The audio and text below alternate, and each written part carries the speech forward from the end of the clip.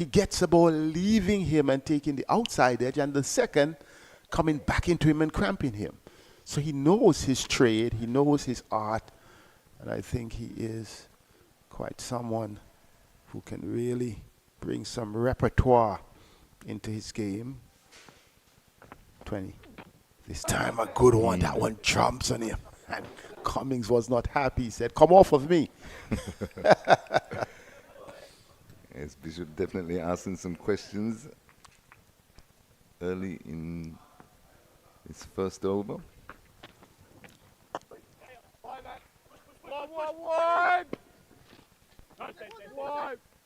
Well, they're insisting that it ought to be one.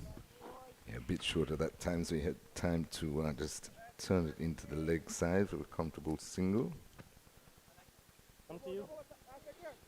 This would be a keenly contested game. On Sunday, we were looking at the contrast in terms of the pitch and the environment. Coolidge Cricket Ground should have been more conducive to scoring heavily. The surprise was that after 245 being set here on Friday by Emerging Island, they only set 104. Well, in fact, 103 they made. And the 104 was easily polished off. They know that they would need to get going, and they know also, Terry, that the feature of their game of losing wickets in clutters, especially not building partnerships, that was evident here. It was evident there. On this occasion, the first up here, they at least had a good century partnership for the 9th wicket, for the 7th wicket, 9th wicket. Oh, what a beauty. What a beauty. A good over on the part of Joshua Bishop. 4 off the first, Terry. Yeah, excellent. First up over there by Bishop. Troubled the outside edge, the left-hander Doheny. And good start, good positive signs there for West Indies Academy. But I think that second match, the Island didn't get away, but they weren't able to get away. I think it was a good all-round performance by the West Indian bowlers and in the field after a bit of a slow start, a bit of a sluggish start. But once they got their act together, they never let up on Sunday. Well, we'll be looking for something similar today. Yes, and the pitch on Sunday looked more conducive to batting. It was giving both batters and bowlers a chance. I thought they really just got carried away. Carlin Tuckett, who is behind the wicket, has the company of 2 slips now because the West Indies captain, Nandu and Young, will be bowling from the Andy Roberts end. Both of the fast bowlers, 2 of the fast bowlers are out of this game. Delivery wide signal by the umpire. That was clearly wide outside the off stump. So in the first game we had Pittman and Lane along with Young. In this game neither Pittman or Lane will be there, so he would only have the opportunity of McKinney Clarke. So it would be spin driven, or perhaps we'll see a little medium pace coming from Aline, who has been principally batting. So the opportunity, maybe, perhaps, we may see more of Kevin Wickham if the opportunity comes. Ashmead Ned is there as the spinner. Didn't play the first, but played the second. And also we see our little budding star, Jordan Johnson, can bowl some quickly. So he was just trying the arm to Peter Wickham before relaying the ball to Nandu and Young. Well, beaten outside the off stump. Looks a bit tentative. This venue would be under scrutiny. And I say that guardedly. The fact that it was not available for the Super 50 and forced the authorities to take the games over to Trinidad because it was already carded like last year. for Coolidge Cricket Grounds and Saviv to be the venue for the last Super 50.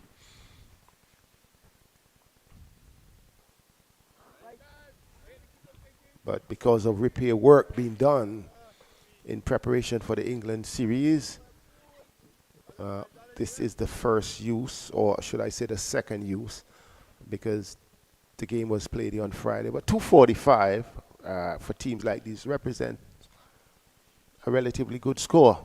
Yeah, for sure. Nothing to worry about. They're using the same track that was used on Friday. Rising delivery, better one on the body from Young. But Doheny had no challenges. And of course, with that England series starting here at the Sir Vivian Richards Stadium on December 3. Squad announced yesterday, West Indies squad, and congratulations to Alzari Joseph being named vice captain. Listening to Sir Desmond Haynes, chief selector, saying that he impressed all of the selection panel, the way he handled the Leeward Islands during that Super 50 competition. Cummings is charging, but good response from Young. Held it back of a length. You were saying something about selection, did I hear you? Yes, of the one-day squad set. I was saying congratulations to Alzari Joseph and happy birthday, or belated happy birthday. But he got the vice captaincy on his birthday. Well, I am so embarrassed because I called him this morning to congratulate him, but I forgot that birthday part. Good delivery. He was charging down Cummings almost 3 lengths out. On that occasion, Nandu and Young, in ending the over, kept outside the awesome, held his line, back of a length. It's 6 without loss after 2. Yes, quite start here by the Island emerging players. But keeping it tight was Captain Nandu and Young, who you would think he was a bit unlucky, wouldn't he, Seth, for not making the one-day squad the season he's had? Well, we can discuss that as we go along. He could consider himself unlucky coming through the emerging players, coming through the academy.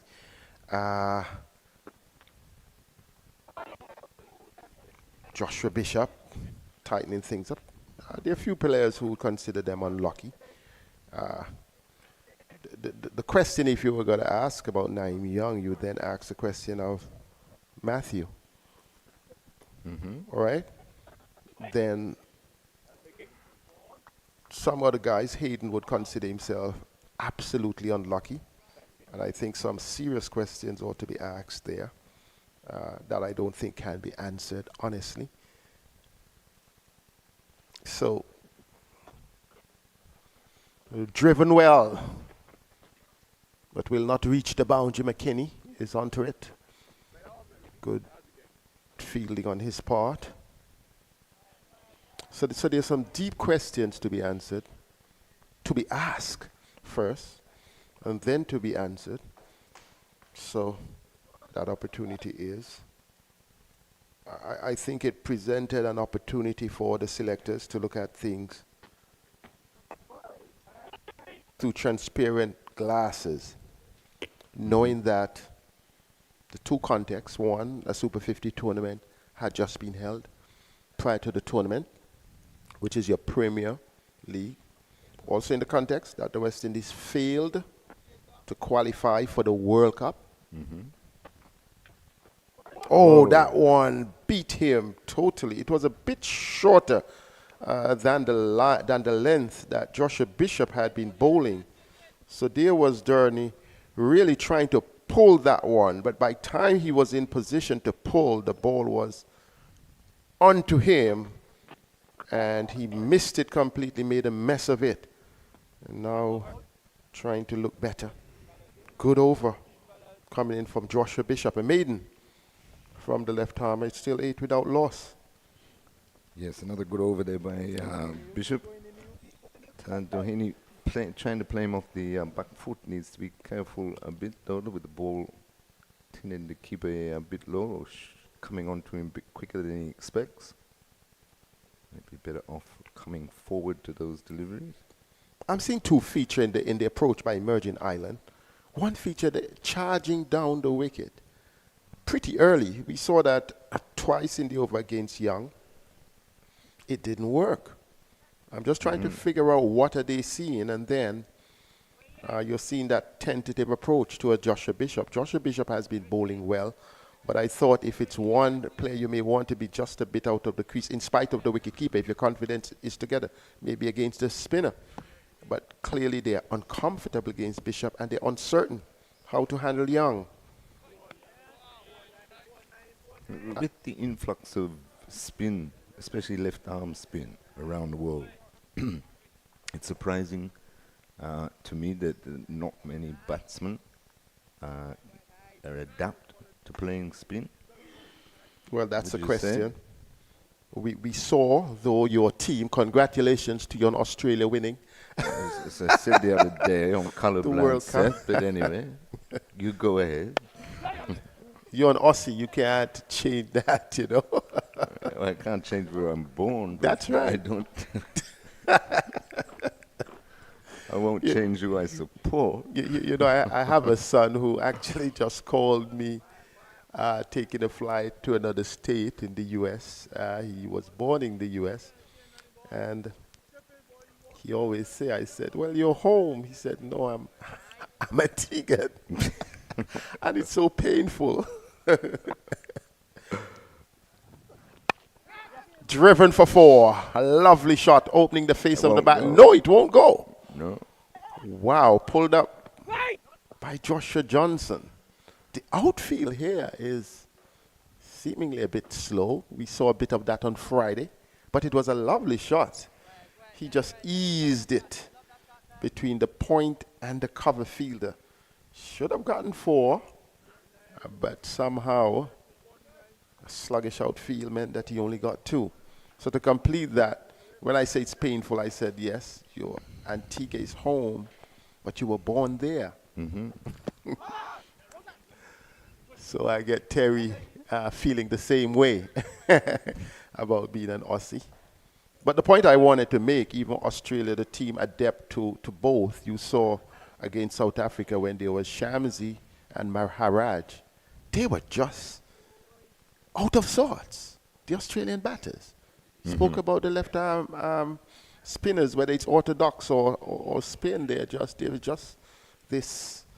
But which is exactly what I'm saying. Is that you wonder what they practice, since they've all got them in their squads. Beaten once again. He was down the track and trying to hit Young down the ground over his head, and he was definitely beaten there. Young has carved out a nice line against Cummings.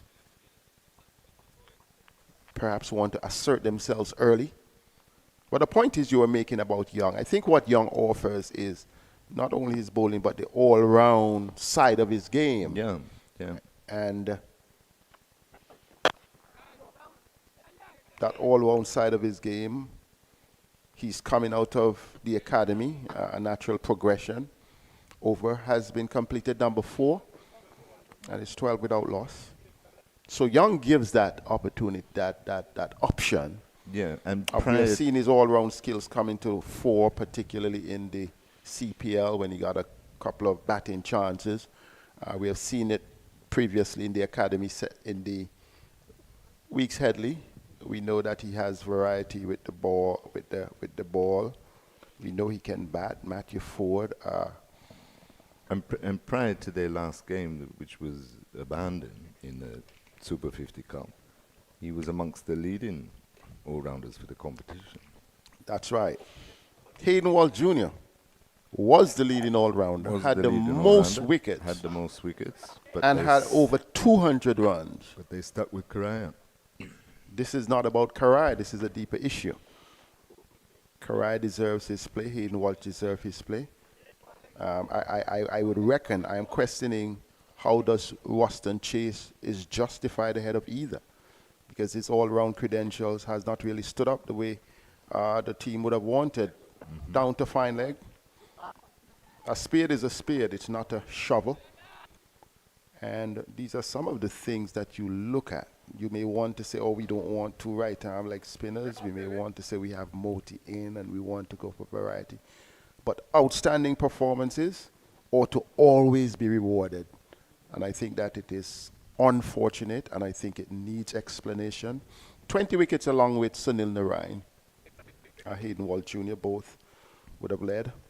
And then Hayden with a few half centuries, showing his batting credentials coming to the fore. Don't you reward that? Yeah. As a former player, there's no basis for that. But those debates will continue, whether they're in St. John's or in Bridgetown or in Kingston or Kingstown, whether in Port of Spain or Charlestown. It is West Indies cricket. It's how much you weigh though the if you look at the top wicket takers, how much weight do you give it when you got somebody like a Chase, who you wouldn't say is an out and out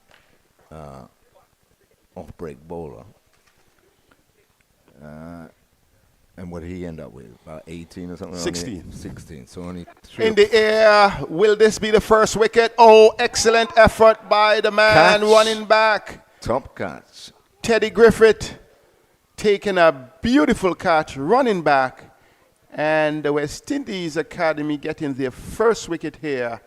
The man who they wanted to dislodge, Murray Cummings, trying to go over the top, in fact, and the ball bubbled. Let's look at it. In fact, Murray Cummings, yes, Bishop, instead of going over the top, he was really trying to pull. Based on what the replay shows, the ball took the top edge, and excellent anticipation from Teddy Bishop, running back, taking a brilliant catch. And Joshua Bishop strikes today for the first time, but the 8th time of the 3-match series. Yes, well deserved too by Bishop. A fantastic catch, well judged. Running back is never easy, taking it over the shoulder. He would have been partially blocked by Colin Tuckett, the wicket keeper. He ran back, took it brilliantly. West Indies Academy's first breakthrough of the morning. Yes, and in comes Cade Carmichael. He has only scored 1 run in the 2 innings prior to this. So he will be under some pressure. Comes in to join his captain, Stephen Doheny. Joshua Bishop has been outstanding. 15 for 1, and the previous game here, they were 15 for 1 and then 15 for 2.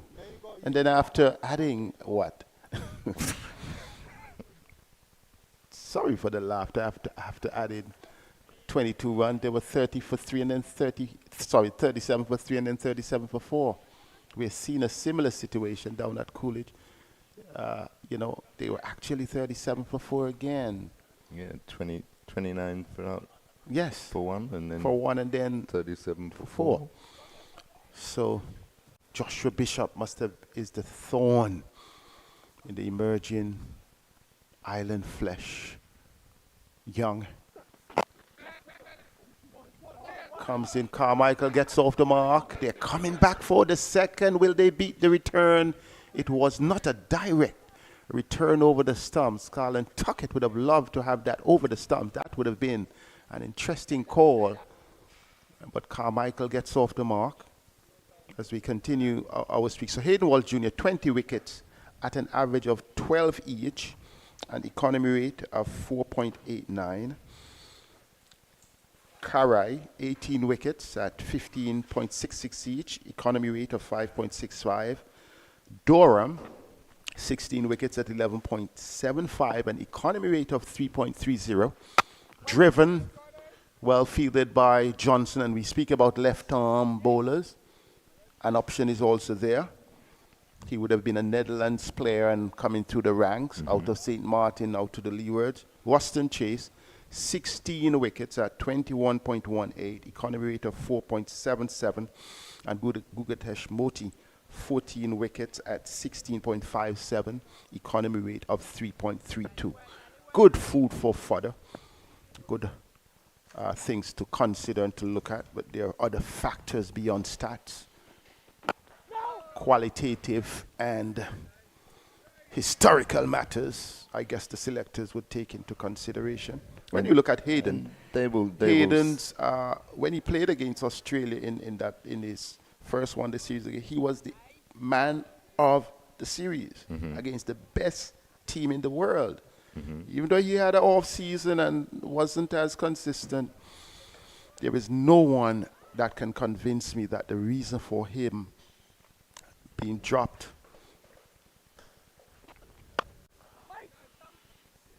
charging once again Carmichael, but not dropped but overlooked but I would successively. But I would suggest though, sir, that the selectors would say they can't afford to play him bowl, so they go for Chase as the off break bowler, right?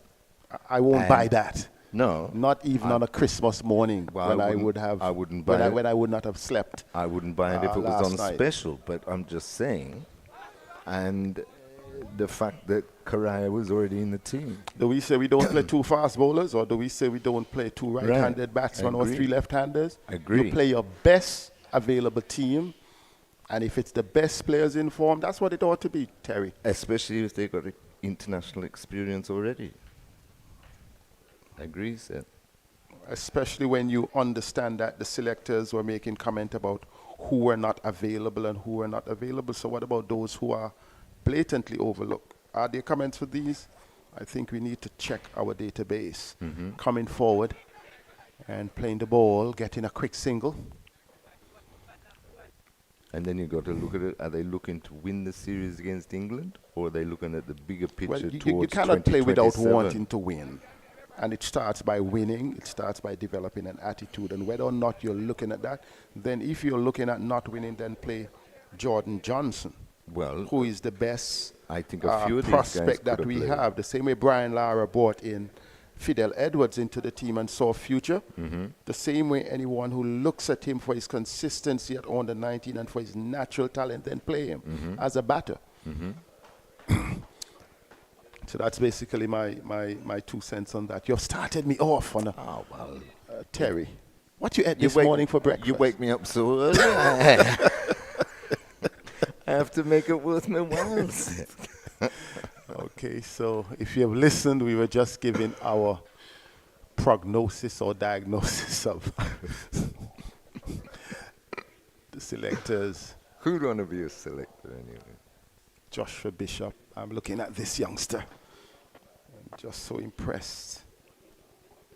So perhaps you were looking at tomorrow, you could look at Joshua Bishop as well. Yeah, so don't tell me that. Yeah. We're building a team, but the focus and the objective must always be to win if you're competing internationally. Lovely shot. Well done. Well reverse swept. Yeah, good execution that time. Doheny is looking good, looking to do some innings repair here. Yes, and playing more off the front foot. He's getting himself in trouble going back to Bishop. He's coming off the front foot a lot more of these deliveries now. I want to see Bishop's response, because it's interesting when you're hit for 4. How do you respond? Do you go the same route and say, I dare you? Do you change it up? Especially knowing that he has been so outstanding, good delivery. And he would not try to do anything extraordinary.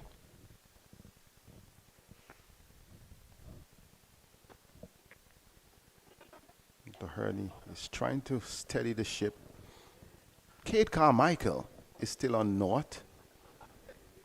And he must be under some nerves. He must be quite nervous.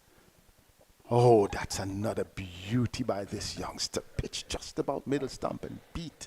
Yeah, because he hasn't made many runs, has he, in this series? No, he only won from two matches. Hits. So he will be under pressure, Terry. South African boy. Joel will join you. So what do you call him? Well, if he's playing for Ireland and South Africa had won the World Cup, would you congratulate him? Certainly. Certainly, even though he is playing for Ireland, he's a South African. We can't change that. Have a good day, Terry.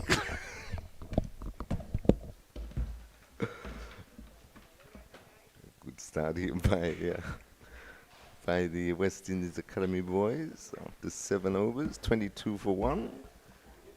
As I say, a very good morning to Joel Manning, as Nandu and Young will continue from Sir Andy Roberts' end.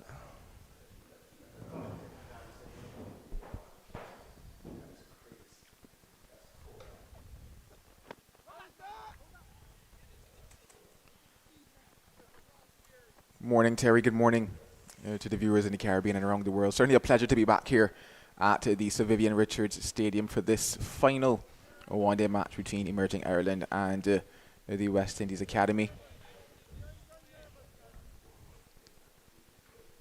If there's one thing, we've been blessed with the glorious sunshine across all of the fixtures, and hopefully that continues on towards the 4-day encounters.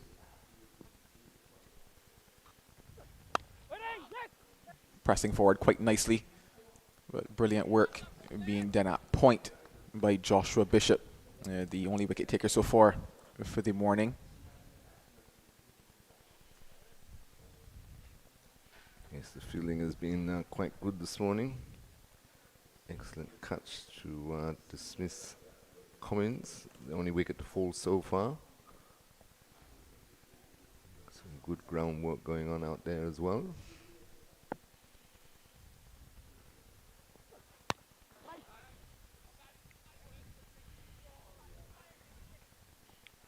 Full delivery hit firmly straight to mid-off and no run. So Nandu and Young keeping it nice and tight from one end while Bishop keeps probing away at the other. Yeah, certainly a much better start for Nandu and Young in terms of this encounter. Took about 2.5 overs for him to get going in that second one-day match that we played at Coolidge. Found his straps after that, got 2 early wickets there as well. But this morning he started quite tight, made a change now in that offside field. And you've seen a couple of runs go through the covers so far, employing another man in the form of Kevin Wickham. What is a short cover?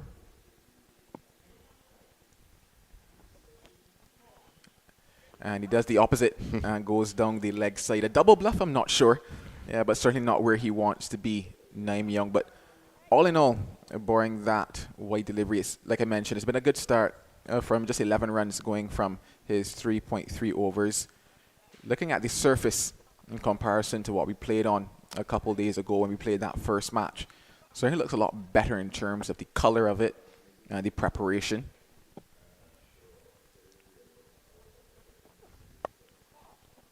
Should get 1, maybe 2. Work being done by Ned, but can't keep it from 2. But yeah, certainly looks a lot better in terms of the surface. The ball's coming onto the bat a bit better than it was in that first one-day that we played here. Had a chance to talk to Nandu and Young before the toss, or rather after the toss this morning. He mentioned the fact that it looks a lot better. There's a bit of moisture in it. He probably expects the first 30-35 minutes for there to be some assistance for the bowlers. Oh, that's a lovely looking shot. Deserving of 4, and it gets it. Yeah, full ball wide outside the off stump, and he pounced on that, cracked it through the cover region. That's what these Irish boys need. Good steadying partnership after their loss of the early wicket. That was a good shot by Captain Doheny. He's gone on to 23. Yeah, he placed that man at cover, and you certainly expected him to go. Pitching it up outside of that off stump. And it was uppish for some time, but just away from Kevin Wickham. The end, though, of 8 overs, it's 30 for 1. A good over that for Ireland. Let's see a change from that end. Nandu Young's ball, 4 overs now, no wicket for 17. A good contest on our hands after 8 overs. 30 for 1 Ireland. So they won't be too displeased, apart from the loss of a century maker in the first match, Cummins. Be reasonably happy with their progress so far. And if, as you say, Joel, what Young said to you, that bit of moisture after about half an hour, you'd be looking for another couple of wickets. Yeah, they certainly will. And just to carry on from that conversation, yeah, he mentioned the fact that there's some moisture in it. He expects some assistance for the bowlers, but after that, he expects it pretty much to be a runs paradise. So will it play out that way? I guess we'll see. Looks to manipulate the field, does Cade Carmichael. And funny enough, he did exactly that, or attempted to do that, in the second one-day that we played. Lost his leg stump to Nandu Young in terms of giving himself too much room going towards the offside. But he looks to be someone that looks to manipulate the field quite early, Cade Carmichael. One of those cricketers that doesn't enjoy being bogged down, you can almost say, but looks to always make something happen.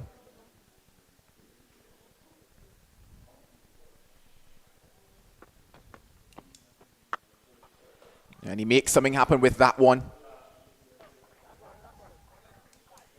It's going to be his first boundary of the day. Yeah, good shot that one by Carmichael. Just set up for him nicely outside off stump and cracked it through the covers for 4.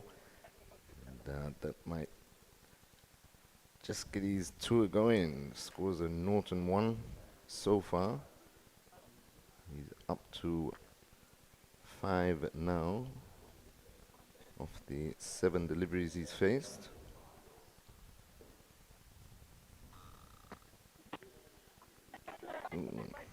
I'll pitch for some time, but falls just short. That one, a little less pace on it from Joshua Bishop. And this is what he did in that first one-day match that he played. He varied his pace.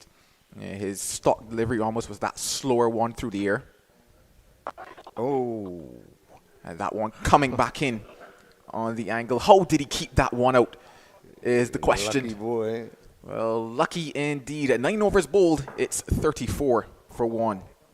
Yes, Carmichael just got down in the nick of time to that delivery before it castled him. That's when you're out of form. That's a bit of luck that you need sometimes to get yourself going. He survives. Yeah, good thinking cricket though from Joshua Bishop in terms of the deliveries that he bowled in that over. One was fractionally short, was put away through the offside. Got a bit tighter in terms of its line, still turning away from the bat. Final delivery, similar in terms of its length, similar almost in terms of the line, probably just a touch closer to that off stump, but the angle of it coming back in, it was that wicket-taking delivery that I was looking for. Kept out though by Cade Carmichael. Well, it's going to be McKenny Clarke to bowl for the first time today.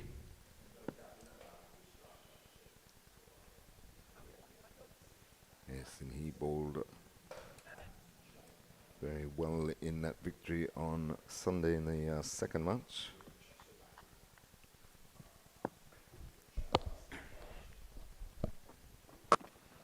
Yeah, picked up 2 wickets in that game that we played at Coolidge. Majority of his deliveries were back of a length going away from the right-handers. A different track for him here though. I would say a touch slower than the one at Coolidge.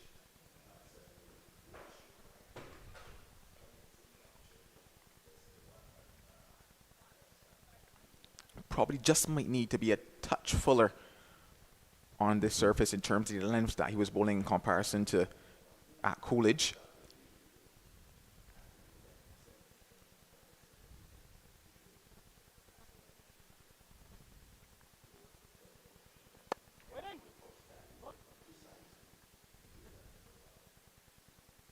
You also get the impression based on the field that he's going to stick just outside that off stump, similar to what he did as well down at Coolidge.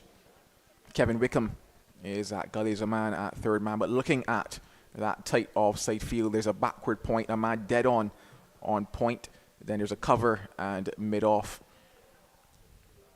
So you're going to probably tell yourself you're going to be just looking to just get a touch fuller here outside of that off stump.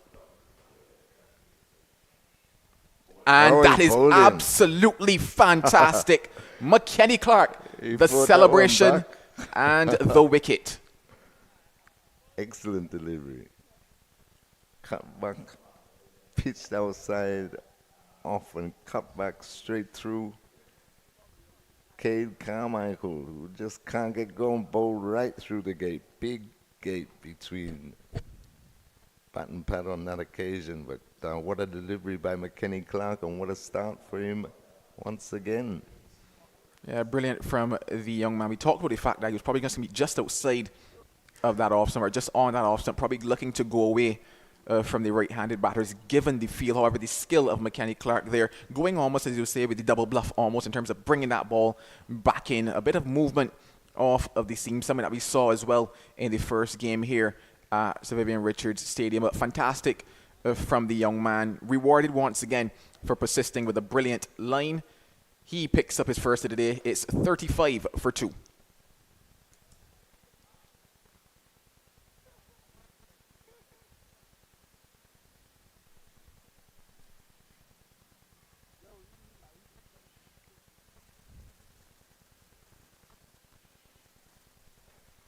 Brings Morgan Toppin to the crease.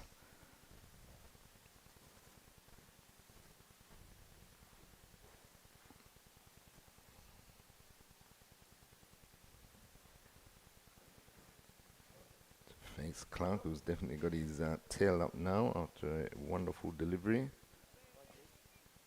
They made a good start here, inserting the opposition. West Indies Academy struck twice with only 35 on the board inside the first 10 over power play. Oh, they get another man in that slip corner now for Morgan Topping. And Teddy Bishop is almost at a second slip now.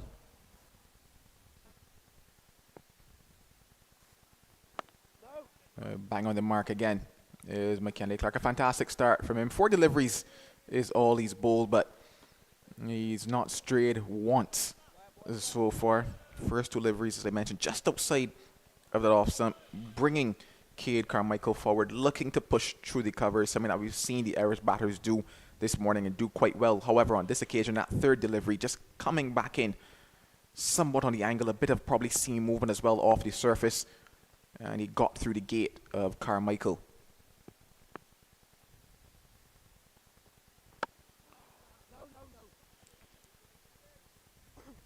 He certainly backed up the efforts of his skipper quite well here, McKenny Clarke, playing his second game in this series. Of course, it's just 3 one-day matches that we're playing before we head off to the longer formats.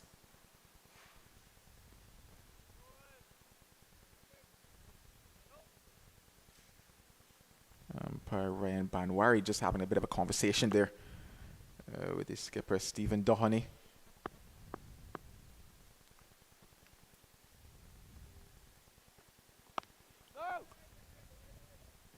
Well, 1 run from the over and 1 wicket as well. 10 overs gone. It's 35 for 2.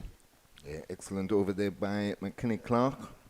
And at 35 for 2, West Indies Academy on top. As now you hear the voice of Marley Richards.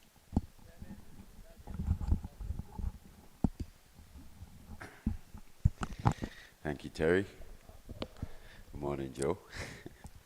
Good morning to all the watchers, listeners, wherever they may be. So signals the entry of the young man up 3 wickets in that second one-day match. Ashmead Ned is into the attack now.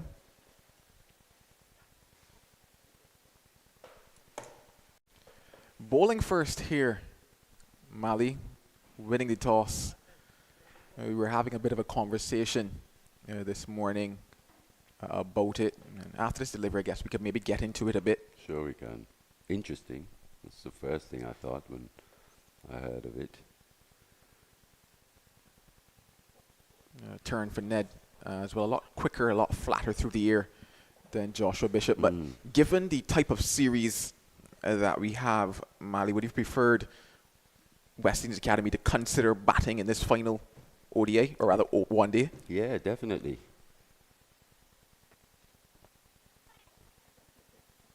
Yeah, work to be done for Bishop. Has the legs though, should pull it back. Yeah, just to get back to your question, Joe. West Indies Academy have actually batted second in every match so far in this series. You'd probably thought that they would have given these players, because it mainly comes from the coaching staff, to be honest. The people in charge, you'd think probably they would have given these young players an opportunity to post a big total, really look to bat for 50 overs, since they haven't really managed to bat any real time and get the real development for the batters that you would expect in a series such as this. Yeah, I certainly think they've missed an opportunity. Definitely. Here, especially given that they have been some troubles at the top of the order for them. A couple players have gone off, scored here and there, but there's been no real consistency coming through that top five in terms of standing up and making a performance. A few cameos here and there, but no real batsmanship or the opportunity of showing real batsmanship over 50 overs. I have to agree with you, Joe. Just a missed opportunity all around. Yeah, we mentioned the fact that Nandu and Young talked about some moisture in the surface. The end, though, of that over from Ashmi Ned. 11 gone, 37 for 2. And yeah, there may be some moisture in the pitch, but you do want to test your batters as well against that. You know, again, we saw the Irish bowlers at the CCG at times, the fast bowlers in particular, have that ability to just move the ball around as well. So you want to test your batters. Or make it as difficult as possible. No, agreed, because especially given that it's all about development, it's really not about that wins column. Yes, you want to say, I won this series, but at what expense, essentially, because once again, you mentioned the fact that your one-day batters have not really truly gotten that time in the sun. And they've not been faced with a different type of challenge in terms of now having to actually set up an innings in terms of, okay, what type of target do we set? How do we go about setting our target? And once again, I just mentioned the fact that I think they've missed out on that opportunity here, winning the toss. I would have loved to see the boys in maroon out there in clads and really trying to, you know, make their mark. Take on the power play, try and play a more modern style ODI white ball cricket, because it's proven to be our Achilles heel. We've seen it. Our ODI batting has really let us down. You know, all round our game isn't where it should be, but our batting in particular definitely leaves a lot to be desired. Oh, not quite short enough to play that one. Skiddy, quite a skiddy type bowler, Clarke. Usually tends to get a bit of shape away from the right-handers, but we saw on that wicket when he castled Doheny early, that one just came back quite nicely, sharp, late movement as well. Yeah, showing good skills. Yeah, good skills indeed from the young man. He can be quite pacey on his day when his rhythm's right, and he's got it going. He's got a good bouncer as well. Mixes up his paces quite well. You can see him developing into being not only a bowler with the new ball, but can possibly bowl at the death.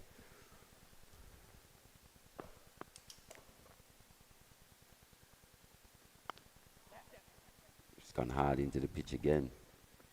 Yeah, I think this just emphasizes that difference between the two surfaces, is that we have balls coming along a lot better in terms of pace and bunks at Coolidge, and batters were able to pull those deliveries quite nicely. We saw quite a few pulls, especially in that Irish innings at the top of things. Here today now, just struggling to come to grips with the pace of the surface. No damage done, though, just yet in terms of that pull shot. And it's that Sir Andy Robertson has just proven to be a bit more sluggish for the fast bowlers as opposed to this at the Kirtley Ambrose. Oh, you see there, just going through a bit low. The bounce has been variable from that end. We saw quite a bit of inconsistent bounce in match 1 here. Just remind the viewers that these are newly relayed pitches as well here at the Sir Vivian Richards Stadium. So this series is the first time in a while that top-level cricket's being played here.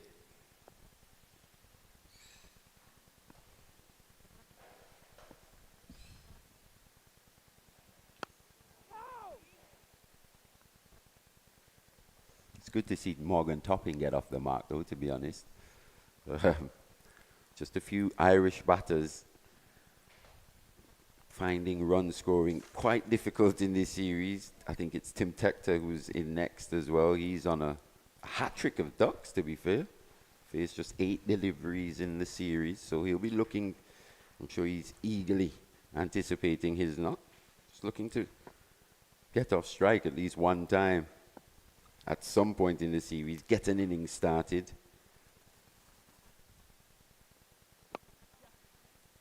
Yeah, certainly, especially given that we probably might see him coming in next in terms of Tim Tector. He's not had the best of times with the bat. But yeah, 12 overs gone. It's 39 for 2.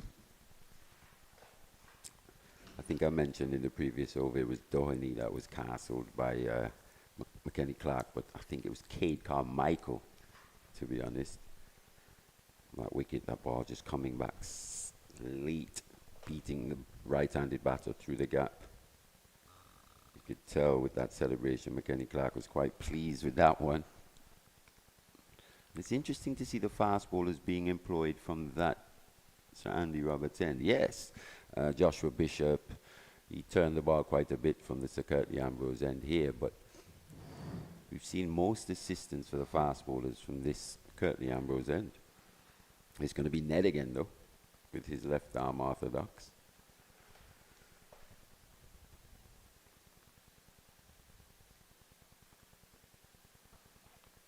Yeah, the only time we saw the Pacers come to this end in terms of a West Indies Academy perspective was in the death overs of that first one-day match when we saw Johan Lane being brought back from here. We also saw... I think he started from here with the new ball as well, whereas Joshua Bishop today was an interesting change. Yeah, started from with the new ball from this Kirtley Ambrose end.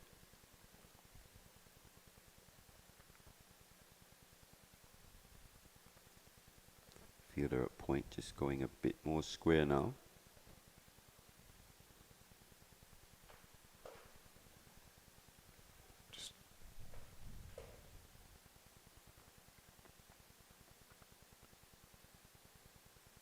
Certainly a tight ring, especially behind square on that offside. There's a man just in front of point, backward point, a man at 45 on the offside as well.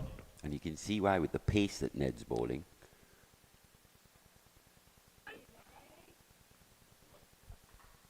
Really packed offside field, crowding these Irish batters.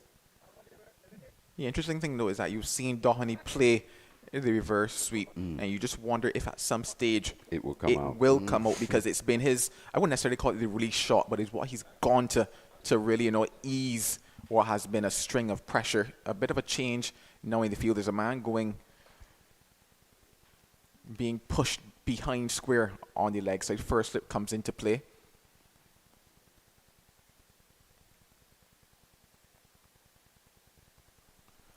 Where he gets it up and over.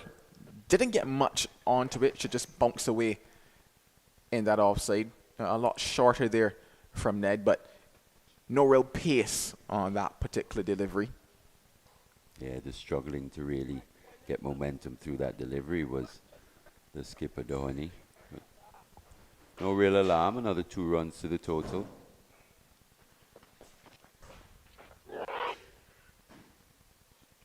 Interesting enough, not called wide there by umpire Blades. A bit lenient, you might say, there. I would say so too. Neddy getting away with one there. Certainly.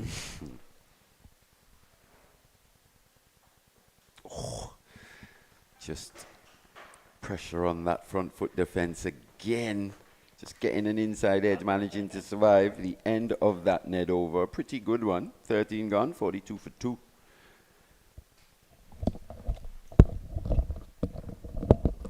I think we're going to have a drinks break now as well, as we have a change. Joel Manning is replaced by Seth Burton. The West Indies Academy will be happy at 42 for 2 after 13 overs, seeing the back of Murray Cummins. Because it seems for this Irish Academy, Seth, that they go as far as Murray Cummins takes them. That's right. It was evident in the first game. He, in fact, batted through the innings. Yes. His 118 was critical in their 26-wicket run win. It is also very hot on the outside, so they would welcome the drinks break, both teams. West Indies Academy would figure that it is good in terms of their bowling performance. But if they were to look at the 2 previous games, they would say to some extent, in terms of the wicket column, they're a little bit behind their usual place, because usually at this stage, at least 4 wickets would have been down. True. So, but nevertheless, Based on what we've seen in the series so far. that's right. But let me ask you a question. What have you made of the decision to actually win the toss and bowl first again here today? Well, there's some schools of thought, which I don't really buy into, that, it's not about winning, it's about developing, but you must develop a winning attitude. No, for sure. You can't play a sport, especially in international context, even though it's not at the top level, and play just. I understand on the 13, on the 15, you may be developmental, but at the same time, the competitive nature that even the teenager comes in with carries him or her through life. So let's look at that. However, let's get to the specific question. You would have bowled twice. You need to bat first. Bat and see your capacity to build the innings to make as many runs as you can, and then allow the opposition to chase it down or to attempt to chase it down. I think if you're looking even developmental, you've won one chasing, you have lost one chasing, but you have never had the opportunity To post it bat or- first. I think a decision batting first. The question is, did it come out of the team meeting from the coaching staff and the captain? I guess that may be the case, the way in which things are going these days. But if you want to test the team, you need to test the team to see them bat and score as many runs as possible. Yes, well said, Seth. And who knows what Ireland may actually go on and post. They may post a competitive total here, but I think with the young, exciting talent, batting talent on hand here for the West Indies Academy, you'd love to see a Kadeem Allen with 50 overs ahead of him and see how he goes about it. A Jordan Johnson, what we saw in that little cameo the other day at the CCG. Some amazing cricket shots. Quite unorthodox at times, but definitely special in their execution. Teddy Bishop, who hasn't really managed to bat too many deliveries, played a little cameo the other day as well alongside Jordan Johnson. It would have been fantastic just to see how Matthew Nandu That's right, constructs an innings. Constructs an innings now with 50 overs ahead of him. Just a slight missed opportunity, in my opinion, considering what we've seen from our regional men's team in terms of our batting at the ODI level. I think at the same time, we're not even, say, close in proximity to get some responses in terms of what went into the minds of those of the decision makers. Because it would be interesting to know what is the thought process. Because giving that opportunity to the team, I think, to the young players would have been the ideal situation. So if you have just joined us as well, we are just about to resume play, but the West Indies Academy 11 for this game would have been, yes, the captain in Young, Matthew Nandu, Teddy Bishop, Kevin Wickham, Kadeem, Alian, McKenny Clarke, Joshua Bishop, the man who got them started with the wickets, Ashmead Ned, Junior Sinclair, and Carl Bowen Tuckett. They came into the team. And Jordan Johnson is also in that 11. But it's McKenny Clarke who will start things. He goes short again. We've seen quite a bit of short pitch bowling from the Sir Andy Roberts end. Think back to match 1, Kelvin Pittman as well. It's quite expensive, but when he started his spell, he bowled with a bit of pace, and he was looking to be more or less hitting that shorter length.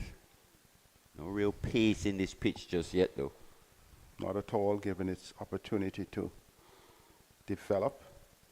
The emerging Island team was with Stephen Doheny, who is still here. Murray Cummings has departed. Cade Carmichael has also departed. Tim Tector, Fionn Hand, Scott Macbeth. Loud appeal here. Umpire not interested. Leg by signal. Love to see that one again. Not sure if that was the height, possibly. He looked to be cramped. Yeah, very, very confident appeal from McKenny Clarke. Quite similar to the delivery to the one that castled Kate Carmichael earlier on in the day. Yes. Just seems to be getting that movement back in late. McKenny Clarke. Quite impressed with his line and his length. Once again, tight lines, not affording the right-handed Doheny any width outside that off stump to free the arms. You can see him just motion to his partner topping. Just a bit of inward movement there. And just to complete the Island 11, playing 11, after Tector, Fionn Hand, Scott Macbeth, Gavin Hoey, Matthew Humphrey, Morgan Toppin, who is at the crease, Tom Mayer, who scored an excellent half-century in the first game, and Liam McCarthy completing the 11. Once again, that short pitch delivery, quite easy paced, wasn't it? Stephen Doheny just had to wait on that one. It seemed like he was waiting an eternity. You could see him rehearse, probably thinking, hey, I had time to play that pull shot. We see the man deposited, though, on that deep square leg boundary, just for that top edge. That's right. And as you mentioned, every now and then he tests the surface with some nice bouncing short deliveries. Yeah.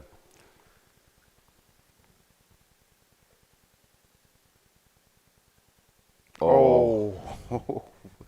Jordan Johnson just lapsed on that occasion. But that was well coerced. It was driven all along the ground. Could have gone for full-blown a dive, but he thought he had it covered, and perhaps in the end would recognize his error. From our vantage point, just looked like he slightly misjudged that one, dived over it. It was there to be saved. McKenny Clarke was pretty disappointed. Good batting, though, from Doheny, advancing to Clarke, trying to knock him off that length. And that's what you want to see, that enterprising batting. It's now forced Johnson onto the point boundary. It's gone slow, but he's been hit well in front of that man, and it's going to beat him. So it's going to be back-to-back fours now. Yes, applying the pressure and picking up, as you mentioned, picking up the slow delivery, was able to delay the shot and still pick the field well, because after the first four, Jordan Johnson was placed on the cover boundary, but he was able to get it well ahead of him, could not have stopped it, and the Irish, they move into the 50s. The 50 comes up after 14 overs. Stephen Doheny looks good, looks as though he's going to play that role that we saw Murray Cummings played in the first game. He's taking a liking for the bowling. Yes, and a pretty fruitful over for the Irish Academy there, yielding some 10 runs, 2 boundaries coming off the final 2 deliveries. Can they keep this momentum up, though? That is important. We've seen at times they've had their phases where the West Indies Academy bowlers, especially in match 1, were under a bit of pressure. but the academy always seemed to strike back with wickets at regular intervals. And the Irish today, they must be saying that Mears is playing, and he made a critical contribution with Cummings to push them to that 245 score. Clean hitter of the ball, isn't Very he? clean. Looks, in fact, more commanding than some of the top order Top batters. order batters, to be honest, yes.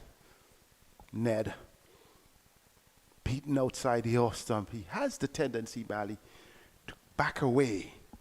Oftentimes moving the back foot towards the leg.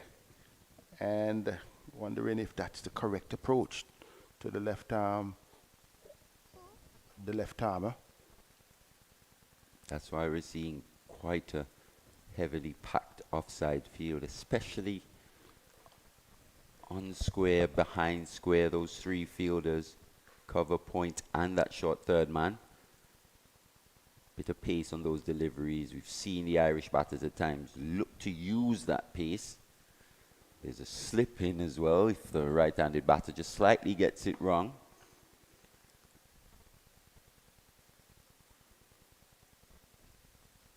This is good stuff. Good Yes, and comeback so far. And it's important for Ned. It's important for the team after 10 runs in the Exactly. previous over. You Exactly. must slow the momentum, and this is You bowl in partnerships as well, That's not right. just bat in partnerships.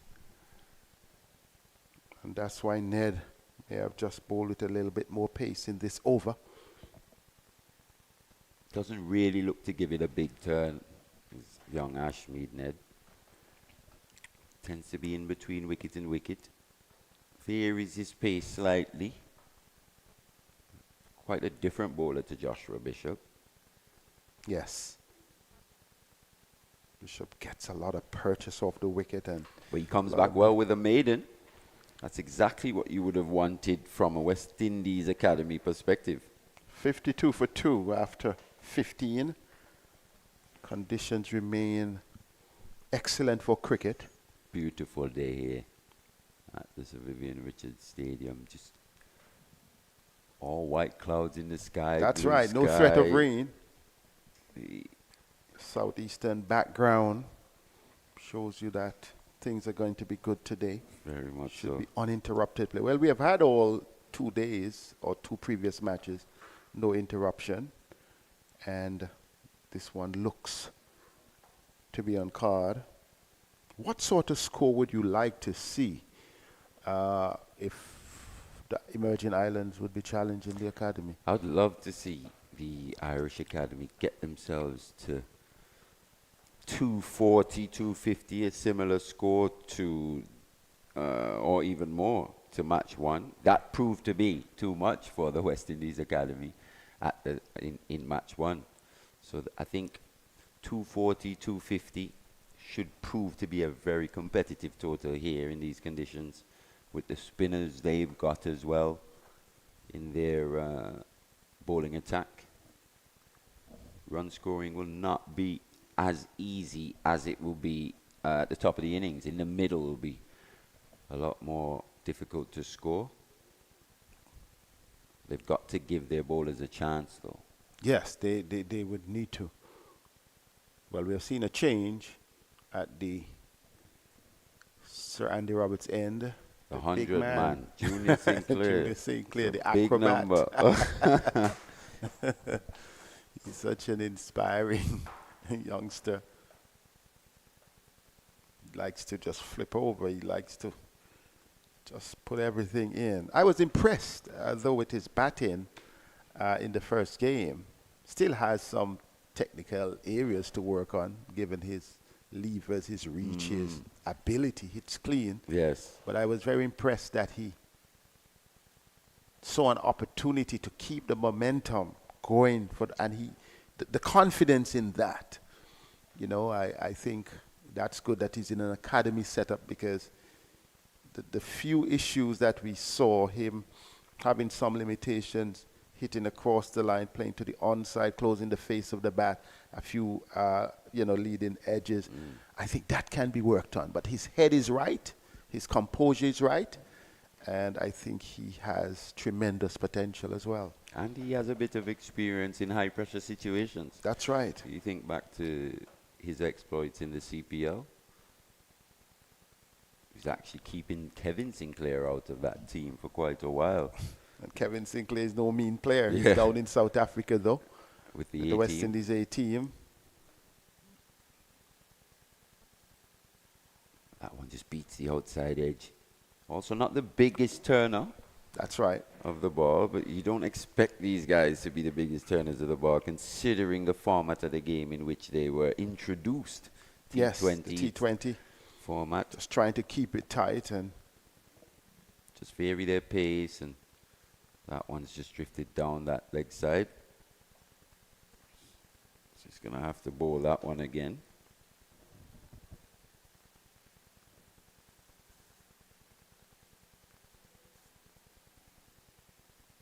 And here comes the reverse. Has he got a bitter glove on that one? Umpire Taylor says no. well, Colin Tuckett, he has gone way over to short cover in his appeal, making it clear to the umpire that he's convinced. The umpire has not been convinced. It was quite a good take as well. Yes. Let's have a look at it again. The No, reverse we sweep. just missed it. Yeah. The reverse sweep is often a high-risk stroke. Depend on where you take the ball from. You're taking it from pretty close to the wicket rather than stretching out, rather than picking the ball that is going out of on the offside of your initial stance. You still want to be able to free the arms, though. You Precisely. don't want to have a cramped area in which to play the shot. And I think that was the challenge that Morgan Toppin had. But he's still there. 1 of 16 now. So it's proving a bit of a struggle for him, but as you said, he's still there alongside Doheny. 40 from 56 has been quite solid. So if you have just joined us and don't know, there would be 2 4-day matches in this series. You mentioned what, 11 days of cricket? Yes, in 18. In 18 days. Quite a good test for the youngsters. They'll be playing 1 4-day as the ODI series is going on. England, West That's Indies right. here in Antigua. That's correct. So a lot of cricket, Lots of cricket at both venues. both venues. The West Indies and England on December 3rd and 6th here before they move on to Barbados. It's good stuff from the big man there.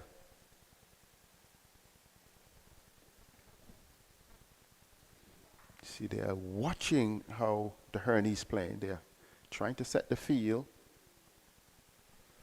to keep him quiet. Yeah, Doheny's going to have to play a pretty similar innings to what we saw from Cummins in the first match.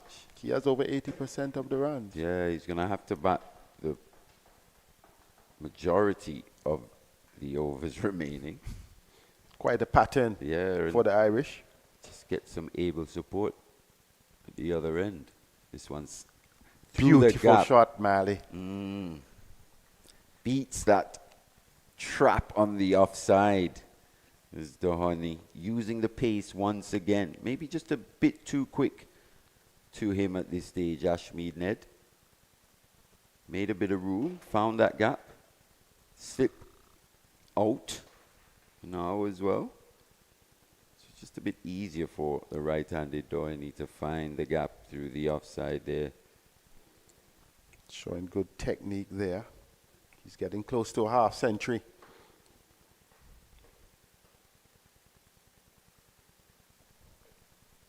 Probably just missing out there again.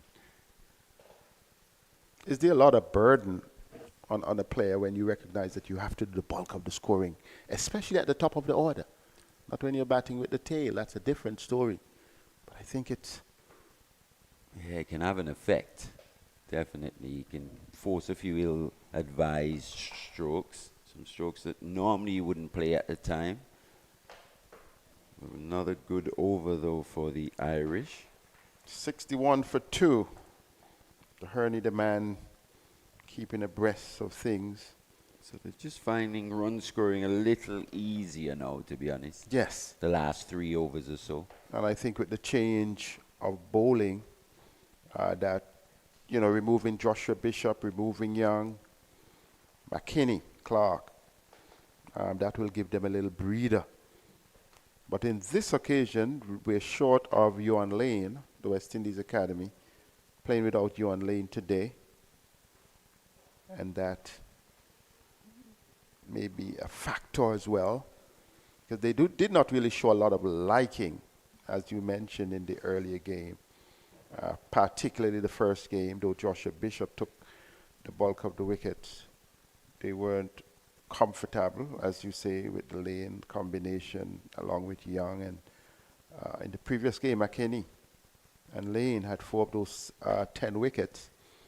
And that was a critical period that really pegged back the Irish. I thought Lane was particularly good with the new ball from this Curtly Ambrose then in match 1. Certainly. Picking up those 2 Set wickets them back early. Yes.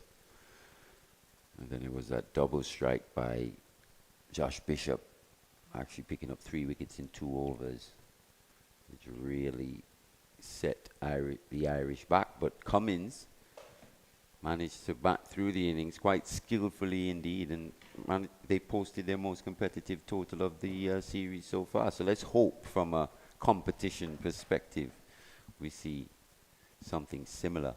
Doheny 47 from 63 away. Well, Wickham comes in for his first over, and he starts with a wide. He replaces Junior Sinclair after just 1 over. Interesting move indeed. We saw Kevin Wickham for the first time, well, I did last year, the regional Super 50. Bowling leg spinners more often than not. That's right. Was actually proving to be a bit of a mystery bowler. He had quite a few of our top regional batsmen struggling to pick him. And now he's bowling off break. Predominantly. He still mixes in with that leg spinner every now and again, but it seems like he's gone the route with the finger spin route, to be honest, as opposed to the wrist spin of the leggies, which I think if he manages, best for him. Yeah, I think he proves to be more dangerous with those leg spinners. I think he has so many variety. He also bowled a little seam up in a game when they were a fast bowler short. With the new ball, I remember that. It's a guy that can do everything. Well, Doheny walks, and he will get his half century. He will be delighted. Just raising the bat to his teammates in the dugout.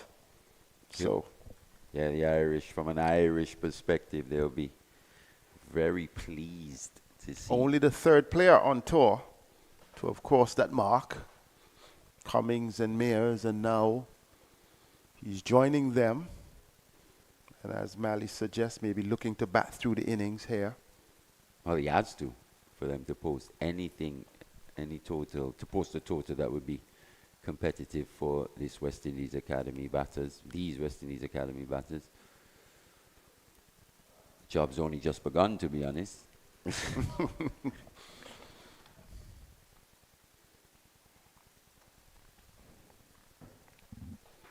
Good challenge, I think, for the academy now to rethink, because as we mentioned in previous games, they had that opportunity of seeing 4 wickets down early. Now they realize only 2 are down at this stage, and they would have to fight. They would have to be perhaps tighter in the approach. This one looking to hit through the offside. Bit of turn though from Kevin Wickham, taking the inner half of the bat. End of that over though, 5 runs coming from it. This partnership now 31 from 51. Morgan Topping only managing 1 from his 18 deliveries, but Stephen Doheny doing the bulk of the scoring so far. 2 now actually from 20 is Morgan Topping. As I'm joined now by Terry Laraji. Good morning, Marley. Good morning, sir. Good little repair job going on here by the Irish boys. Yeah, they're going to need a bit more of this for the next 5 to 10 overs or so. Low risk scoring. Try and pick up 4 to 5 runs and over without taking too many risks. You see Junior Sinclair now switch to the Curtly Ambrose end. Just bowl the one from the Sandy Roberts. Replacing Ashmead Ned. Well, I think it's probably just bowling a bit too quickly for this pitch. Yes, because he bowled very well on Sunday at Sunday, Coolidge, yes. wasn't it? Yes, he was picking up those 3 wickets. But today, just not quite finding the right pace required. Just a little too quick. Irish batters using the pace.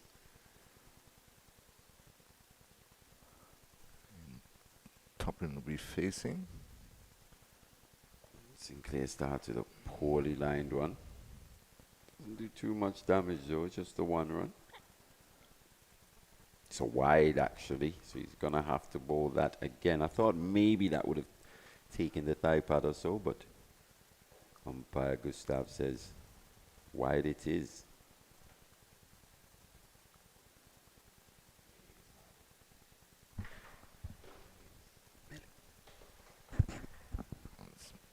Better line delivery. It's clipped to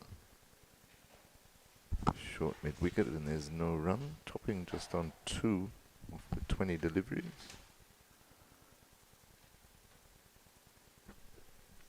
At Captain Doheny, leading from the front, 50 of 65. Go with scores of 10 and 27 in the first 2 games.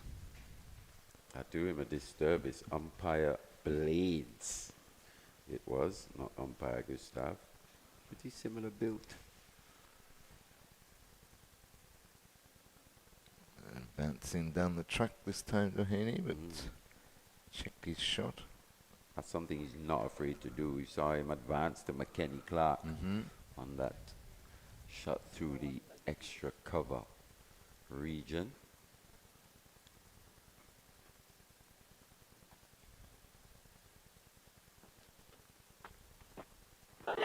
Oh, big appeal, not out. And they scamper through for a leg by. Just seems like Topping got that foot a little across there. Come a Terry. long way across, Yeah, that off stump. Good shot from Sinclair. Not sure if that was just possibly going down the leg side.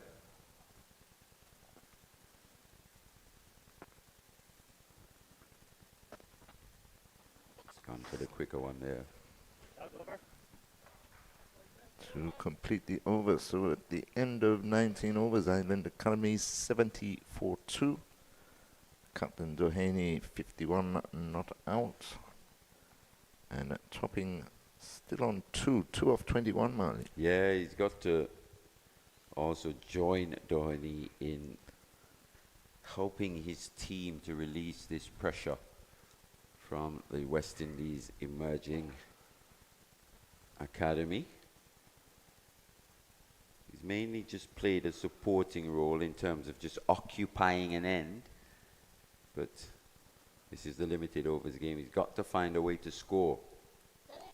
It can't all be just from one end. That pressure will prove to be too much for Stephen Doheny. So he's got to find a way to get off strike and rotate strike here, taking as low a risk as possible. There's the chance now as he's facing up to Kevin Wickham. Wickham's bang on target again. It's forced onto the onside, no run. He's got to be brave as well. Trust those skills that you would have practiced. Advances. Not quite the length, but didn't panic. Just managed to knock it into the onside. Good batting. But that was better intent, though, wasn't it? That's exactly what you want to see. That intent. Number 20, Morgan Topping. Looking to finish his ODI series on a better note, picking up at Duck in the second match, played his first match of the series in the previous game. Yeah, 8 list A matches overall, 220 runs at 36. He has scored a list A 50.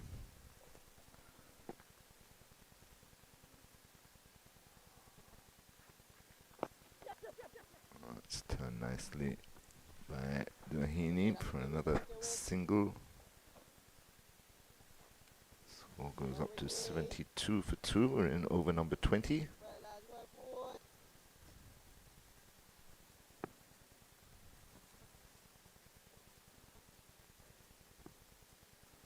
Oh, that's through.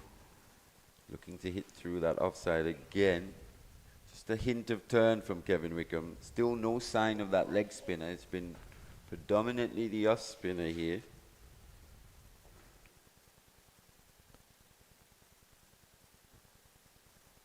Tossed up. Got that one through this time, racing up towards the boundary and crosses the rope now. So topping first boundary. That'll give him a lot of confidence. Good way to finish the over. And at the end of the 20th over, Island Academy moved on to 76 for 2. That's exactly the shot he was trying to play on the fifth. On the previous, ball, yeah. previous delivery. This time, maybe just a slight bit fuller, more of a half volley, that one. And you expect batters of this class to put those balls away. And he put it away with a plum. Morgan Topping picking up his first boundary. So just now starting to find some momentum in his innings. He soaked up a lot of pressure. Can he reapply it now to these academy bowlers, West Indies academy bowlers? That will prove to be his test. Yeah, because still got plenty of time, still 30 overs remaining. A lot of deliveries, that Terry.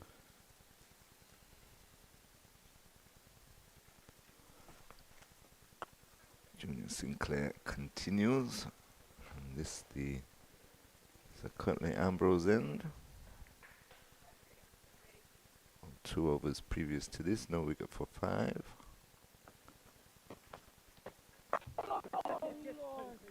There's that shot again.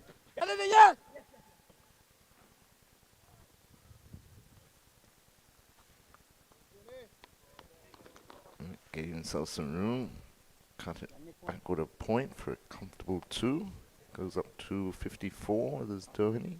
And Sinclair and Ned are both pretty similar bowlers in the pace in which they employ. Tend to be quicker through the air.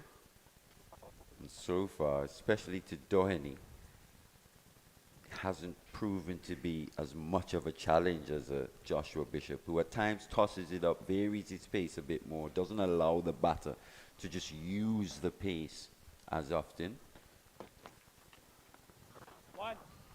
It's nice use of the feet again by Doheny. Yeah, he's looking really good now. His footwork's quite assured. He's gone back on that previous one. Then advancing to that delivery from Sinclair. Is the slow one that they toss up, though, that seems to give the batsman more trouble, isn't it? Yeah, it is. It's that delivery as well that just tends to turn that bit more as well. You've given it a chance to spin. You're making the batter make all the pace as well. No real pace on the deliveries to use. That's a good pace on that one. Good batting though. But no run. He'd be disappointed not to find that gap. It definitely was going to Massive say gap can't there to find the the outside.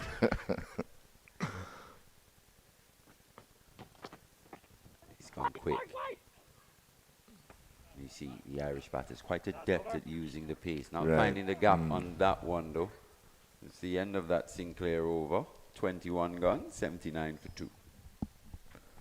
Yes, with Doheny leading the way, he's on 55. 5 fours in that 55 from 74 deliveries, and Toppin moved on to 7 of 28 deliveries. He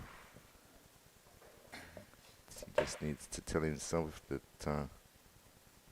he's still got plenty of time, still some 29 overs remaining.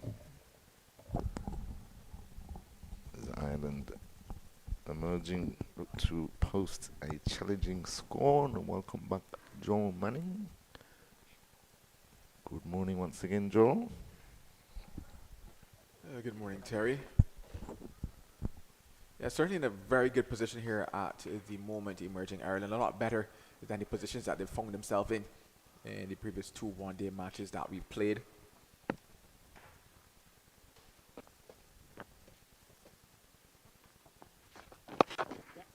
There's a situation in that second one-day where they found themselves at 80 for 5 after 20. Today, 76 for 2 in that first ODI as well, or rather that first one day they found themselves reeling as well. So you can say that you've seen improvements here.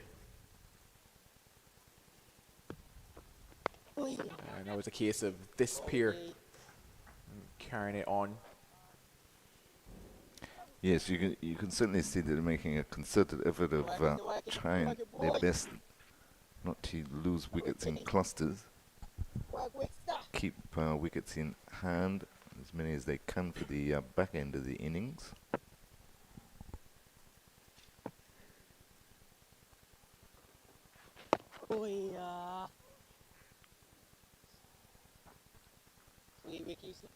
Yeah, some might say it appears a bit slow, but I think that it is somewhat setting up what should be a very decent platform for them. The only thing that would hurt it would be to lose a wicket now. Yeah, for sure. If they lost a 1 or 2 now, that would put them back behind the 8 ball.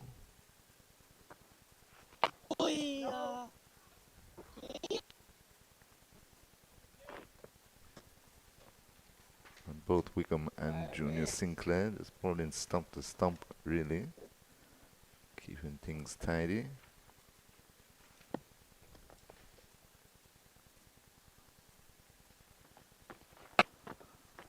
Short and pulled away. That will go. I've really been impressed with the use of the crease by Stephen Doheny.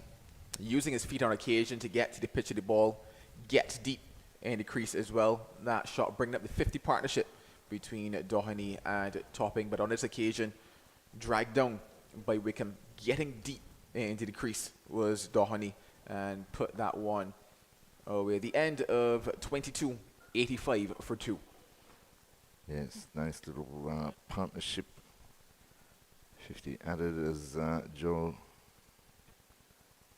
just said, but Topping contributing just 8 with those 50. But the main thing is that he's stayed there in support with his captain. So they building themselves a nice little platform. Yeah, he certainly played his part as Morgan Topping, especially given this one could be close. They throw somewhat wayward by Jordan Johnson, allowing him to come back quite easy. But yeah, certainly playing his role is Topping, especially given what we've seen in the top 5 for emerging Ireland across this series. So it's really commendable the fact that he stood up there, he soaked up the pressure, he's not allowed any more breakthroughs, and he's ably assisted his captain out there, who's moved on to 60 now. Oh, and this, a lovely looking shot for him. Should be a couple more for him. Yeah, just growing in confidence throughout the innings as well is Morgan Topping. Not necessarily looking to force anything. No, that's right. And the more deliveries he faces, because this is only his second match. Didn't come off in the first match that he played, which was the second ODI on Sunday. And you can tell that they're learning. They've obviously had discussions about a cluster of wickets falling. And they're prepared to put in the time at the crease to negate that, try and set themselves up for the back end of the innings.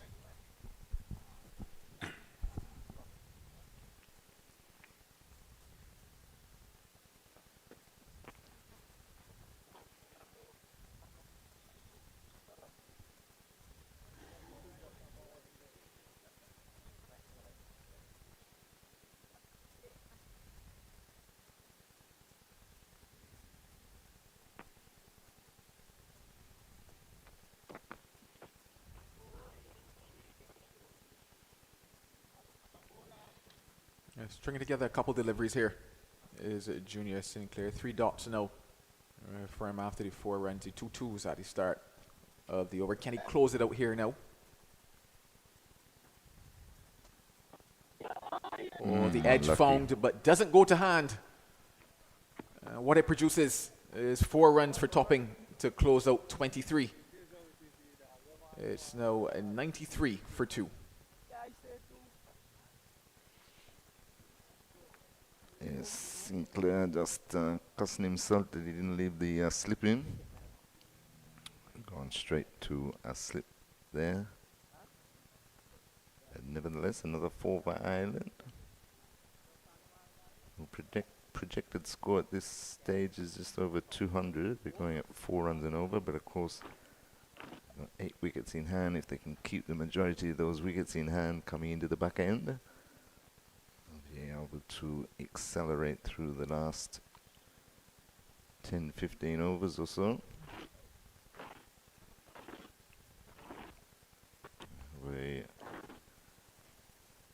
Another bowling change by the look of it. Yeah, it's going to be a change of ends for Ashmead Ned. He's now going to be coming from that Sir Andy Roberts end. You just wondered at what stage will the skipper Naeem Young maybe look to change things up in terms of looking for that breakthrough. Certainly Ireland have not gotten away at the moment in terms of their run rate, but at the same time they're setting themselves up quite nicely. And with that in mind, it means that West Indies Academy need to kind of look for that breakthrough.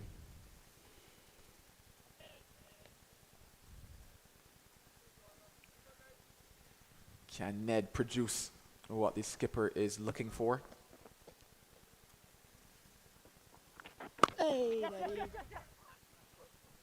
He starts just as he ended from the opposite end, pushing that ball through. Yeah, rather quickly, no? A good use of the crease again by Doheny.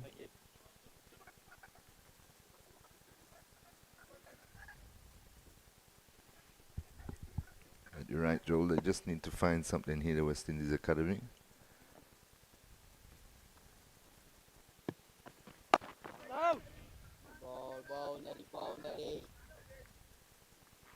The thing about Ned is that usually he's that holding bowler that most captains look for in terms of keeping things tight, stringing together some dots.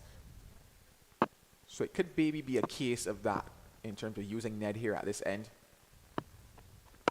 Not necessarily in terms of looking for that breakthrough, but looking probably to just tie down one end and maybe come to look for wickets from the other. Mm-hmm.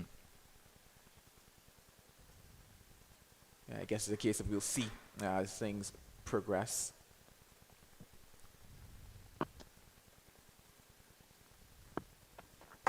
Ooh. Oh, that Nearly one got through, but darting back onto the stumps, but in some way, Topping has found a way to get back onto it. Yeah, living dangerously there Boy. on that occasion, coming back in on the angle at good pace as well, just able to get something onto it, Topping, and he collects another boundary to his name. And moves up to 20 now. Score 98 for 2 in over number 24.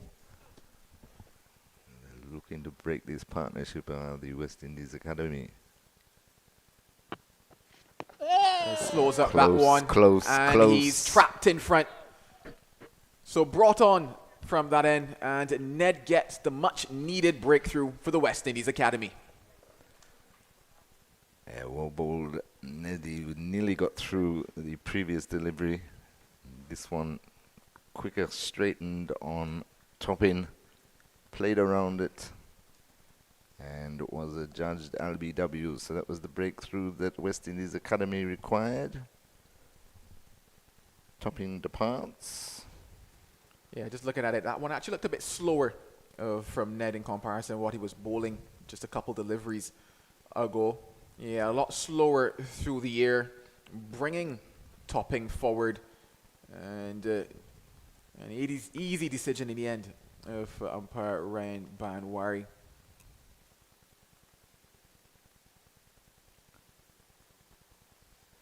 Topping goes for a patient 20, 98 for 3.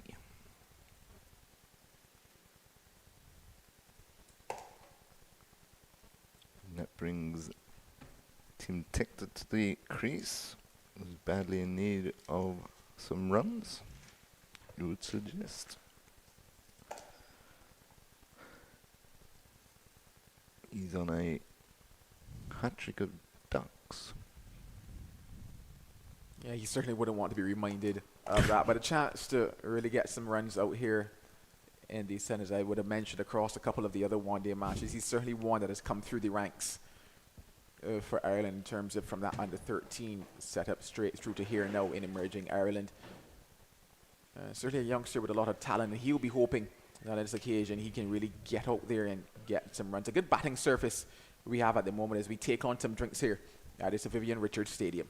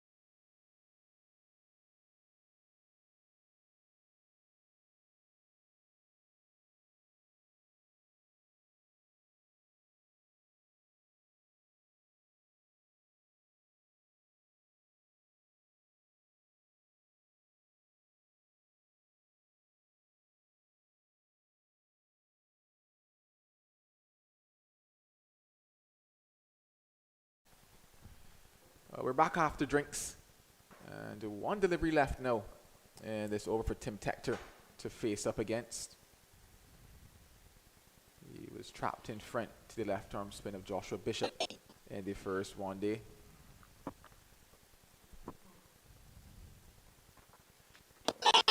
Whoa. And he goes first ball. So Excuse Tim me. Tector, he goes for another duck. Ned, a double strike in this over. But what was he doing though, Joel? Backing away, gave himself room like he wanted to thump it through the covers. First ball he faced, he's already on a pair, he was on a hat trick. And he got his hat trick. Well, certainly not the story that Tim Tector would want to write about a first ball duck from here. You just have to kind of almost feel for him in a way in terms of the type of pressure that was built him in terms of wanting to get off the mark. And you saw that in the type of shot that he played on that particular occasion, looking to be very positive, looking to be aggressive, and it being the downfall here, getting an under edge. He's certainly disappointed with his returns in this one-day series. And, 98 for 4, emerging Ireland.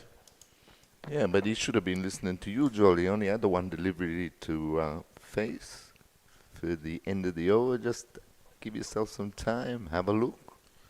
Not try and invent something. The thing about it is that this very mental game Definitely. of cricket, and you saw it play out there, hence why you could almost understand why he played that shot. Was it the correct shot? Obviously, given that he's out, we can say not. But you certainly understood why he attempted to do that. He's had a torrid time so far here in the one-day matches. Nothing has truly gone for him, as I mentioned. In fact, got somewhat of a tough decision in that first one-day where he was adjudged LBW off the bowling of Joshua Bishop. Went to pull a delivery in that second one-day, got to the shot too early, took the gloves, and you would say as a batter that was a ball that could have gone anywhere. It went to the keeper, Leonardo Julian, on that particular occasion. So here now, having two ducks under him, that mental pressure that he was under, building up to the point whereby he told himself, okay, you know what? I have been unable in my regular stance, my very technical way to get off the mark. Let me try something different at the start, and it's not worked for me on this occasion. So he's back into the hut, and out now is Scott Macbeth, but facing is his skipper Doheny. And probably the drinks break didn't help either. Made him wait a little longer to face that delivery. I've had a few thoughts going through his head. Nevertheless, he'll learn from that, I'm quite sure. Yeah, certainly a lot of lessons to be learned across this series for quite a few players. That's what it's all about, though, isn't it? Yeah, certainly way they're out here.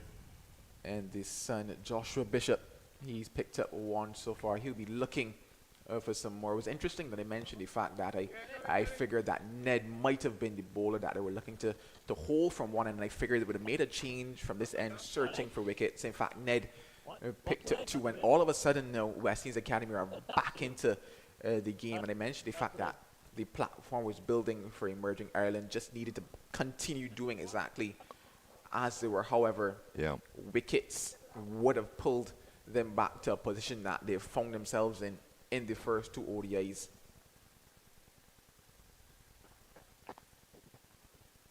I'm saying ODIs, but in fact not ODIs, just one-day matches, list day games here.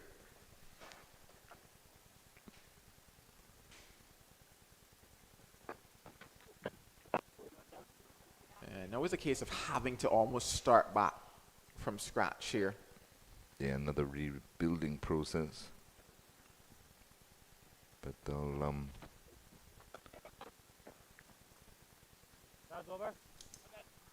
just one run from that Bishop over. It's 99 for 4. But at least they've still got their captain then, Stephen Doheny. 62 now he is, and looking quite comfortable. He just needs a partner. Maybe Scott Macbeth, 29 in the second match. And overall, he's played 9 list day matches, 88 runs at 11. Bowls a bit of off breaks as well. 5 wickets at 22.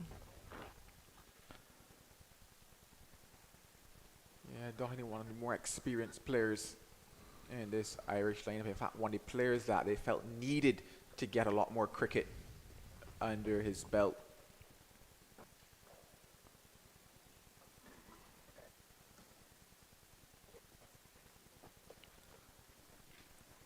Yeah, 25 years old is Stephen Doheny.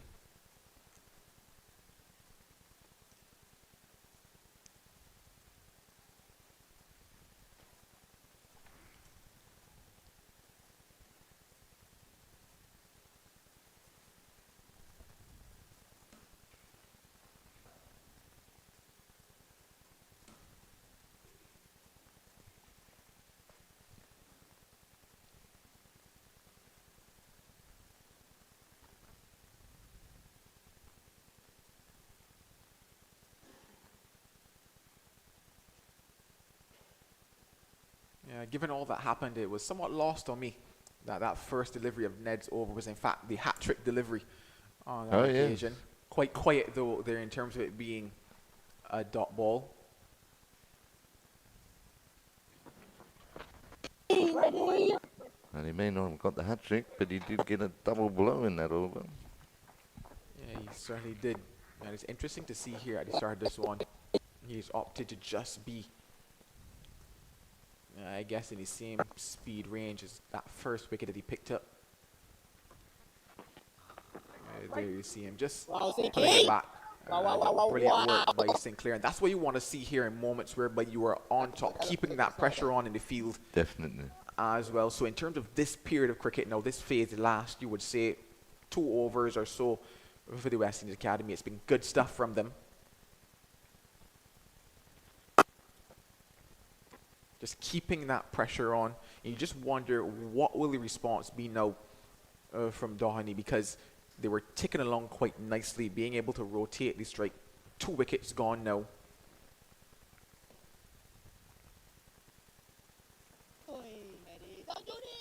And once again, that support in the field and not allowing them to rotate that strike. Well, after picking up 2, he's bowled a maiden over. It remains 9-9 for 4. Yeah, well bowled again by Ashmi Ned. He's 6 overs now, 2 for 17.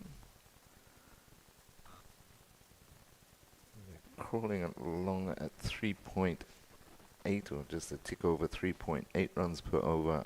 Ireland emerging. Just the 6 wickets in hand now. There's still a long way to go. 24 overs left. 24 overs still available to them. Just the 6 wickets remaining now. So this partnership here, somebody such as Macbeth needs to stay with his captain. Oh, just down the leg side, staying in line and gifting 5 wides to the opposition. So not a good way to start this over from Joshua Bishop, especially on the back of the pressure that they were building up. Yeah, it's probably the worst ball he's bowled all series.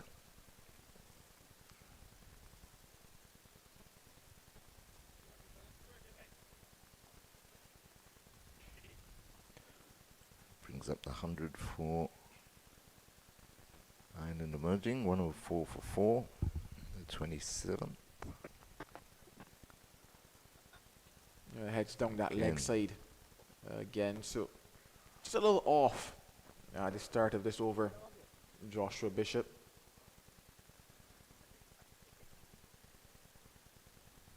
His 6 overs have gone for 24. Yeah, a lot closer to where he would ideally love to be. Scott Macbeth got 29 in that second one-day match that they played. In fact, the top scorer in that innings of 103 all out.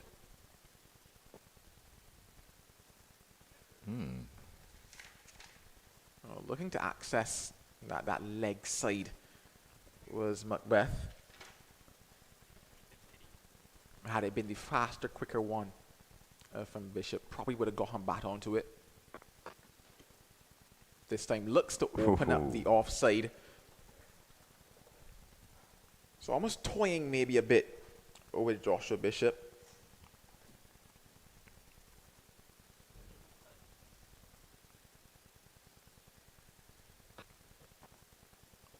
This time he stays still and plays that one back up to cover. So pretty much seeing almost everything in this over so far. 2 deliveries left in it. Well, goes for the big sweep.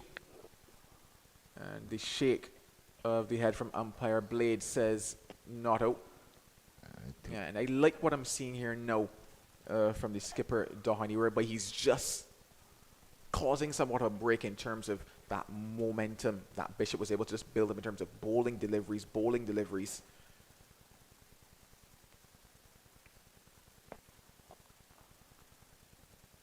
Gets bat onto that one.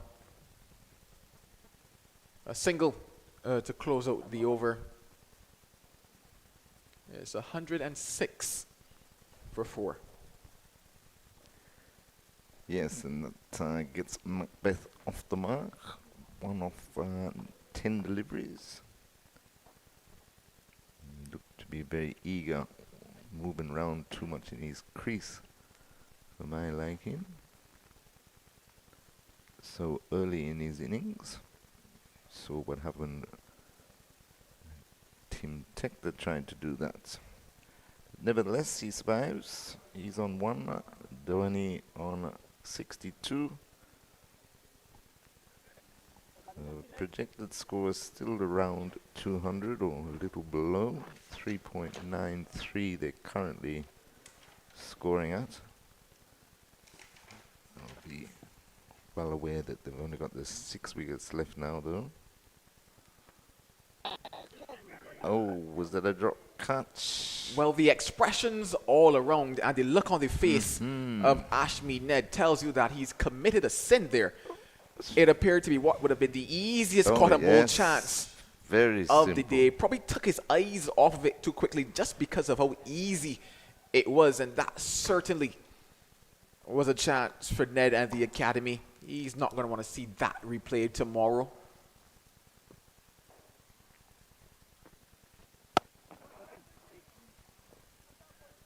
It would have been his 3rd wicket.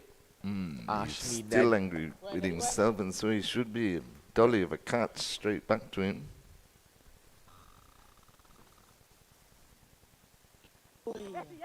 Can Macbeth make it count? It's usually those very simple ones that you tell yourself, hey, I would take that in my sleep. And it's a case if he got himself into the right position. But I mentioned the fact that he took his eyes off of it simply because, once again, of how easy a chance it appeared like to be for him. But he spilled that one, and another life for Scott Macbeth.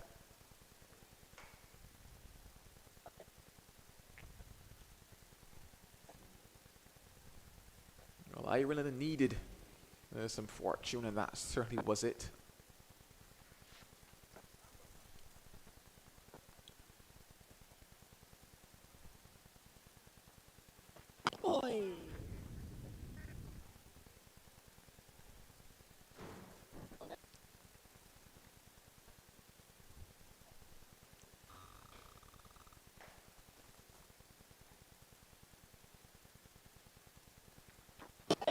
Ooh. He's really cramping Doheny up. Yeah, looking to get some room to push that ball into the offside, especially behind square, a place that we've seen him score quite a few runs here today.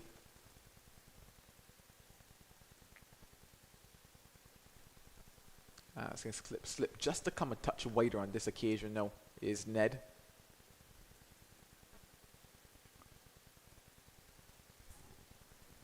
He closes out with a dot.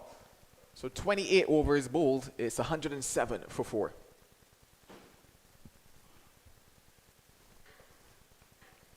Yes, be disappointed with that.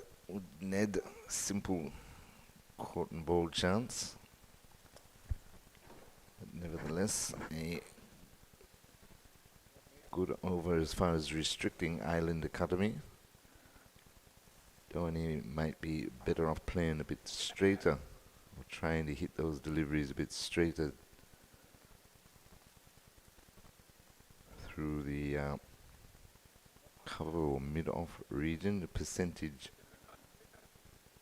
shots are trying to get it back with a point.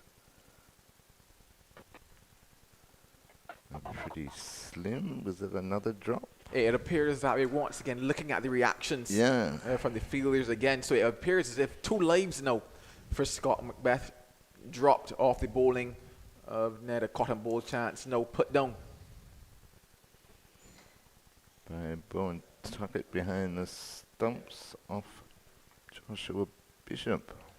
He's living a charmed life at the moment, is Scott Macbeth. I mentioned the fact that he was the top scorer for Emerging Ireland in that second one-day match.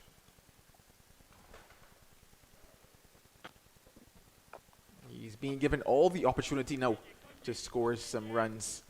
You just wonder, can he make a good run? He gets himself off strike, and that probably is the best place for him at the moment.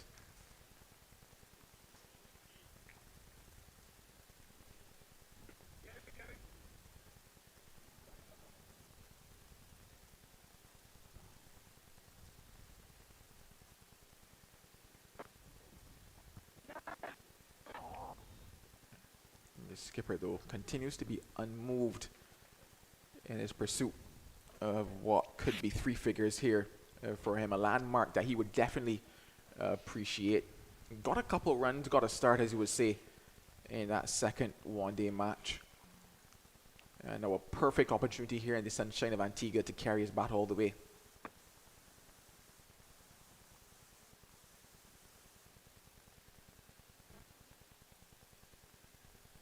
Yeah, scores of 10 and 27 so far. He's up to 63 today. Yeah, just pushing the man at cover back a bit. Probably about 3/4 ways towards the boundary. In fact, Nandu and Young is asking him just to take a couple more steps back towards that cover boundary.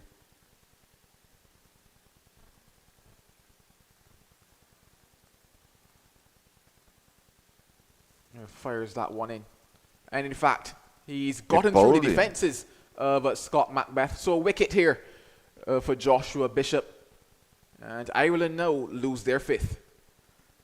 Yes, no, a real celebration there from Joshua Bishop. He's still annoyed that he didn't get in with the first ball of the over. So he took matters into his own hands with the last ball and clean bowled Macbeth. So after 2 chances, he goes for 3. And Ireland lose their 5th. So they're in trouble now of being bowled out once again inside their full allotment of 50 overs, 109 for 5. Yeah, the celebrations were so nonchalant that I thought the ball was in the hands of the keeper. But then I saw the separation of the stumps, allowing me to know that Bishop had gotten through Scott Macbeth. So he's had to work for that one, has Bishop. But success for the West Indies Academy nonetheless. Now 109 for 5, Emerging Ireland. And Ned will be very happy about that too. I wouldn't say very happy, probably happy because Scott Macbeth has gone back, but to be very happy, he would have preferred it been in his wicket column.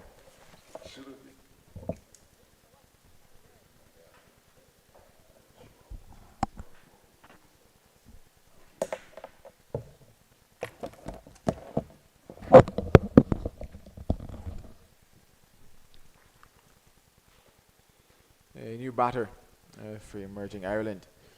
Gavin Hoy's out at the crease now. He got himself to 17 in that second one-day match.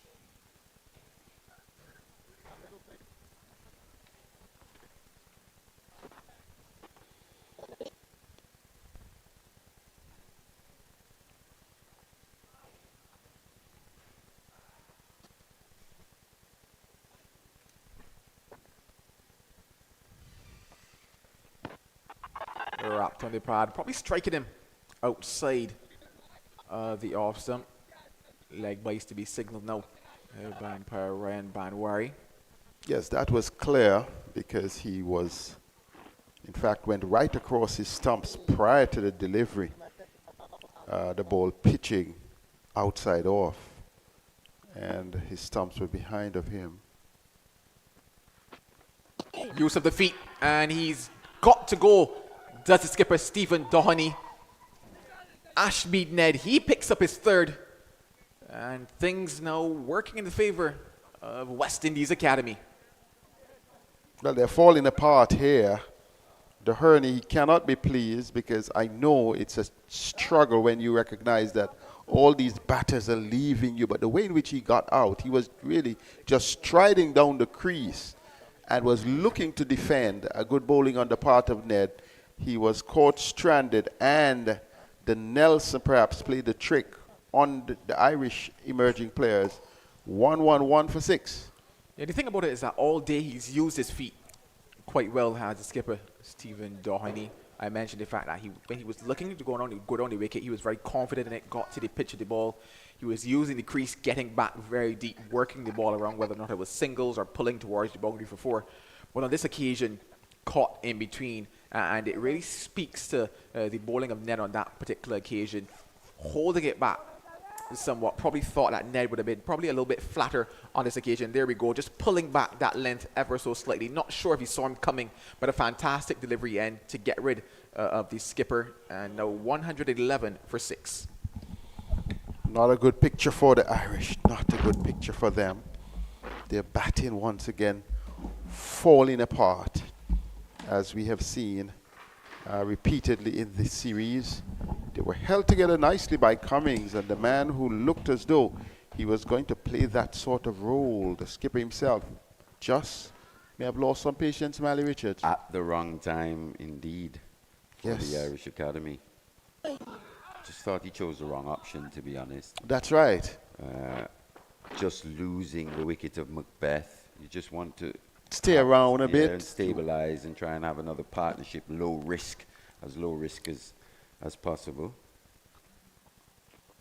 And it is okay to use the feet and to use it when you have, but really you can't be just walking down, just striding out, and at the same time looking to defend when you realize that the ball is coming flatter. You got to stay. You got to ensure that you...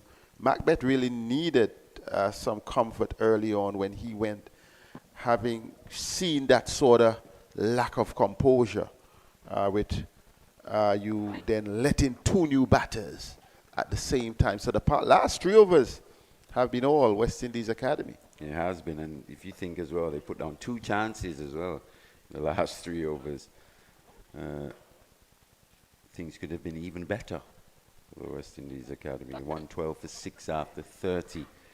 Irish Academy now just struggling, but we saw from that stroke from Tom Mays down to long off there, just how he played it, the sound it made off the bat, the technique. Not sure why he's coming in at number 8. Well, that remains one of the mysteries for me, for These our 2 liking. in particular, Howie and Mays. Look, he 2 of the came better in, batters. had just lost the wicket. He had the confidence. He had Big stride. everything well, technically sound, and he was the key, I thought. Not taking away anything from Cummings, mark you, because Cummings had a wonderful century in that game. But it was his presence at the wicket alongside him, and started off with a couple of 6s against... It was very positive. Just precisely. released the bit of pressure that was on Cummings at the time. It wasn't all just run scoring from his end, as we saw today at times from Doheny. A lot of the pressure of the scoring was on him, and just proved to be his downfall here today. 30 overs gone, 112 for 6. Joshua Bishop has 2 remaining. Interesting to see the West Indies Academy approach to Gavin Howie in particular. Watching him in the first 2 games seems very strong off the back foot. Let's see if they just adjust that length. Just start pitching these deliveries a bit fuller to Howie, but it's going to be Mays on strike. Oh, leading edge, looking to play across the line there. Yes. Looking at the ball coming into him, but forgetting perhaps that it's going to go across him on pitching. especially from Joshua Bishop, who is probably the biggest turner of the ball in this West Indies Academy spin bowling attack.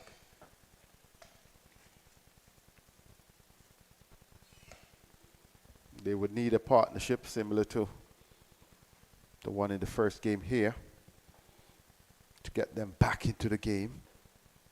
That's what he likes to do, though. We've seen that shot a couple of times, getting across outside that off stump, freeing the arms to access the leg side.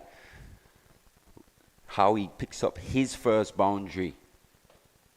Looking to apply pressure onto the best bowler here for the West Indies Academy. And picking the gap well, realizing that big gap between... Massive gap. It was just 3 men on the onside at the time. That's right. They've now bolstered the onside field. They brought Nandu into that short mid-wicket position. And he reached right across the stumps. Gave himself...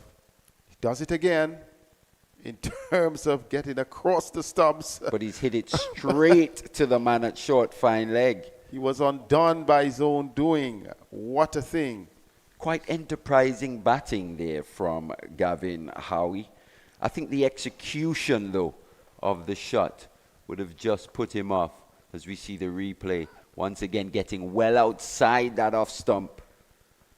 Straight to Nandu and Young. Straight a line this time, though, from Josh Bishop, not allowing Howie to free the arms. And I thought that one may have come on to him just a bit quicker. Yes. And he really misread it in the end, did not adjust himself. Could have gone forward of square, but then deciding to go backward of square, and the wickets keep tumbling. It is an amazing situation from a position where you've just gotten over 100 for 4 wickets to be really at a position of 117 for 7. But at this stage, this is where you need a bit of foresight as well, especially if you're a coach, a selector per se. Not the best innings from Howie, but what we saw from him in that short innings, that's exactly what you want to see. Positivity. Positivity in terms of Intent. going. Seemed like he had a plan. It's just the execution was At just the end off. of the day. Yes, for sure. But you didn't see that, Definitely approach. looks like he has the ability to be a pretty useful player, but it's going to be Fionn Handin now Well, at number 9. he has Storm Mayers with him. Mayers didn't play the last game after making a very solid impression in the first. In fact, being the high impact player in the first. So can these two push the score along? Well, it was this 9th wicket partnership that proved to be the most fruitful in match 1. 103 right. Yes. between Cummins and Tom Mays. Cummins isn't there at this stage, but Mays is at the crease. Oh, just playing around that pad slightly. Asking the right questions is Joshua Bishop. End of the 31st, 117 for 7. The twin effort of Joshua Bishop and Ashmead Ned with 3 wickets each would have really been principally responsible for the decline of the emerging Island team. What, 6 for 52 in their 17 overs between them, it looks like. Yes, they have had a stranglehold on this team. Both left-arm orthodox spinners, but both go about their business in slightly different ways. Yes. West Indies Academy then. They would look, because after this over, well, this is, in fact, Joshua Bishop has 1 over remaining. They do have other options because Junior Sinclair, Wickham, they're there. Both the captain and also Clarke as the faster bowlers of the lot. They're still there, but the approach, the tentative approach they have had against the left-armers is quite obvious. It will be interesting to see if they survive these two. How do they go about their job after? Bit of turn there from Ashmead Ned. Yeah, they'll be disappointed with the fact, especially the coaching staff of the Irish Academy, they'll be very disappointed with the fact that they haven't really assessed the match situations in the way that they would have liked. To give up somewhat soft wickets to the West Indian best bowler in Joshua Bishop at this stage. You look back to that dismissal of Doheny in particular. That's right. Didn't assess it. Needed to play that Cummings-like innings. Just needed to see Joshua Bishop off at that stage. And the wickets in a clutter must be the concern for the Irish, because it has been a pattern. They have not been able to build solid partnerships consistently, and hence the low score that we saw at Coolidge Cricket Ground on Sunday. Just the one partnership in the series above 50. That's right. Can these two replicate that? And that was a 9th wicket partnership as well. So Yes, the batters it was. have just found run scoring really difficult on this tour so far. That one was darted in a bit quicker by To the Ned. pads, yep. Good thinking. Fionn Hand's going to have to play a pretty solid hand here today, pardon my pun. Yes, needs to put his hand up. Up, A for lot of sure. He hands took a here. spectacular catch, though, in match 1. Not quite reading the arm ball. A chance here for a run out. Not really. Gets down the other end quite Almost comfortably. played in the over end. it. Just playing for a bit of turn there, and the ball just going on with the arm, taking the inner half of the bat. But at least he was looking to play straight, managed to survive. Yes, that may have saved him. Saved him in the end.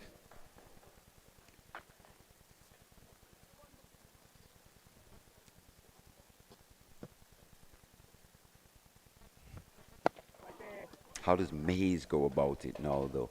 We know he's got that long handle, can hit a long ball. I think he's perhaps poised just to watch and see how things go at the other end before he makes that move or takes that charge. Hand definitely looks like he can play that supporting role. He's got good enough technique.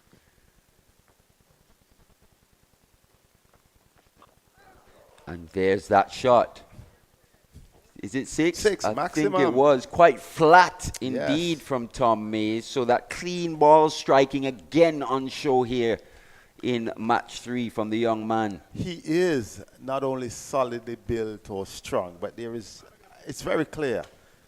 Forearm, the wrist, he just picked up that without much flourish, picked the line of the delivery, and he looks almost like a tennis player, Marley Richards. He does. Perhaps some sort of... We saw a tennis shot in match 2 pretty much from Jordan Johnson. That's right. Up at the CCG. That shot, a backhand almost over long off for 6.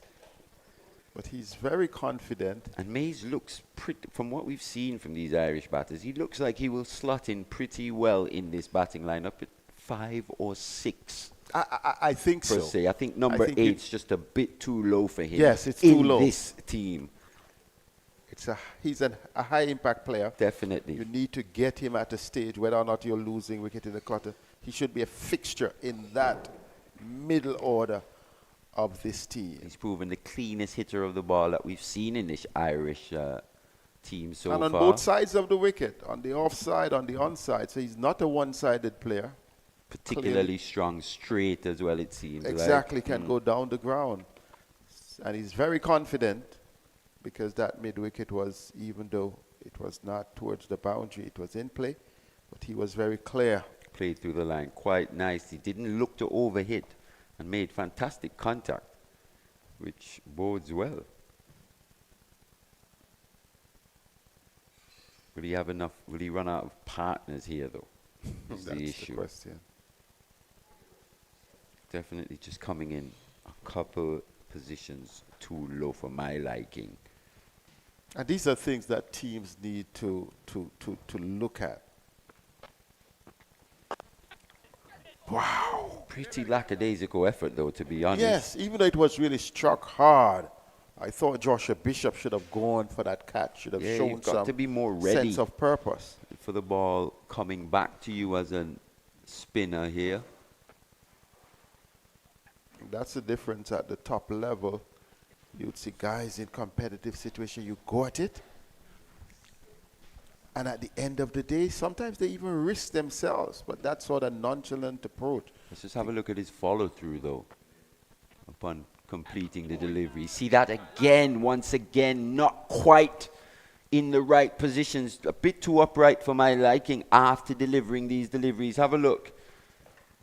He's there. It's not quite. He's reacting a bit too late. You want to see him in that crouch position, ready for the ball to come back. That's right, looking for it. 2 in a row. That's a good shout, maybe just outside that off stump. Varied the pace quite nicely there, Josh Bishop. But definitely something to work on in terms of his follow-through and his readiness to be able to snatch those cotton ball chances, especially when they're hit with power. Went for the arm ball and that one. And these are things that the coaching staff must be looking at. I think those are Must be basics, taking to be note. honest. That's yeah. right. Those are things you follow through, your approach to it, look, especially as a spinner. You're looking for it to come back. A leading edge can come. Yes, a powerful drive can come. Whatever is, and at least you must show the presence of mind. But I think he robbed himself of another wicket. He has completed his spell. Nevertheless, 3 for 32, 125 for 7 from 33. Yeah, he's been fantastic, really. As you said, maybe just let himself down in that last over in terms of picking up yet another wicket off his own bowling. Should be disappointed with that, to be fair. Always striving for excellence. That's what you want to see from these young guys. You want to show that you're up to it. Yes. And you're not casual about it. It's the end of his spell, though. Fabulous spell indeed. It's going to be Wickham to replace Ashmead Nedum. So he has been the leading wicket taker so far in the this series. He has gotten 10 wickets, 3 in the last game, 4 in the opening game. And 3 again here today. Today, yes, completing his quota.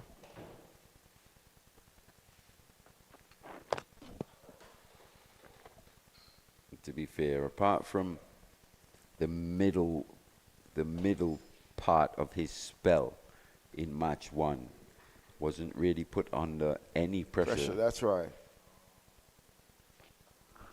Can't bowl that to Tom Mays, that's for sure. 6 more. Full toss, floated up just outside that off stump.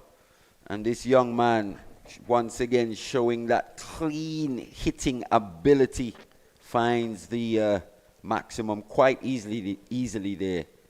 Down to long off. It's amazing again that he comes in at this time of the innings.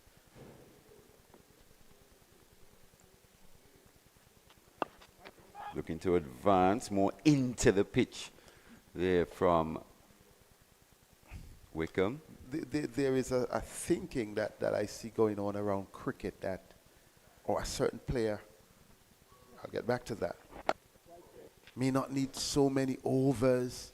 They may just be poised to deal with the last 10. No, I think if you're good enough, you must be in there. We have seen India made a mistake with Sky. Figuring that it's okay, let's give Jadeja the chance to come up. We have seen this repeated even in the West Indies setting off, and sometimes you find a Raheem Caldwell at 9, at 8. We see it territorially as well. Yes. So anything we see at the international game, especially from the West Indies in particular, it's very symptomatic of what we see in the territories. Otherwise, yes. yeah. You think about some selections in the territories for the Super 50, and now there's a bit of controversy about this latest West Indies ODI team that's been picked. Yes. So it's just symptomatic of the things that you see throughout the region. Unfortunately. Can Kevin Wickham make an impact here? Because they don't need to take the eyes off the ball, West Indies Academy, that they have 7 wickets, because here is where it sort of got away from them in the first game. Yeah, but this is the danger man, though. Yes. He's coming at number 8, but he's definitely the danger man in this stage of the game. This passage of play, another misfield from Young Johnson. Yes. The spin probably just doing him there. We saw him dive over one a bit earlier in the day. So just leaking a few at point. Wickham looking like he's changing his angle, going around the wicket now to fee on hand.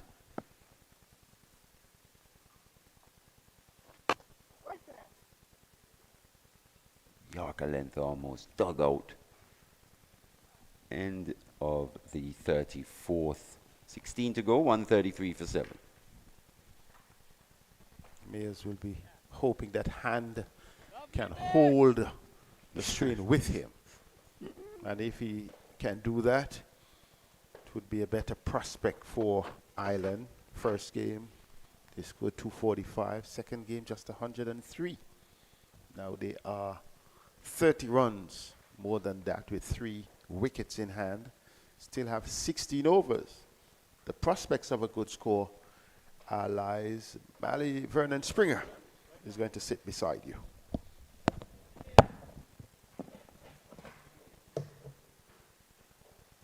It's going to be Junior Sinclair to replace the stellar Joshua Bishop from the Sir Curtly Ambrose end. Hasn't managed to pick a wicket up here today.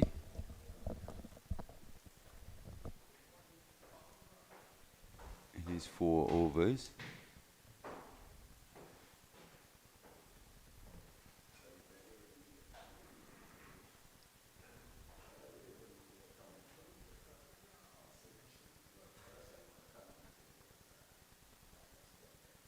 Morning, Mally. Good morning, Mr. Springer. How are you? I'm great. Had a busy morning? Very. And the traffic is horrendous in Antigua and Barbuda coming out of the Boland's area. Yep. Oh my gosh. I don't know where they're going to find some money, but they have to find some money for big trucks, boy. Find some money for the roads as well. Yeah, certainly. Well, Sinclair, not sure what he was appealing for, to be honest. I think that ball pitch outside the line of the leg stump, Mally. And to be fair, I think it's runs. Umpire Blades thought that took the bat. So another run added to the total.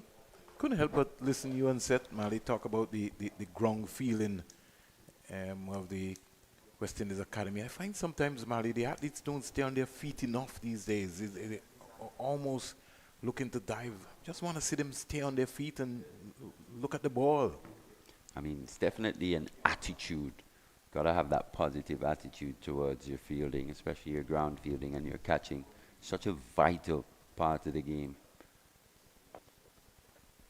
And it has to do with preparation too as well, Mally. You know, how you prepare is how you go into the game. What you do in practice is what's going to happen on game day. And so if you're not doing the fundamentals consistently, then in game day you're gonna be showing up. Definitely. And West Indies have been slightly sloppy today, putting down a few chances. 3 chances, I'd say, maybe 4 if you're being harsh. The partnership is 18 here, Mally. Ireland Emerging Academy 135 for 70. We have, 3 fielders out onto the leg side area. I just want to see the West Indies attack. Look like you on top at the end of over number 35. Well, what we've seen from Mays in this series is that he's got an ability to really find the boundaries and the maximums here at the Sir Vivian Richards Stadium.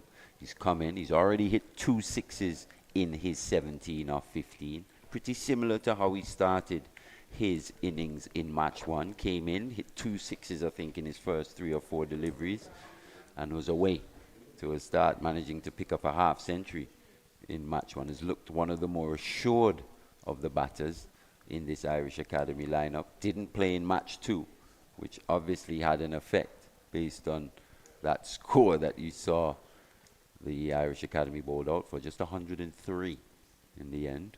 Would you have bowled for us again this morning, Mally, or batted? What do you think? Well, we had quite a long discussion about that indeed. I think this track looks real good. And considering the West Indies Academy would have bowled first in every match of this series, and this is a developmental series, you want to give your batters an opportunity to really work on their game in a high pressure situation, highly competitive situation. I would have loved to see Kadeem Allen given a shot with 50 overs ahead of him. Jordan Johnson, that little cameo that we saw the other day. Think of him batting for 20, 30 overs and what damage he can possibly do. Carlin Tuckett getting his first game of the series. Yeah, here today, Julian sitting out this final match. I wonder if something is wrong with O'Geese, because this is the second game now that O'Geese has been been out. But like as you said, it's a development series, so we'll see folks in and out. Kelvin Pittman only played 1 out of the 3 games so far. Lane, our good friend, was also sitting down on the bench. It's all about managing these workloads, as we say. A lot of these guys have been playing quite a bit of cricket. Including the captain. And the captain, indeed. I think he needs a bit of a rest. I think he needs a break. To be fair. I maybe might have pulled him out of this game here, really. I don't know. I was a bit worried about him. Seeing him in that first match, his energy seemed a bit down. Looked a bit jaded. But since then, though, he's really found a pep in his step. Well, once you get in wickets, you know what happens, Mali. The attitude tends to change. Didn't have a great Super 50, as you would say. Clever.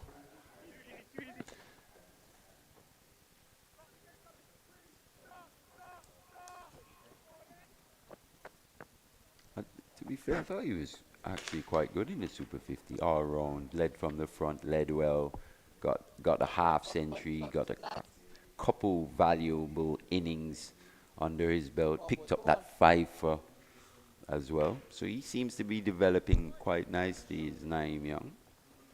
Got to get a bit more pace. I think so. That's the next area he's got to work on.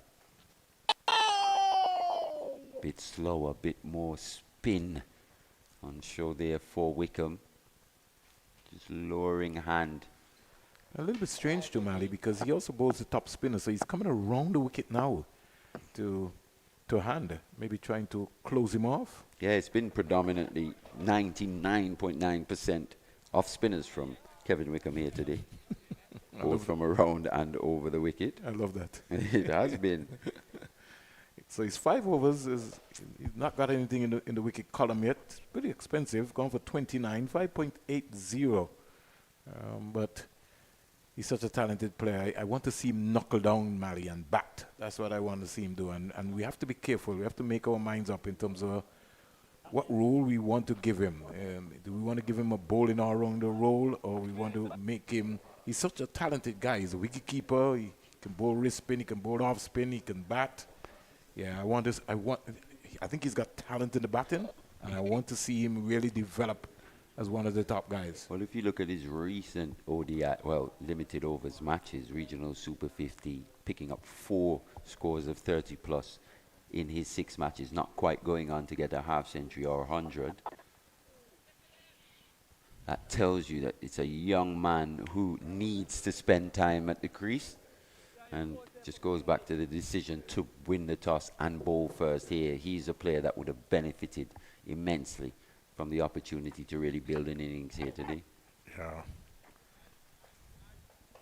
Tom Mayer is such a dangerous player, Mali. 18 from 18.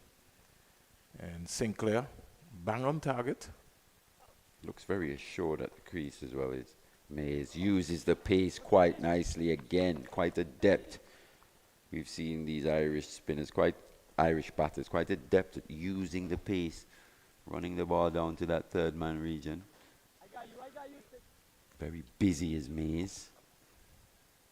He's a tall guy too. Very tall guy. Bowls leg spin as well.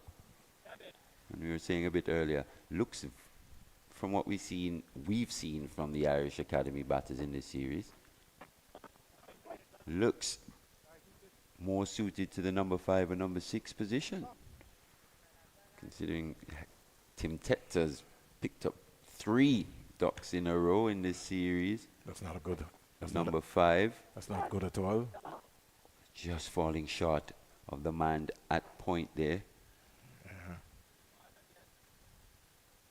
Massive outfield here. Mali at the Sir Vivian Richards Stadium looking really immaculate. He is looking good. It's rounding in nicely for the internationals next month. International series versus England. I think also we have the ICC who will be touring sometime next week as well. Inspection venues, finalization of matches as we come up for a water break here. Mali 141, 142 for 7. Doheny finally, he got some runs, Mali. 64 from 95. I missed the entire innings. How did he bat? Yeah, he was pretty solid, to be honest. Just got out at the wrong time. Chose the wrong option, going down the pitch to Ashmead Ned, and was stumped for 64. Just at a time when he seemed to be in control, run scoring was proving to be a little easier for him. He was under pressure though, because from the other end, a few of the Irish batters just seemed to get stuck, and all the pressure of run scoring was then thrust upon Doheny's shoulders. Yeah, so we got a break here, a power diesel water break, and expectations as we take a power diesel water break, Mally Richards, and when we come back, we'll continue right here in terms of what's been happening. Jason, good morning, my brother. We take a break.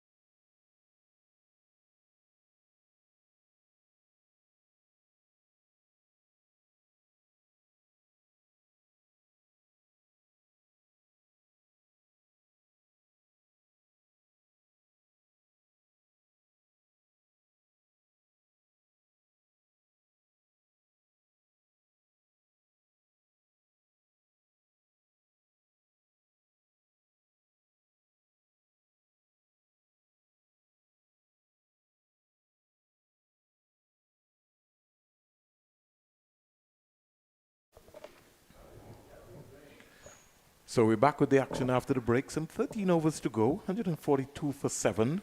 Mares is 21, Hand is 5. Projected score as we speak right now, 192.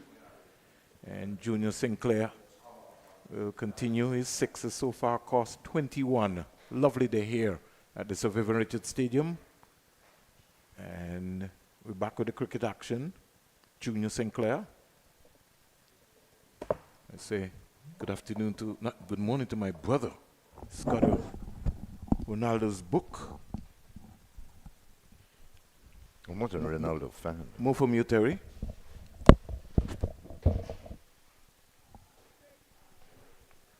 Okay, 142 for 7 after 37 overs. Mares 21 of 23. Very repair the damage where Island Academy slumped from 98 for 2 to 117 for 7.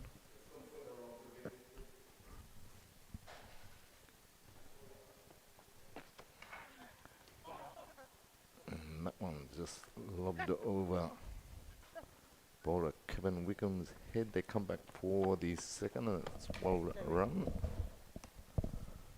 Another 2 to Mares. He continues to take on the challenge here. Zayden, he almost spooned it back. Another pretty simple chance missed. As Marley Richards looks at me in disbelief. Yes. I'm not sure that Kevin Wickham actually wanted that. I don't think he was expecting it. Seemed a bit lackadaisical in the effort. He wasn't busting a gut to grab onto that one.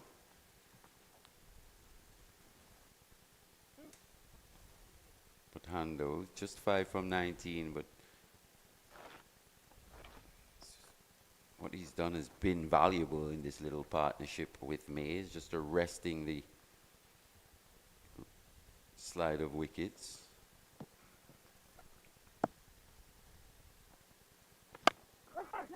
That's just floated through. He gets away with that one. Definitely got away with that one. Full toss outside off stump. Just needed to find a gap there through the offside. Couldn't. They get 1 run.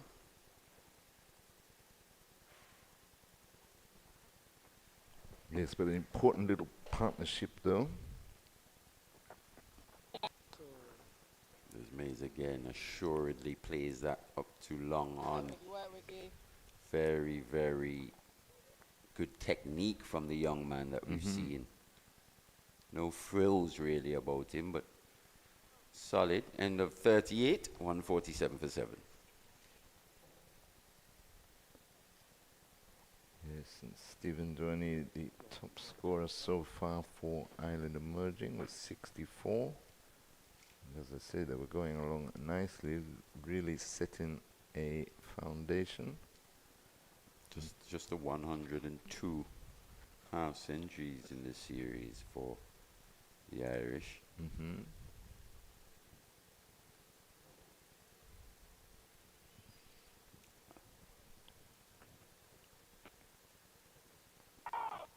101 half century came in the same match, first match.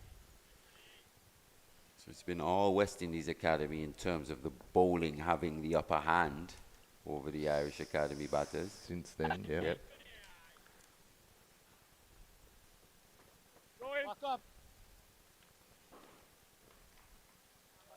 Yeah, and it just looked like Marley, when that third wicket partnership was going between Doheny and Topping, that they'd learnt from their mistakes. They were determined not to lose a cluster of wickets, and then all of a sudden it happened again. Yeah. Just choosing the wrong options at times.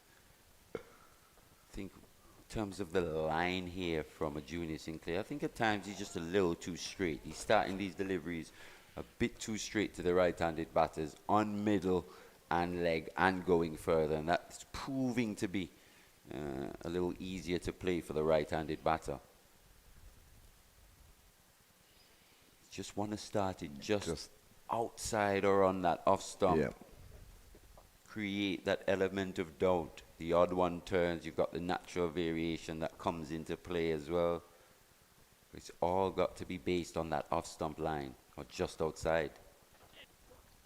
Even at times, that's a little too close, because with the angle, it's easy for the batter just to play that down to the long on as he did there. But what he's worried about is definitely getting hit through the offside with the 3 men up in the circle. No boundary riders on the offside to the right-hander. No, he's got 3 on the leg side.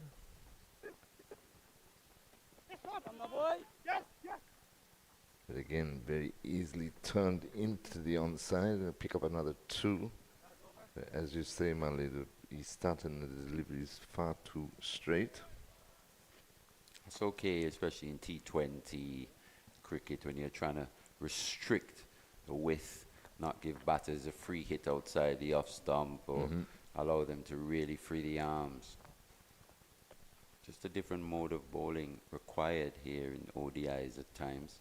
Got to be able to do that as well. But here, looking to pick up wickets on a track that's quite conducive to spin bowling.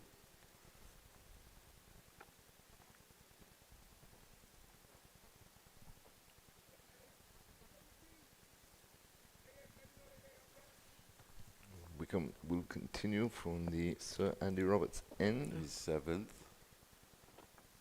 It's been all off spinners from him today, though. Hasn't mixed in with that leggy too much. Last year it was 95% leggies mixed in with the odd offie. So he's done a complete 360 here. Gone the other way.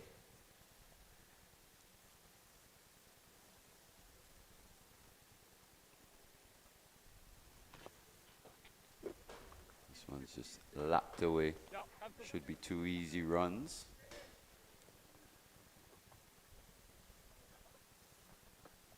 No man on the 45 behind square for Wickham, so it's a low risk option for Hand.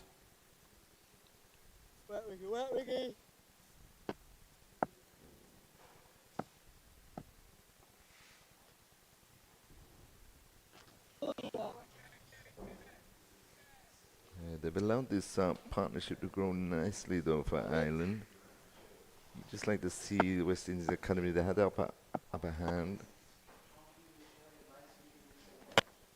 This one's been hit hard, straight. Only gets the 1, though. So Hand moves to 12. Yeah, taking those cluster of wickets, and so you see teams finish the opposition off, you know. Just because it's 50 overs doesn't mean you have to bowl 50 overs. If you have the opportunity to knock the opposition out inside the 50 overs, grab it with both hands. Both hands, you know? definitely. You got to be as ruthless as possible. Especially you've won the toss and chosen to bowl. And he's bowled him through the gate. Tom Mays very disappointed with that one. He leans on his bat. He should have been forward to that, no? Just misjudged the length there. Looking to run one on again. Bit cramped for room. Just managing to play that one onto the stump. So the big wicket in this situation goes to Kevin Wickham. He removes Tom Mays for 27 from 34. Ireland Academy, 156 for 8. Yes, Wickham will be happy with that. After missing a fairly easy caught and bowled chance a couple of overs ago. Don't you think I should keep on Mali? He's bowling out the team. Nah, thanks to Mali. Getting ourselves organized right there. Lovely day. Want to thank the entire team. Joel, Manning, Seth Burton, Master Control, Terry, dressed in his lovely blue Leeward Islands Hurricane shirt. Enjoying the day? Alzari getting vice captain. Oh, yeah. Excellent. And, you know, it's amazing, you know, because if we don't pick Seth Burton, I don't hear anybody say anything. No, true. Yeah, I mean, yeah, so any team you pick, you're always going to have some problems, right? Definitely. So we wish the team That's all the why best. I said, who'd want to be a selector? I would want to be a selector. Oh, there you go. You don't have to worry about that. I certainly want 156 for 8. I'm not in I mean, the hot seat. I wish Desmond Haynes, Roland Butcher, and also Darren Sammy all the best. Some folks who are talking right now, they'll get their turn one day. Always going to be a cat and mouse game. I would like to see a slip, Terry. Well, that's what Mali and I were discussing before. Just put a bit more pressure on. Look for these final 2 wickets as quickly as possible.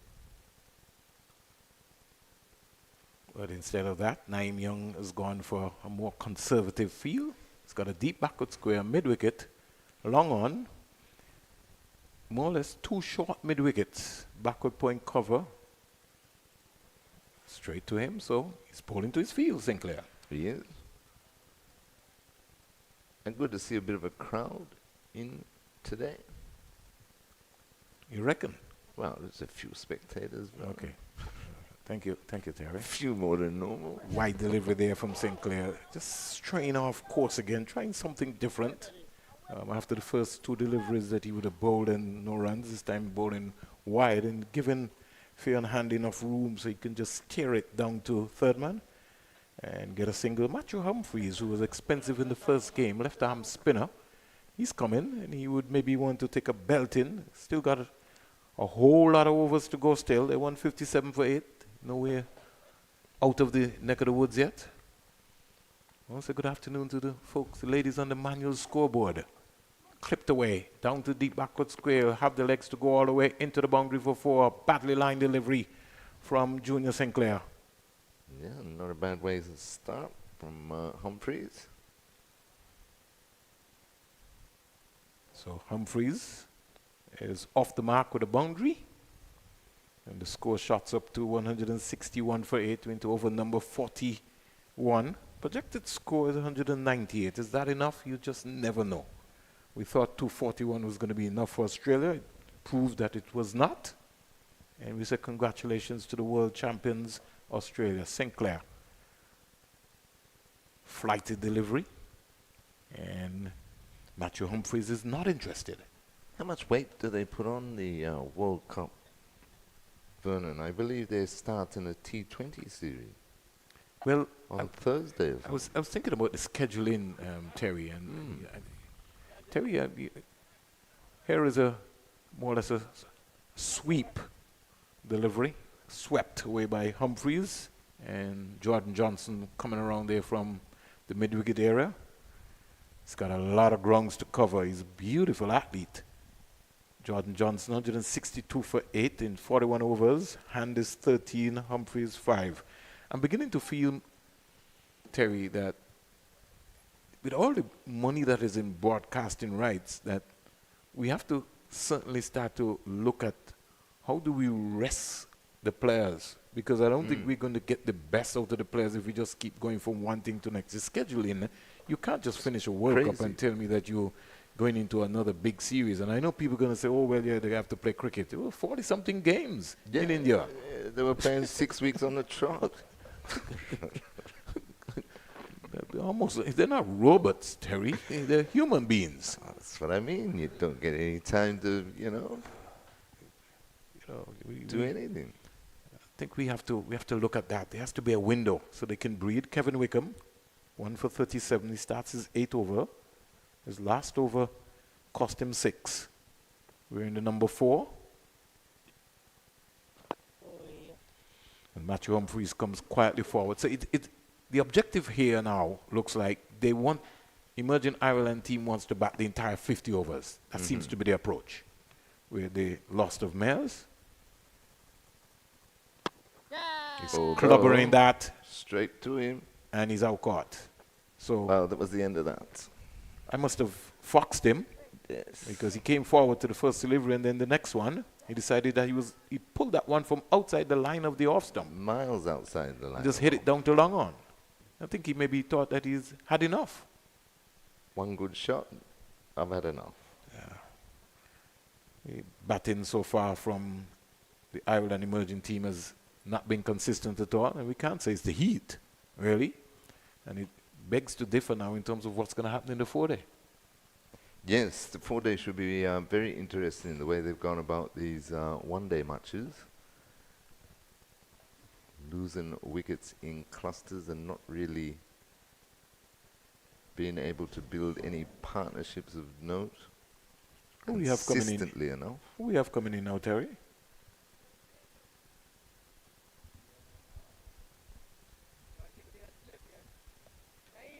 Two for 37 now to Kevin Wickham. Projected score. Liam McCarthy. Yeah. Oh, McCarthy coming in. He's a left-hander. Let's hope for the game's sake that Emerging Ireland can bat all 50.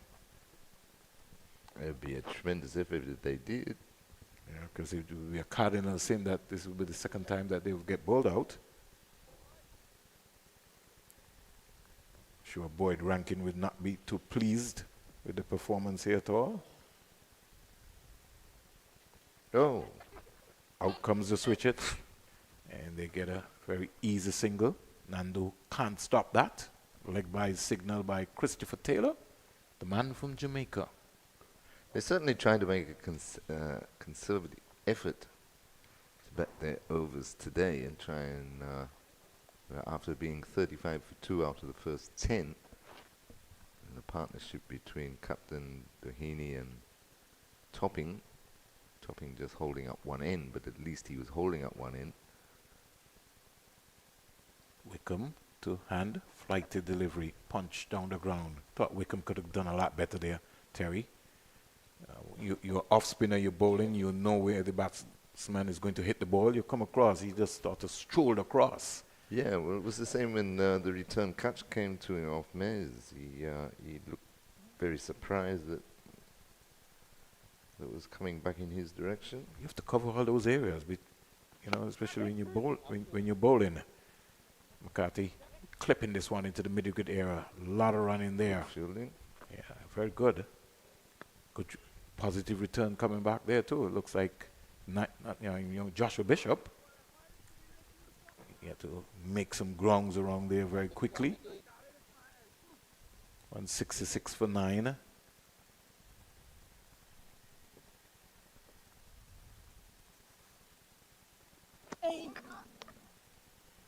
Trying to give himself some room, missed it completely. 42 overs bowled. Joshua Bishop, 3 for 32 from his 10. He's been the only person who has completed his lot. Nandu and Young has only bowled 4 overs today. Clarke. I've been thinking right now, Terry, about wrapping up. Yes, most definitely. I think teams get into situations where they can finish the opposition off too many times, and they think, well, they're not going to go far. They've got 8 overs left, only 1 wicket. Let's just contain them. But if you've got the opportunity, grab it. I want to see all the West Indian teams develop a culture of when you're in control, when you're in winning position. So if you have a team 5, 6, 7 down, that sort of killer instinct to say, listen, we have to dismiss you. We saw what happened in the first game.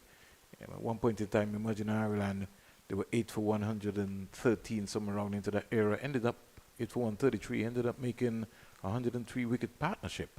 You want to cut that out very early, hand facing Sinclair, who starts his 9th over, not for 32, clobbered away.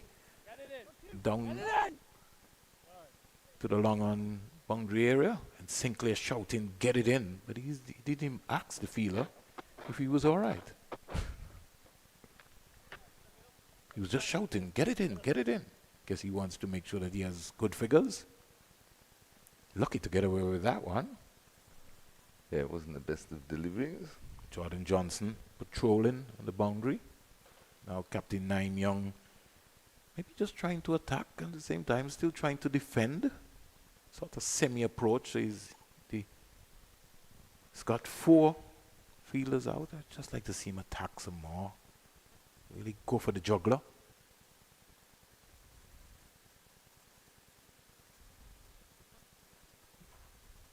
Here is more or less a late cut. And a misfield again by Nandu and Young, giving away at least a single. So what should have been 1 turned into 2.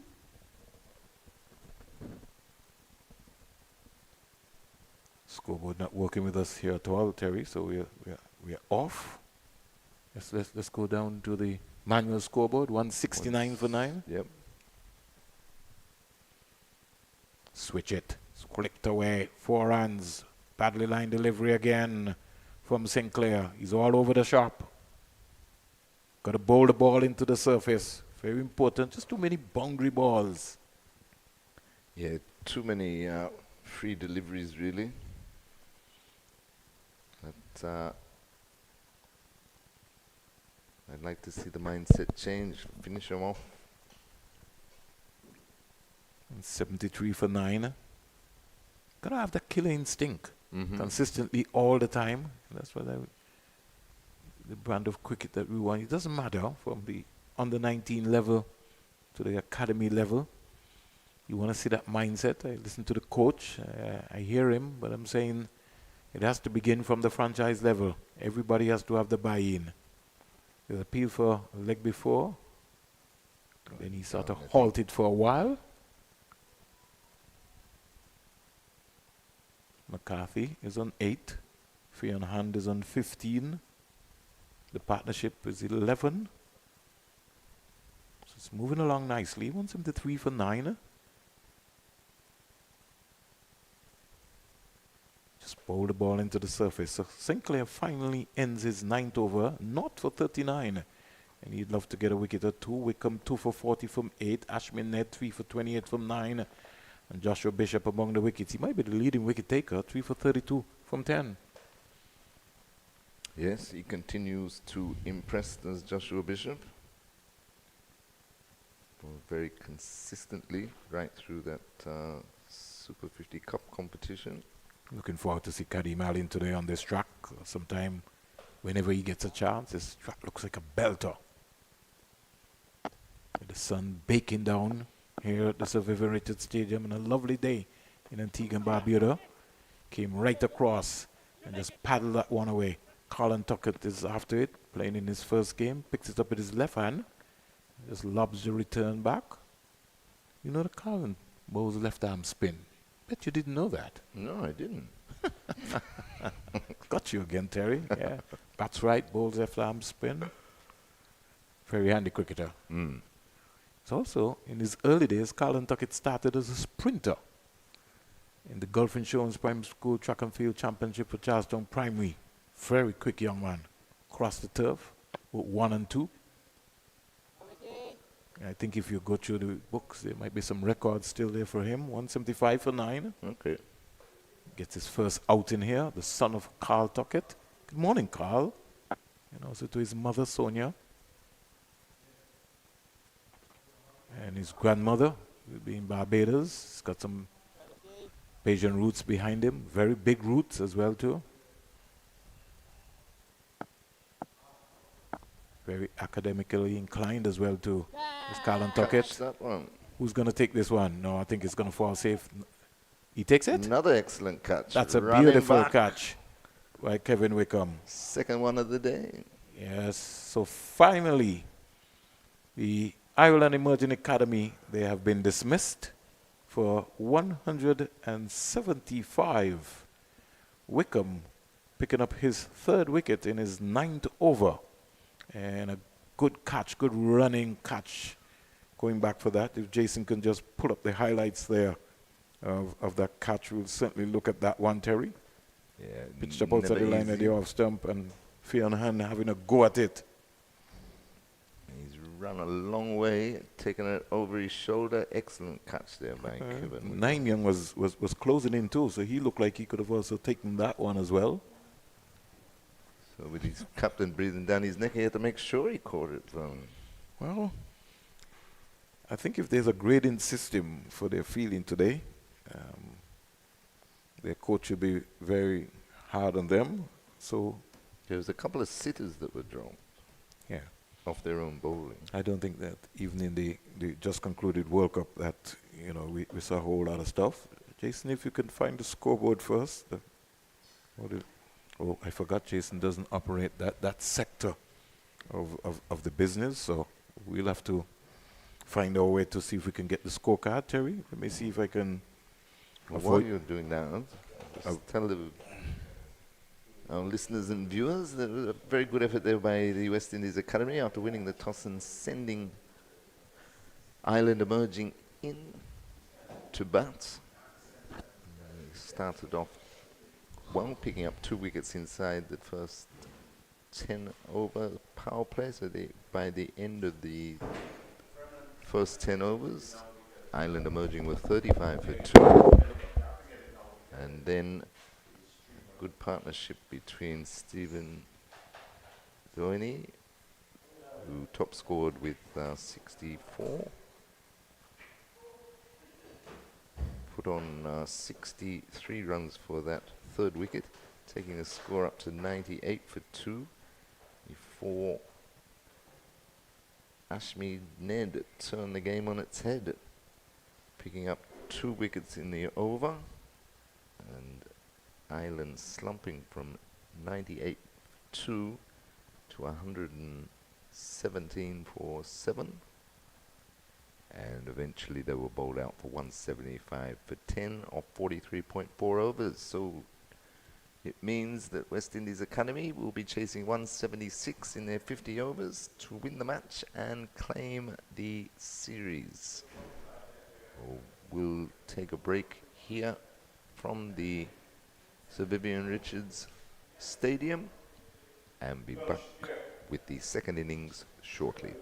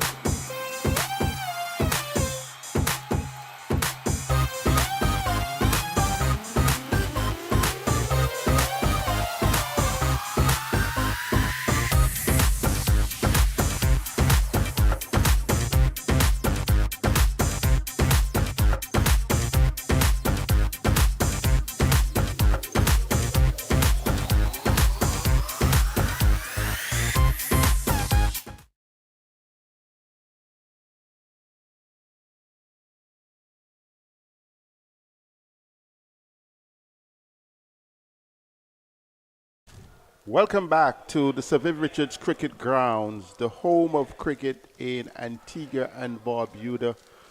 We are in a situation where the Irish didn't really show up the way that they would have expected. 175 all out, giving the West Indies Academy what I would consider a paltry score of 176 in 50 overs to claim the win in this three-match series. When you look at it, it is a situation where they would have regressed after the first game, in which they scored 245, set a total of 246 for the West Indies Academy, who failed by 25 runs. But then the West Indies Academy reversed things at Coolidge. 103 island emerging players all out. The West Indies Academy got home with ease. So now it is all down to this opening pair, Akeem Allen and Matthew Nandu of the West Indies Academy, to put things in perspective as the Irish are about to get going with the ball. Vernon Springer is beside me. I'm Seth Burton. Welcome back to all viewers wherever you are. Thanks again for joining us here in a lovely day here in Antigua and Barbuda, a lovely afternoon. It's a sunny afternoon, and both West Indian batters in Aline and Nandu walking out to get 176. You're talking about 300 balls. And as we look at the field placing, we see the Ireland captain starting with 2 slips, a third man, deep backward square, a backward point, mid-on, mid-off, cover. And they've got a short fine leg. So they're looking for early wickets in the conversation. And when we say early wickets, we're talking about early wickets because they have to get early wickets. Fionn Hand is starting from the Sir Curtly Ambrose end. And I'm so excited, looking forward to see Aline on this good track. It's unfortunate that the West Indies Academy didn't bat first here today. But that's history now. They definitely had the opportunity to do so, but they're the ones who decided not to. So we're off and running. Aline waits for Hand. And he gets a good first delivery this time. His stride, as compared to the last game set up at the Coolidge Cricket Ground, is positive stride. He got out there. He's a big, tall guy. I think he's one for the future. Yes, and the Irish, they have worked things out because in the opening game, he got off to a terrific start. In the second game, they were able to pin him a bit to his crease, and that's why you have not only the 2 slips, but the short point and the leg slip. Here is Allen just working this one out to the deep backward square leg. Fielder comes off the boundary. A massive boundary, almost like 90 meters set. Well, that's good. Good for the youngsters. He had to run in. And so Allen is off the mark, and the West Indies Academy, they're off and running. It now brings the left-hander, Matthew Nandu, in strike. You know, in the older days, the boundaries were right back to the fence. Yeah. And Anything back you to the had fence. to score. When you hit a 6, it was really a 6. Well, I heard the bats they're making these days now, they're clear anyway. I heard Sir Viv speaking about the length of the boundaries, and he's correct. In fact, during the World Cup, only one of the boundary areas was above 75 meters. Incredible. In the days gone by, you really had to clear things. Matthew Nandu faces. Yeah, still 2 slips. Gully, cover, mid-on, mid-off, square leg. Nandu is backing across stylishly and just playing it out to the fielder there at cover. Ireland looking for early wickets with the new ball. You want to put some pressure back on the West Indies emerging squad, the West Indies Academy squad. They need 175 from 297 balls, 1 without loss. We're still into over number 1. Good carry. Good pace there by Fionn Hand, working up some pace. They're very clear on the ploy outside the off stump and going away. The same approach to Allen, the same approach to Nandu. That helped them in the previous game. So good afternoon to the folks who are listening to us in Bermuda, in Nevis, in St. Kitts, Barbados, Trinidad and Tobago, all over the world. We thank you very much. Nandu almost squared up there, ball racing down the backward point. couple of minutes' time, we'll be speaking to Cheryl Rogers.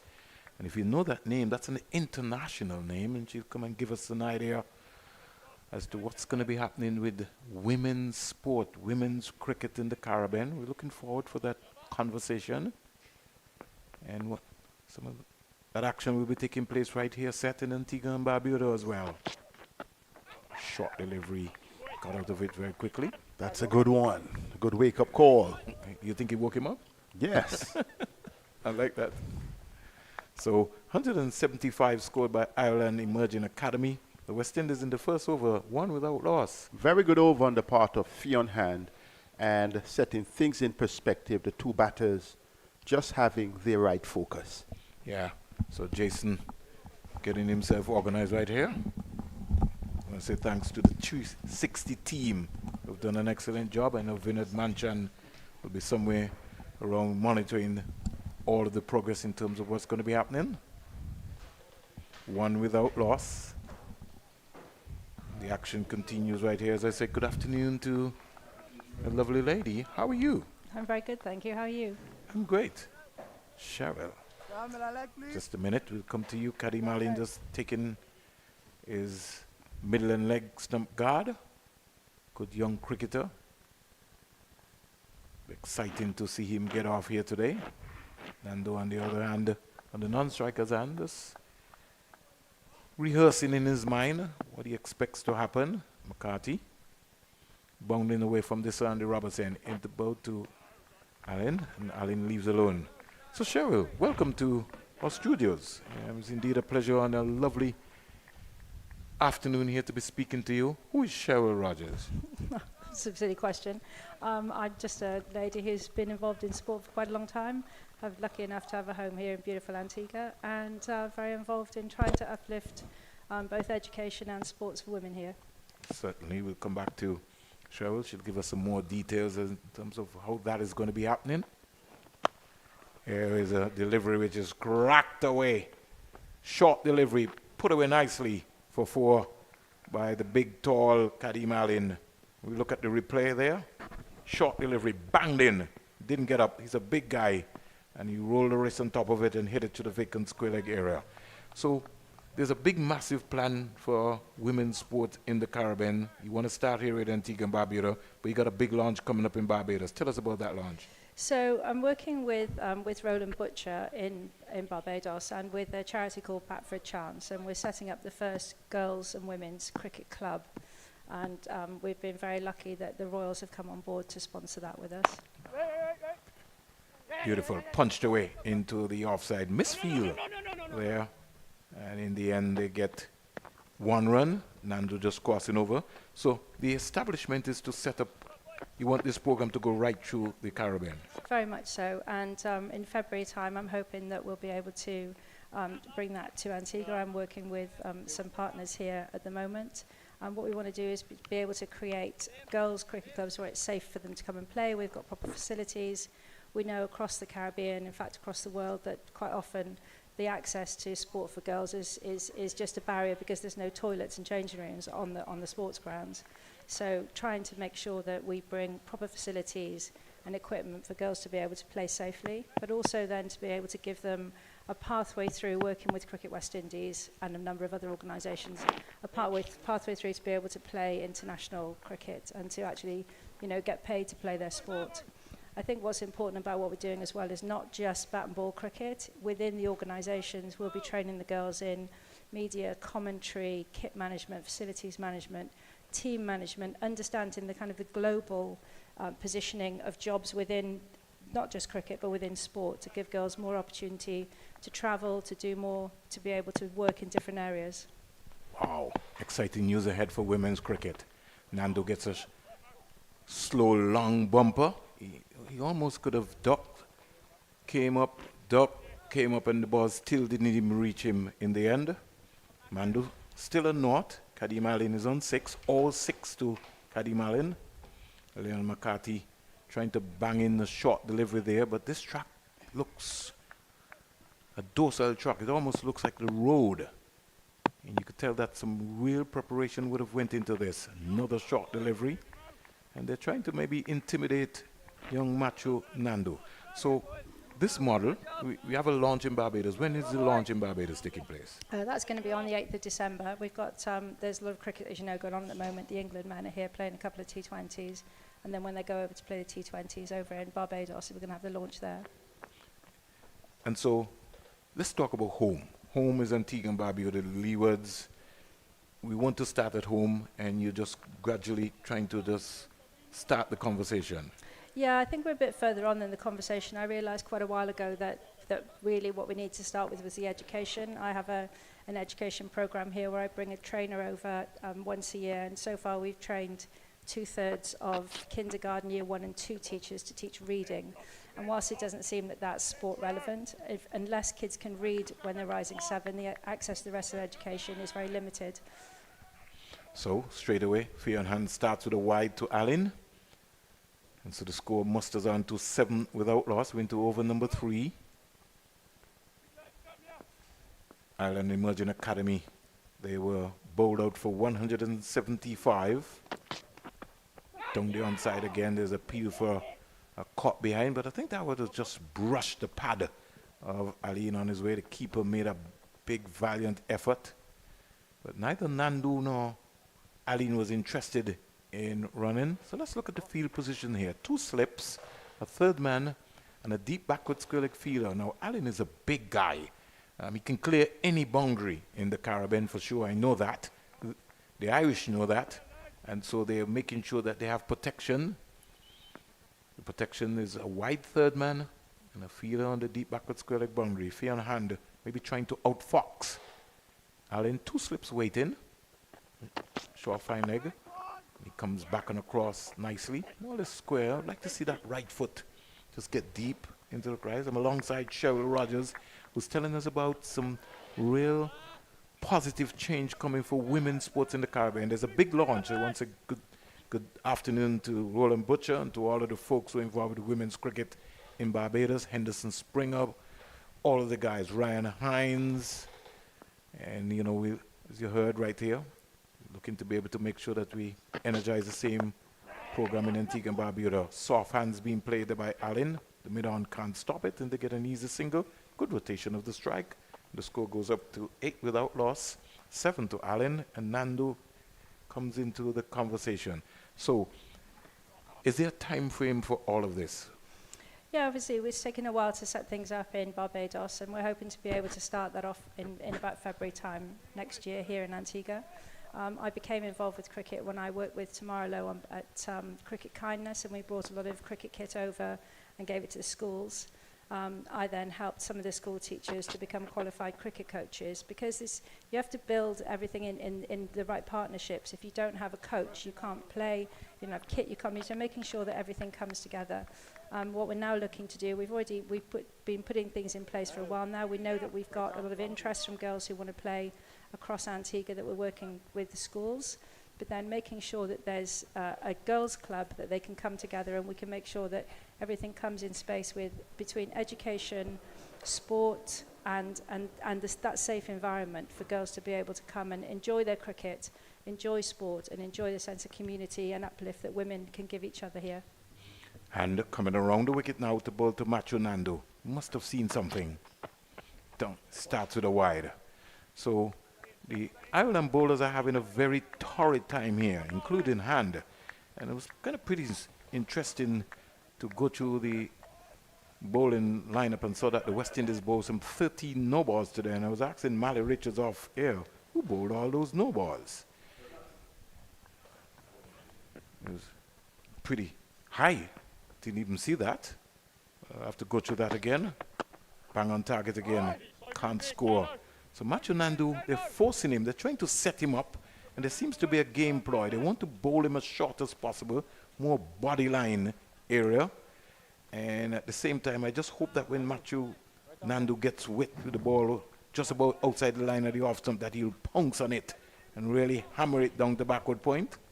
Tends to more or less go across and defend, really. I want to see him really not give away his hand, but really hammer it down the backward point. Anytime it's wide. Pitched up, half volley, stroke, took cover for 4. That's a lovely shot by Macho Nandu. Beautiful shot. That will give him some confidence. And half volleys have to be put away. Beautiful. Just needed to stay in the moment, stay in the shot, pose for the camera. But over-completed. And it's been a dream start so far for the West Indies Academy. 13 without loss. And Kadim Aline is on 7, Macho Nandu is on 4. As I have finished up this conversation with Cheryl Rogers. So, your timeline, what you want to see happening in the Caribbean. We're talking about Barbados, we're talking now about Antigua and Barbuda. Are you talking to anybody else around the Caribbean? Absolutely. We want to take this across the Caribbean. St. Lucia interested, St. Kitts, Trinidad, obviously, the places where the CPL have got their big teams. It's easy to kind of raise that awareness.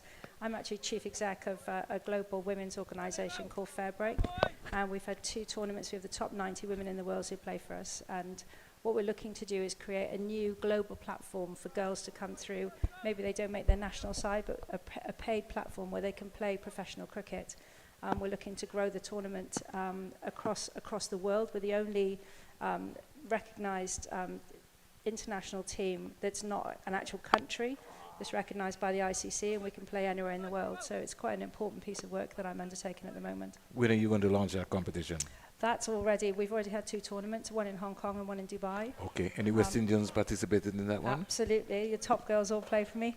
Oh, you're talking about the Haley Matthews Haley and the DeAndre Dartin? Absolutely, yeah, Oh, they're fair okay. breakers. Okay, so we have to get some more girls involved in that program. Very much so. We'd love to see more opportunity for more girls coming through to play professional cricket, to be able to have education and careers.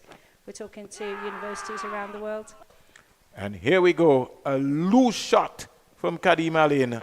No feet movement at all, just the hands and a faint edge. Aline goes back for 7. Look at it again, just how he got out caught in the first innings. There was no balance at all. Hands more or less never got across, never got out to the pitch of the ball. And Kadim Aline goes back for 7.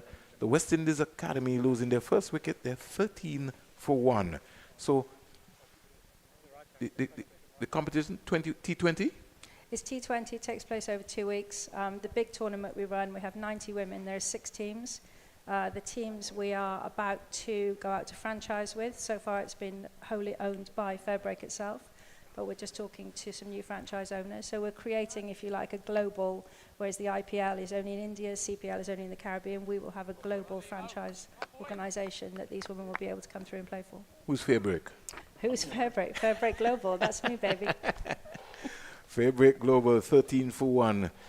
Listen, I want to really salute you in a very big way. I know this is passionate, and anyone who's listening right now and want to get involved, how can they be able to join you?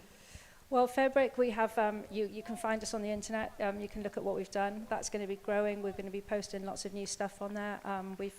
It's a tremendous organisation. And if you want to follow the Barbados cricket and what they're doing and what we do here, I'll be very happy to come back and talk to you again about how girls can get involved. We have a lot of days, and don't worry, a show set button. We'll have some questions for you in another due time. You run off and get some lunch, and we certainly will be in contact with you. Folks, look out. Women's cricket is getting a boost in the Caribbean. Looking for the name, right? Cheryl Rogers, Fairbreak. And she says she has some West Indian girls already. Want to get the Zara Clarkson, the Brittany Hectors, and some of the other girls involved in that program. God bless you, and you have a good day. Thank you very much for having me on. It's nice to speak to you. No problem. Bye-bye. 13 for 1. We're back here. And straight away, we see Teddy Bishop more or less just deciding that he wanted to have a hoik over to Square Leg area. We're just speaking to Cheryl Rogers there, who gave us an update in terms of what's going to be happening with women's cricket throughout the entire Caribbean, throughout the entire world. A very big boost is something Seth has been talking about, women's sport. I have it on my heart. 27 years ago, we introduced women's softball cricket in Antigua. There we go. History lesson coming here. Here is another loose shot again here by Teddy Bishop. And then the challenge for me, at that time I was president of the association. Yes. That it took 25 years later for it to move from there Into to the the hardball harder setup. stuff. And Yes, that is yeah. agonizing. And Now that I'm hearing this, You feel I energized. wish it were 20 years earlier. But it's all right. It is the right time. It is the right time. Nothing happens without the time. And it's just about fate. It's just about organization. I'm excited. No, trust I'm me. sold on it. And Seth, trust me, you'll be getting some more information. Here is pull shot into the mid-wicket area. Didn't really get a full hold of it in the end, but Teddy Bishop is off and running very quickly, so he gets 2 runs. Score goes up to 15 for 1 at the end of over number 4. A very low shot by Karim Allen. Certainly. That has always been the concern.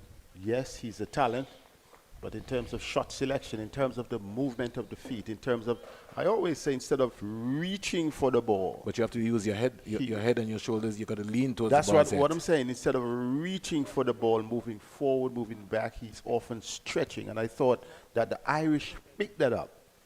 In the second game, he was caught flat-footed. In the third game, he scored flat-footed, all arms. And they showed that in their approach to the game early. It is 15 for 1. Don't count them out. And the thing about it, that's a basic drill for him, Seth. Your hair, you got to put your head close to your shoulder and you got to lead. You got to be able to look at the ball. You got to look at the bowler.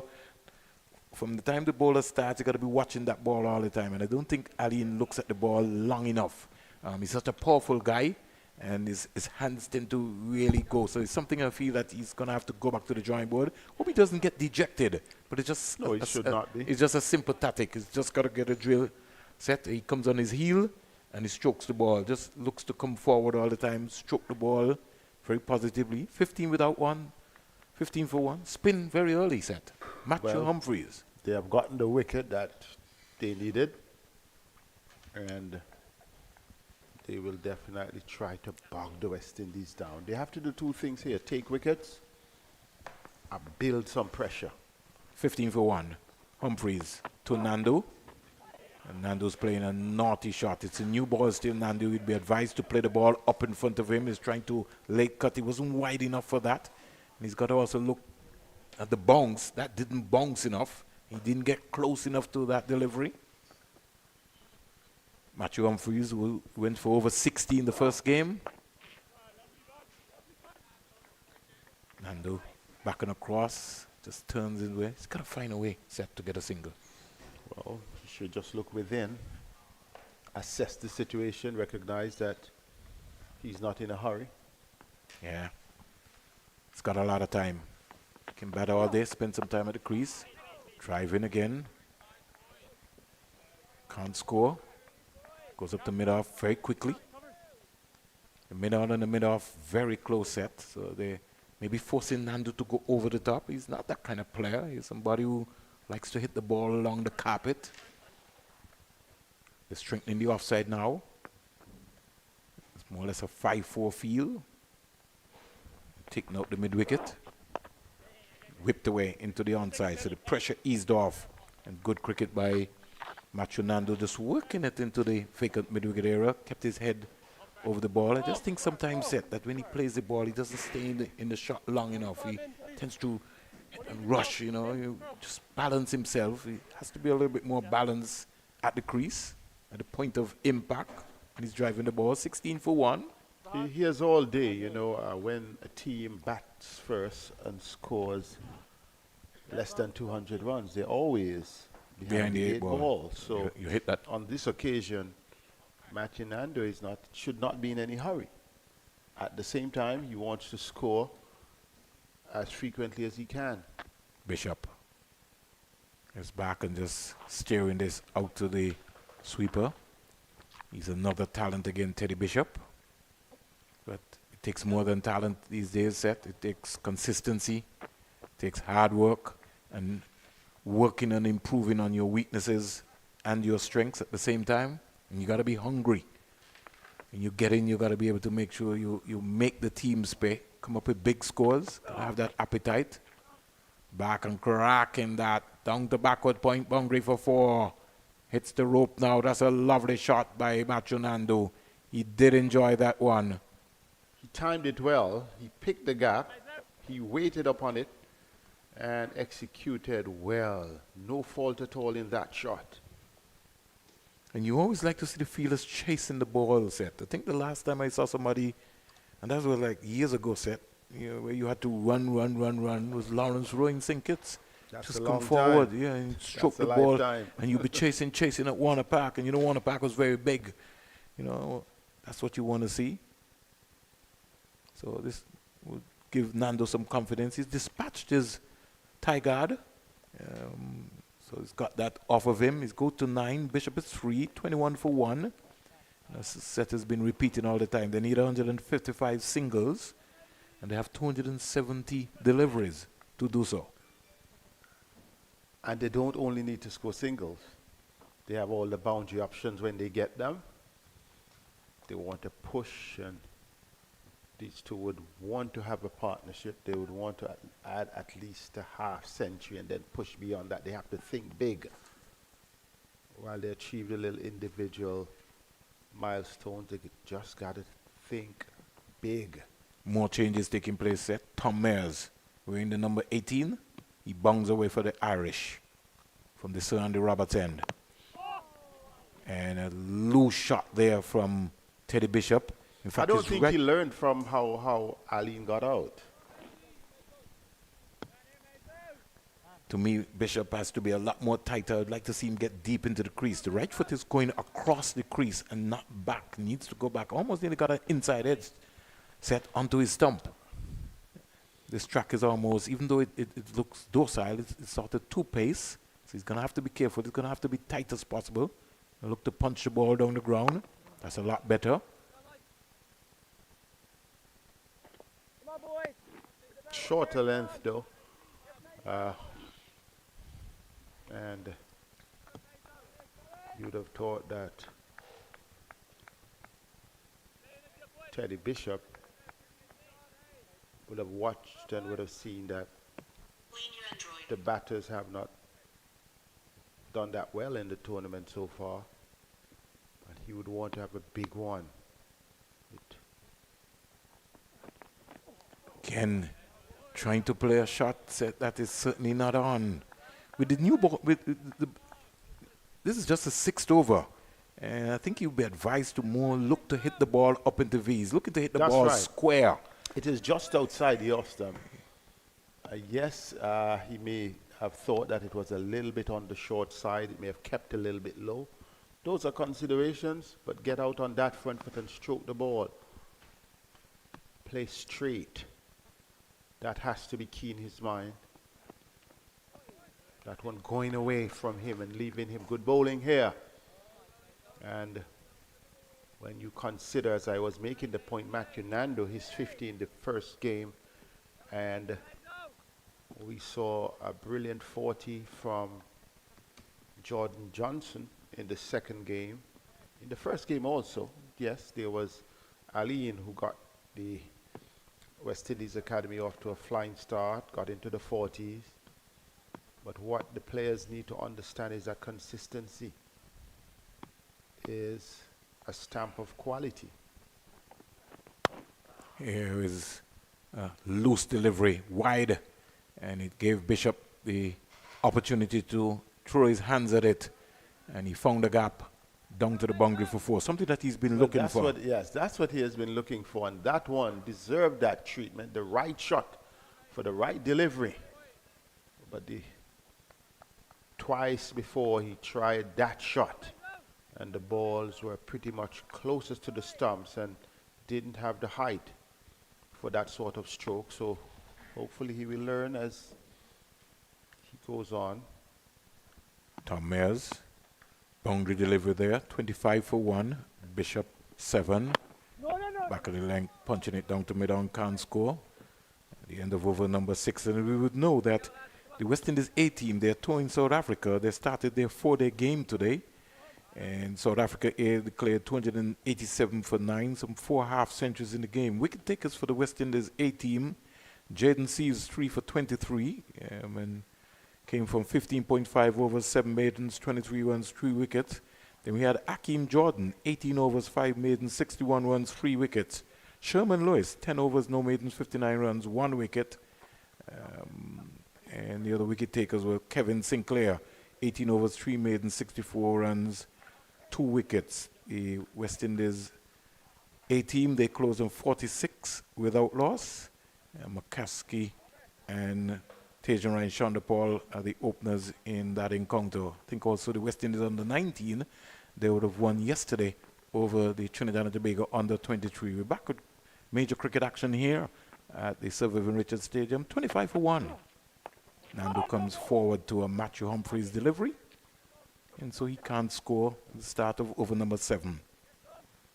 Nandu 9, Bishop 7. Seems like a long time ago set in terms of the West Indies Academy opting to field first.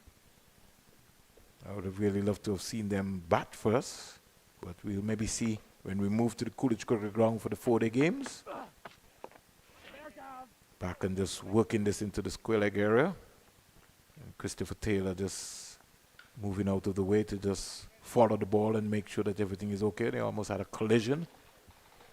But he's a skilled guy. I think he's also a football referee. And talking about football set, Montserrat defeated Barbados 4-2 last night in Montserrat. Wow. And Trinidad and Tobago defeated the United States of America 2-1, but they weren't able to go through until the next round because they lost an aggregate. Still a good moral victory. Indeed. For the Soca Warriors. Indeed. Huge moral victory. I understand Jock Warner was there, so he witnessed that one. It must have been a pandemonium party in Trinidad and Tobago.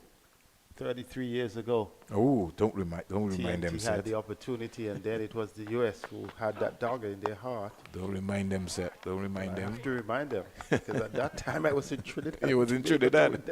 Okay, Seth. Looking forward to the celebration. Yes, man. That never took place. Man. Wow. Friday before, you went to Port of Spain, and if you didn't have on a red shirt, they would dismiss you. Wow. People would drill you. Where are you going? They didn't even consider where you're from. So being a youngster and having witnessed that, wow. So good afternoon to Basil Morgan in Montserrat. Basil Chambers, man, it was a overjoy. Montserrat moving up into the rankings now, I think, with that victory over Barbados. Barbados having a torrid time in football. They got a thrashing. Well, they were never a powerhouse in football. It's That not is true. cricket. It's a bigger ball. It's a bigger ball. Yeah. I think they're powerhouse in road tennis too. Anyhow, here is Bishop arm ball there. It's got to be very, very careful. It's got to be tight as possible. Over number 7 is completed. The West Indies Men's Academy, they are 26 for 1. Ireland bowled over 175 in 43.4 overs. Seemed like a long time ago that would have took place. And what a spectacle here. They need 150 and 258 balls. And the action continuing right here. So, 26 for 1. All taking place here. A lot of football action taking place around the Caribbean and the CONCACAF region.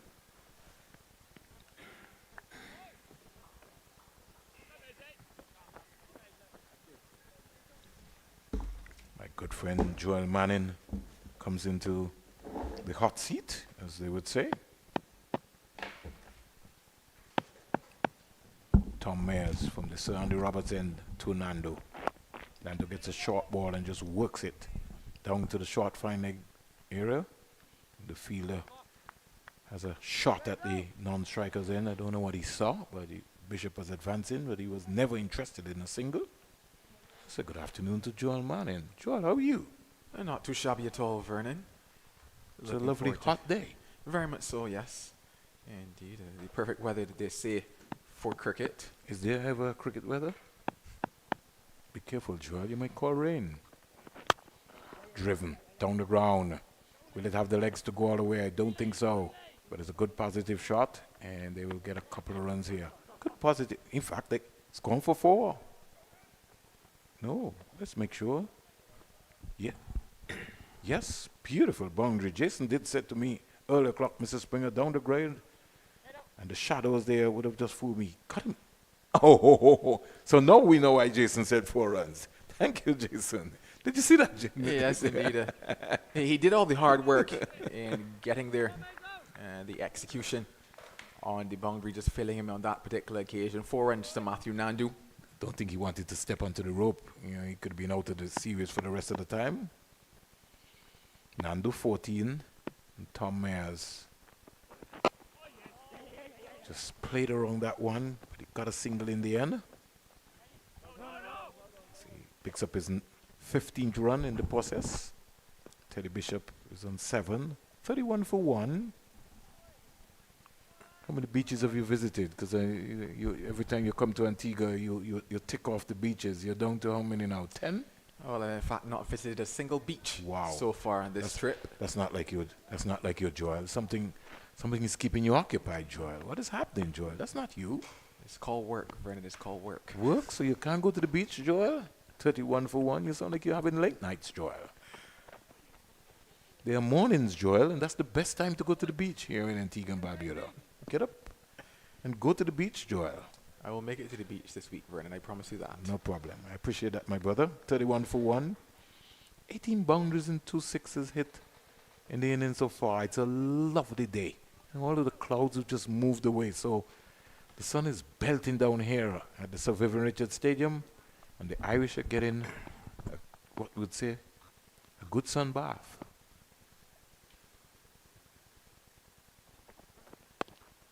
Bishop comes quietly forward and just steers this down to backward point. He has a good platform here, Joel, to get himself a decent score. Yeah, certainly he did well in that second one-day match where he got to 32. Brilliant partnership in the end between him and Jordan Johnson. He looked a little shaky at the start of things, but he grew in confidence in that innings. Helped a lot by the type of innings that Jordan Johnson played as well.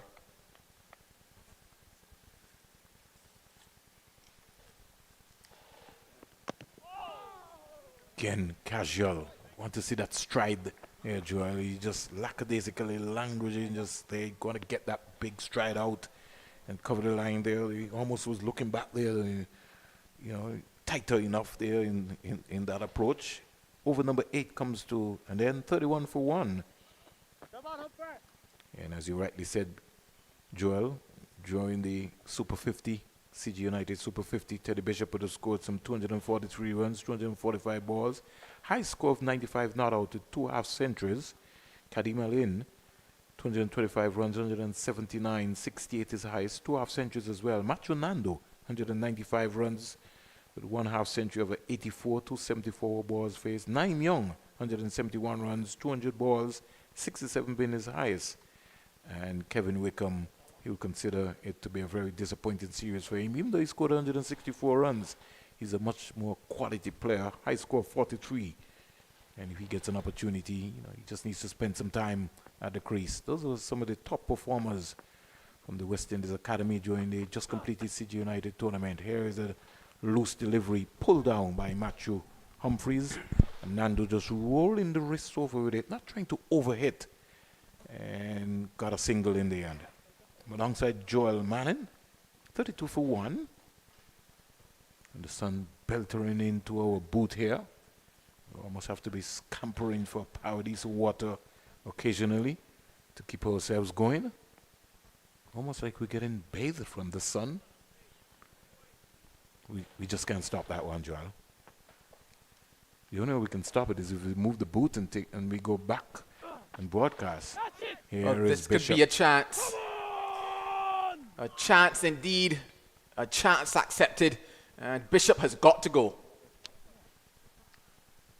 A very soft dismissal. Short delivery.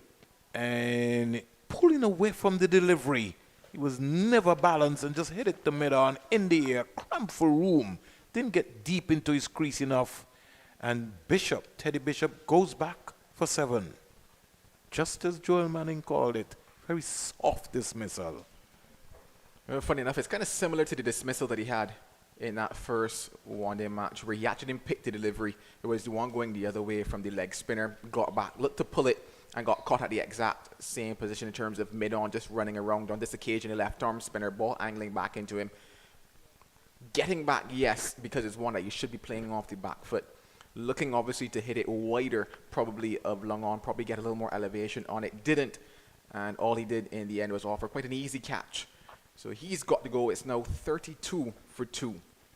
And talking about that dismissal, Joel, he was almost going leg side of the ball because you still have to be careful. Even though you get deep, you have to have a proper elevation so that you can be able to execute the shot. And he was never in control of that because it just sort of cramped him for room simply because he was trying to go leg side of the ball. So Bishop goes back for 7. Out comes Jordan Johnson, and he has a conversation with his mate, Matthew Nandu. What an exciting prospect, this young man. When I grow up, I want to be like him, Jordan Johnson. No, certainly a very exciting prospect, obviously coming off the back of some runs in Sri Lanka as well. But having a chance to watch him in that second one-day match, and I'll get back to it after this. See what his approach will be. He's just seen loss of Bishop. He's back, comfortable, and just punching that up to cover. He's certainly a young batter that looks as if he has the signs of future talent to be. And it's not just about the stroke play, but it's about the confidence with which he came to the crease in that second one day as well. That really captured my attention. He's out caught. He was in no man's land. Sort of pushed at the delivery, caught at first slip, and Jordan Johnson, cricket being a crude game, man of the match in the second game, goes back for naught. And all of a sudden, just as Seth had told me earlier, be careful, Mr. Springer. This is a good score. Caught on the crease. And he was neither forward nor back. Outside edge and a good, sharp, low catch at first slip. The West Indies Academy have lost their 3rd wicket. Johnson goes for naught. The hero of the second game. Yeah, just as soon as I was beginning to talk him up there in terms of that performance, in terms of the confidence, gets caught in between almost, and he never really got a chance to get his feet moving. Second delivery, fantastic. From Matt Humphreys, a left-arm spinner that I was told that at Cricket Island have their eyes on. Their 2 spinners here on this tour, him being one of them, and they were looking to test him, looking to see what they could produce. So far, he's produced 2 fantastic wickets in this over. 32 for 3.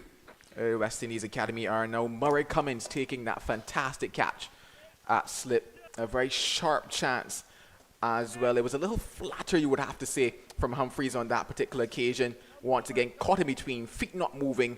Cummins doing the trick at first slip. And emerging Ireland, well, a smile is emerging for them. Humphreys, 21 years, made his test debut against Sri Lanka in 2023. So he's got a test match under his belt already. And showing signs here. Ireland feel like they can compete. Kevin Wickham comes out. Is this his day? Could this be his day? He waits. Easy. Again, trying to go leg side of the ball. I want to see him get a little bit more tighter, get deep into the crease and punch the ball down the ground. That went up to mid-on. This is going to be an exciting game here. 32 for 3. The West Indies Emerging Academy, they bat deep. You got Sinclair, Nandu Young. But they need to put a partnership together. Nandu is not bothered. He's just looking on from the other end. Much positive approach there from Kevin Wickham. Over comes to an end. 1 run coming off of it. 2 wickets, 2 for 8. Kadeem Allen, 7. Bishop, 7. Jordan Johnson, naught. Don't want to say a telephone number yet, but it almost looks like that. In the process, 32 for 3. 9 overs bowled. A brilliant over for emerging Ireland. And once again, credit to Matt Humphreys.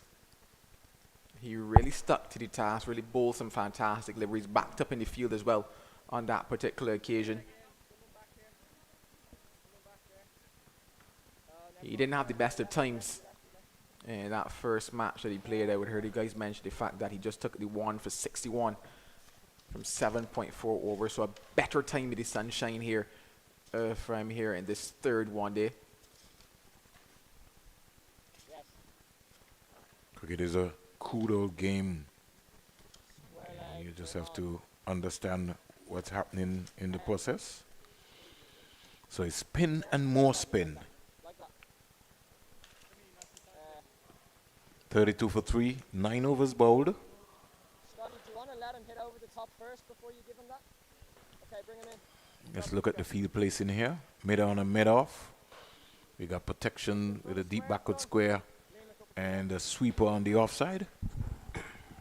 So they're playing mind games here, Joel, with the West Indies batters. Nandu on strike. Macbeth, Scott.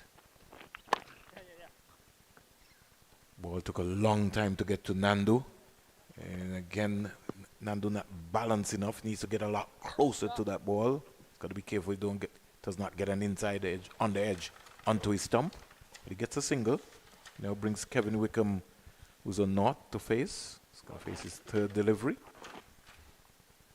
It was very interesting to listen to the skipper, Stephen Doheny, in talking to Scott Macbeth before he bowled that first delivery. He had the long off to Matthew Nandu, and he was asking Scott whether or not he wants to allow Nandu to hit him over the top first before pushing that man back out towards long off. He brought him to mid-off after that conversation.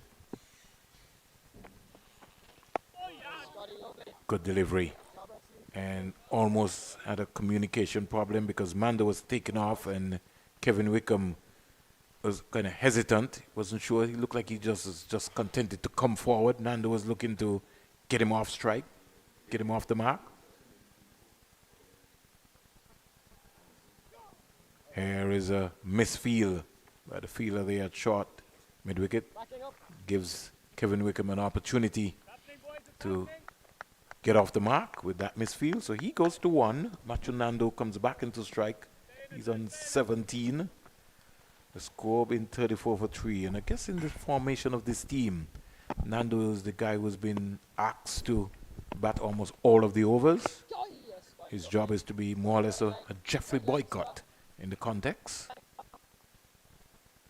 So Jeffrey, 34 for 3. Around the wicket comes the off spinner, clipped away. Very good, beautiful run in there from Macho Nando. Just stroked it down to mid-on, and on the movement, just moved very quickly. Score goes up to 35 for 3. Nando 18, Wickham 1. Wherever you're listening to us on the West Indies YouTube channel, we thank you very much for joining our panel. Mala Richards, Terry Laraja, Seth Burton, Joel Manning.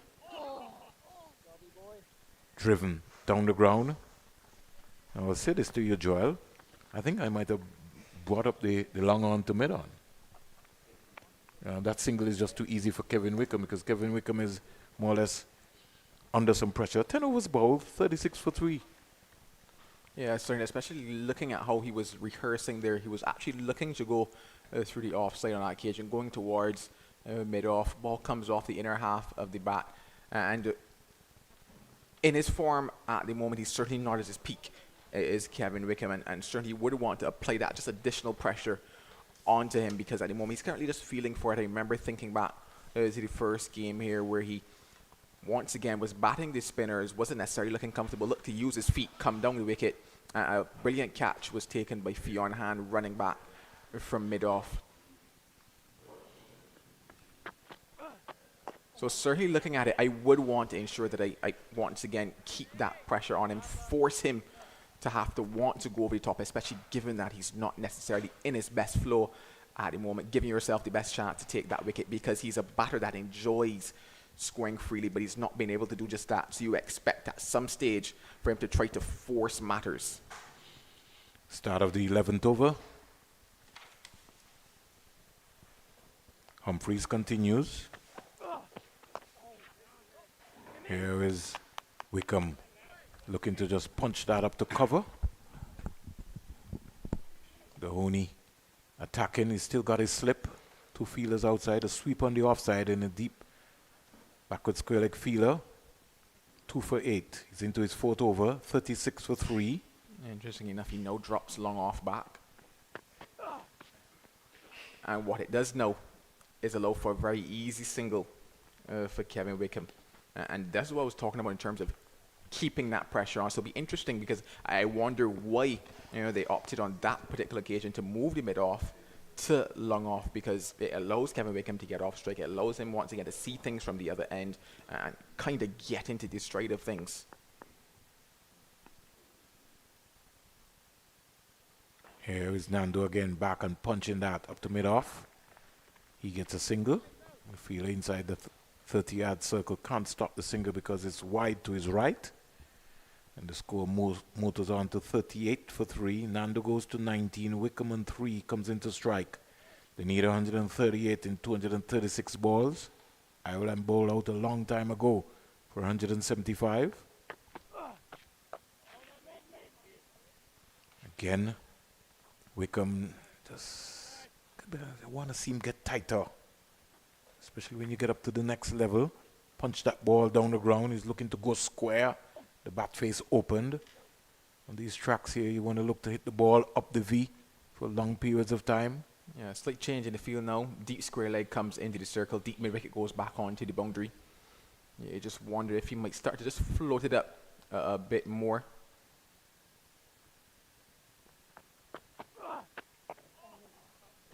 Comes quietly forward to the end of over number 11.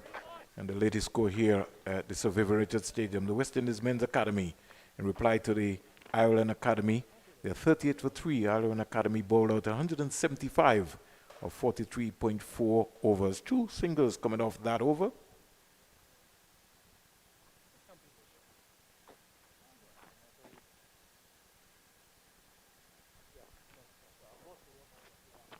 Macbeth, 19 years old. So, pretty young squad when you look at it. Joel, Foster 23, Mayers 22, Humphreys 21, Hart 25, Hoyt 22, Hector 20, Wasley 20, Carmichael 21.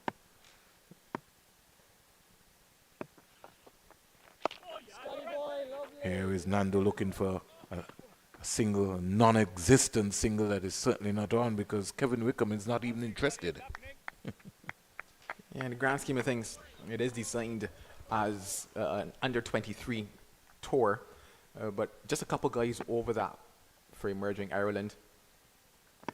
The captain and Cummins, driven up to the mid-off fielder, gets an easy single. Every time he punches it wide of mid-off, it's always going to be a single. Score goes to 39 for 3, so really no hurry. Should be just thinking about occupation of the crease, spending some time out into the middle. 39 for 3. Here is an elegant drive there from Kevin Wickham. Just needed to stay over that still little low and just push that to the left of the mid-off. So, again, just as Joel Manning said, he's going to bring up the... So, fielder goes, the deep backward square leg goes in, so the square leg goes to deep backward square, and the young man comes into the short fine leg area. Wickham is not interested to even look back. He's just looking at the bowler. Flatter, faster, worked out to the deep backward square leg fielder. And he gets a comfortable single in the end. He goes to 4, brings Nandu back into strike. It's 20, and the score goes to 40 for 3. Almost like a walk in the park here for both these players. Here is Nandu trying to sweep, lost his shape, and the ball came off of his pad in the process. At the end of this delivery, Mally Richards will join you, Joel.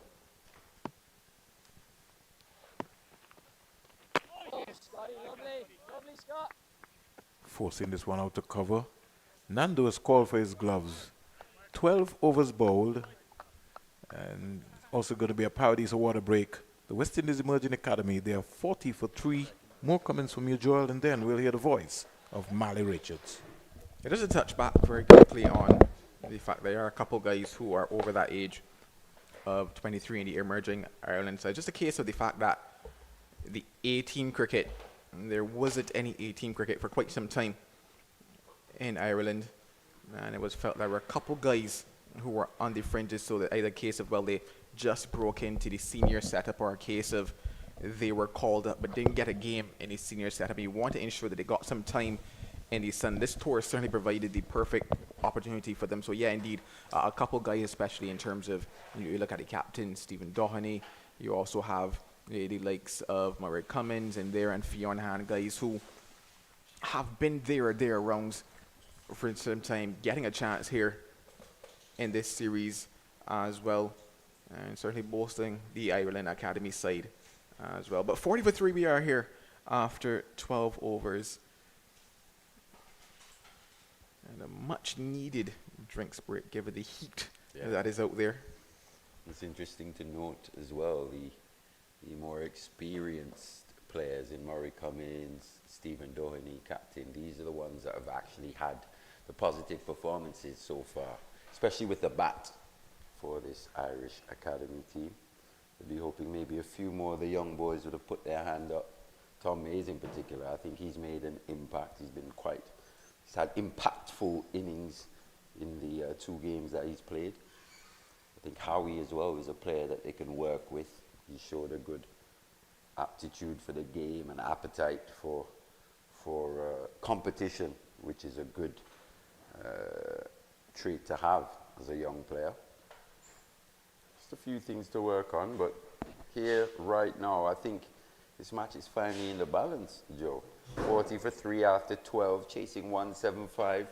3 of the more positive batters in this lineup back in the pavilion. It's going to take a bit of batting, and we did mention Kevin Wickham and his almost failures to go on in the regional Super 50. What a perfect opportunity here for him at the Sir Vivian Richards Stadium to really put his batsmanship on show. 136 in 228 shouldn't really be too much scoreboard pressure. It's just about how he goes about his innings and to build that innings in which they could get that score of 176. Yeah, definitely no scoreboard pressure at all. Once again, we go back to that mental aspect of the game and the type of thoughts that you put in to your head based on the situation that you find yourself in.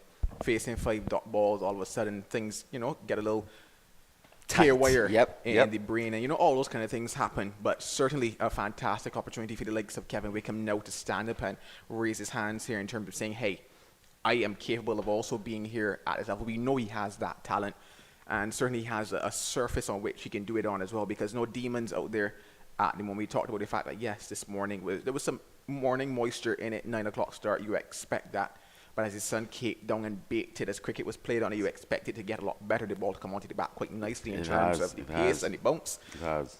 So he has everything out there in his favour at the moment.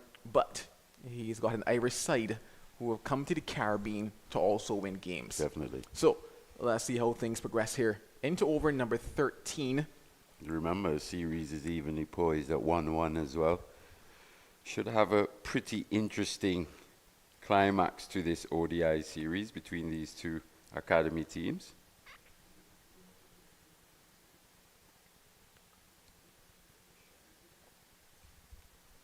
It's going to be Gavin Howie into the attack though,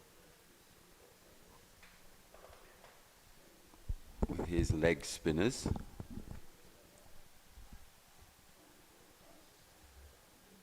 Starts with a long hop though.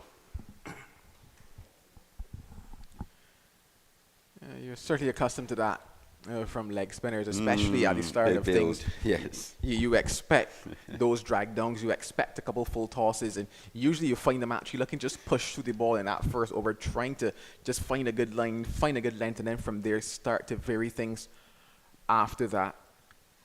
Those are the deliveries you probably think a Kevin Wickham would be really looking to be ultra attacking too. He's faced 13 deliveries already.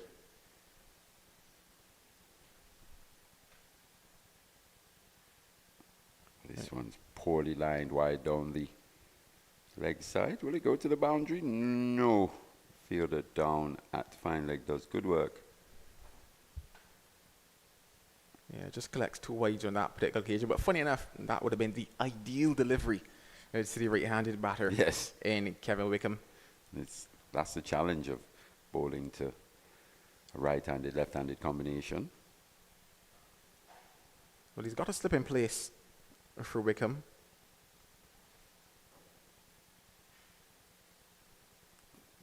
Unfortunately, drags it down again. Just a little hint to turn there from Howie. This end in particular, the Sir Curtly Ambrose end, has proven to be quite fruitful for the spinners, both ends to be honest, but this one is the end where we've really seen the ball turn prodigiously. Good use of the boot on that occasion. Nandu, thinking he could have scampered one. But he's done fairly well so far across this series, as Gavin Howe. We picked up 3 in that first game on this very surface that we're playing on now. 3 for 43, I think it was. And it was his innings alongside that partnership, alongside Cummins, that really got the Irish innings started. Only managed to put on 40 odd, I think, but that's the 8th wicket, 9th wicket partnership was where the bulk of the run scoring was done.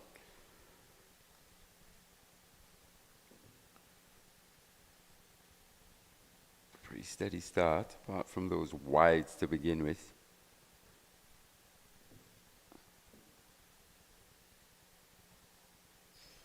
And also at the start of an over, you mentioned at times the leg spinners will be prone to pulling down or over pitching. The batter has to be looking to put him under pressure at the start of a spell in particular. Don't allow them to settle.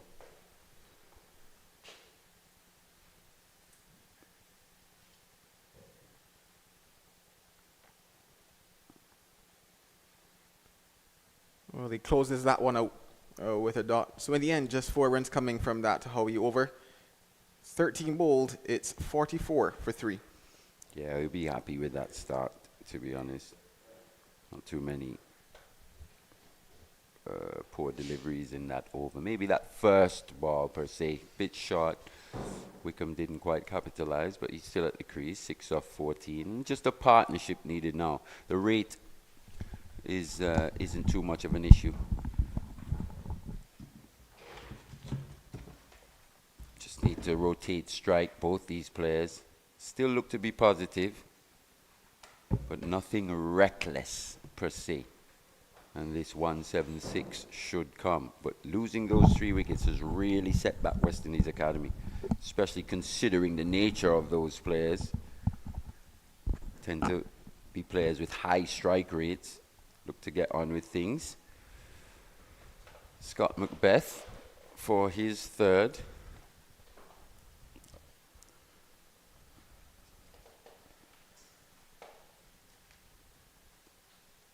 Didn't get many today with the bat, but he'll be looking to make an impact with ball. No real turn on show just yet. He's bowling in between wicket and wicket to Wickham. Wickham seems to be just biding his time as well. He does indeed, Marley.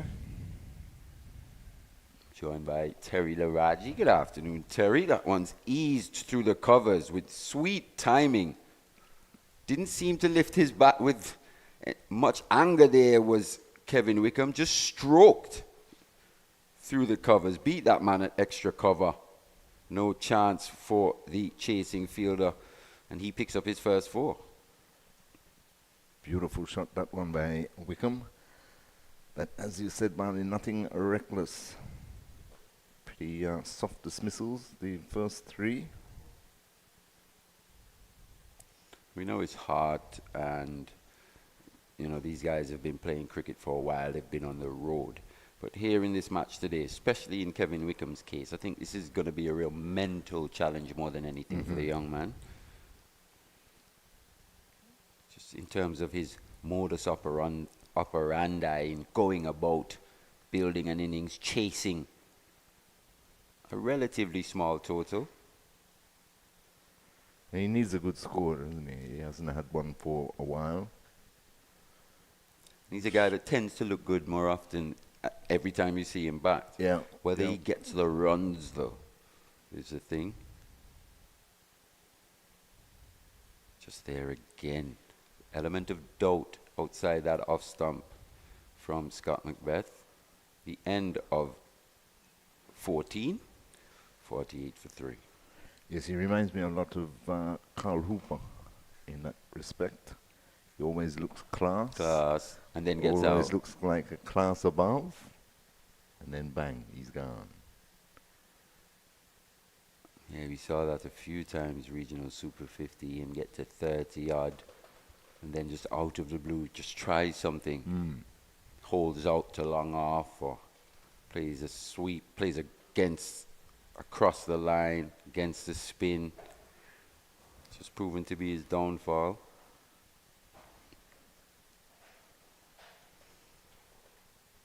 This one stroked nicely though by Nandu.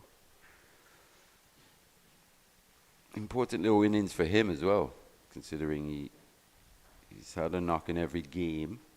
I think got to half century one of the matches as well, but in terms of his rate at the top of the innings is something I think he can definitely work on as he develops.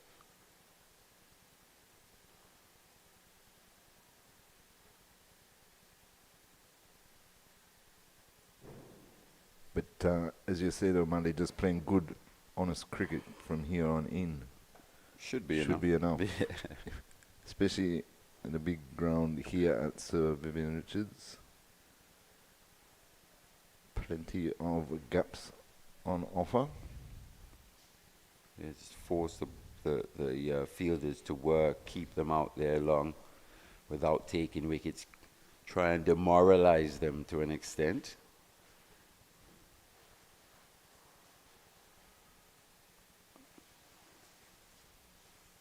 Not too many full tosses.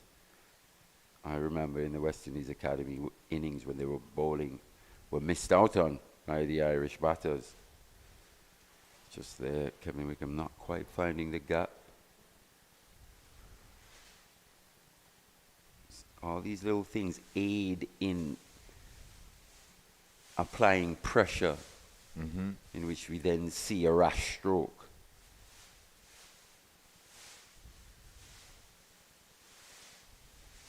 Times the pressure is applied by the batter himself. Yeah, more mentally than anything else. Yeah.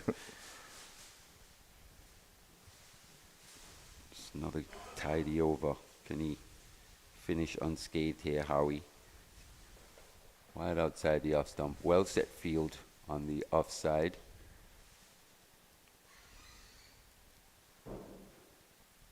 Just 2 runs from the second Howie over. Good stuff so far from the young man. 15 gone, 50 for 3. Yeah, it raises the West Indies Academy 50. So it's at 125, 126 needed. Plenty of time, 210 deliveries, legitimate deliveries remaining. So they've got all the time in the world. 7 wickets in hand.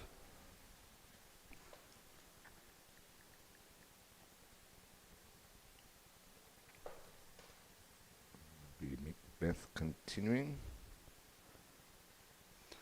Fair to say, a fair bit of batting still left to come. Got the skipper Nandu and Young, Joshua Bishop, Carlin Bowen Tuckett, even Junior Sinclair, who's developing the batting aspect of his game. Strikes a long ball, the young man. But you'd feel just one decent partnership should be enough. Should be. Yeah. But the Irish have been quite professional throughout, though, especially in the field. And a lot of the time, that professionalism keeps them in games. Even when you probably think they may be a little less talented than the opposition, they dive around, put their bodies on the line. Think back to that Fionn hand catch in match 1. It's actually Kevin Wickham that was dismissed at the time, and that really changed the game. So not out of the woods yet, the West Indies, that's for sure. 52 for 3.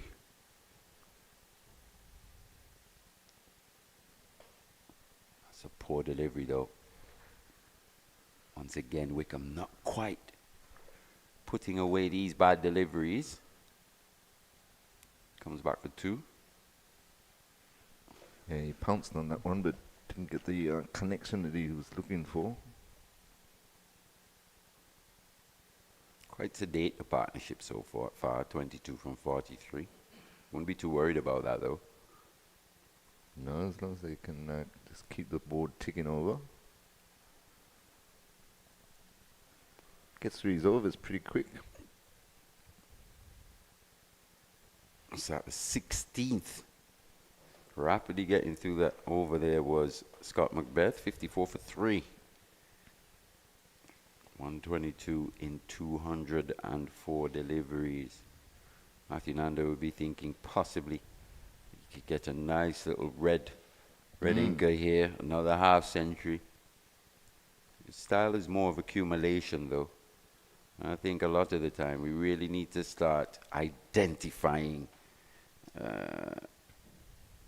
these guys little better, analyzing them a little better in terms of the formats in which they're playing.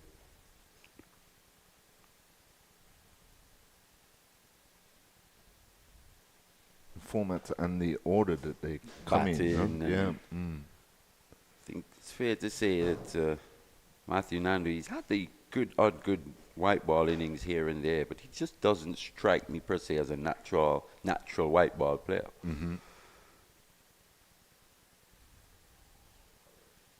Seems hard work a lot of the time to score. He does manage to release pressure on himself at times, but it's such a high risk mode in which to go about playing white ball cricket.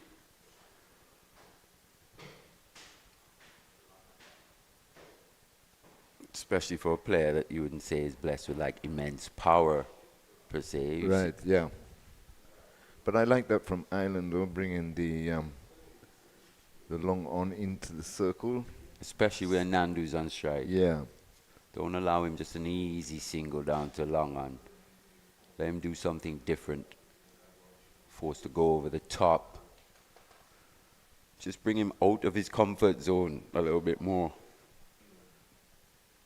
Because as you were saying, Mali can get bogged down with 4 dot balls already so far. Yeah. And that's something we've seen from him throughout. Just at times, just there's a cluster of deliveries in which he just doesn't score.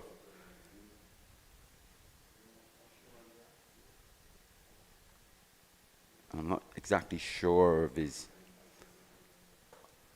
his plans, especially against spin here. How is he going to score consistently at a good rate? That's a good start, but doesn't find the gap. Good contact. Once again, well set field by the Irish. Another over goes down. 17 now. 55 for 3. Yeah, they've got a good in and out field. Without, I mean, they can't afford to be too aggressive with only 175 on the board. But not too many boundaries. Exactly. But too many boundary balls being bowled. And by getting through these overs as quickly as they are, they help their cause.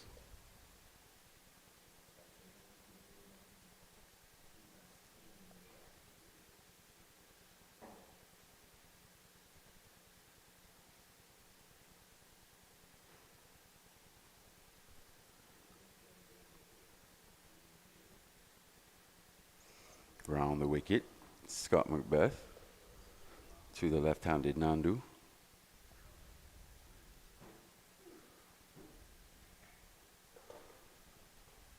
Gets off strike this time once again. He's on to 24 off 42.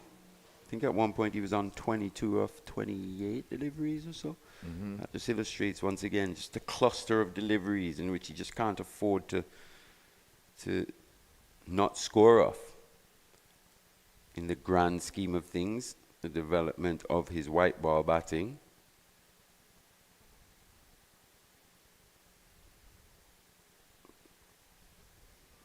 But in the context of this match, it's perfectly fine.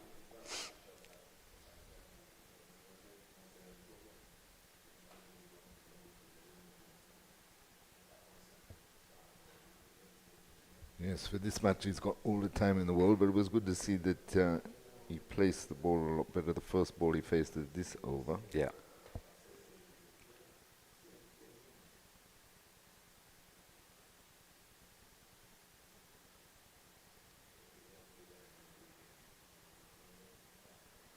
always feel for Wickham that he's about to launch. Because we've probably been watching him for a little while now. You Yes. tend to know his tendencies, and he's a guy just that likes to be in the action and also likes to make things happen. And that, for a second there, I thought Almost that to be Ned. yes. Well, for a second, I thought that he possibly missed that one. Just survived leading edge, didn't go to hand.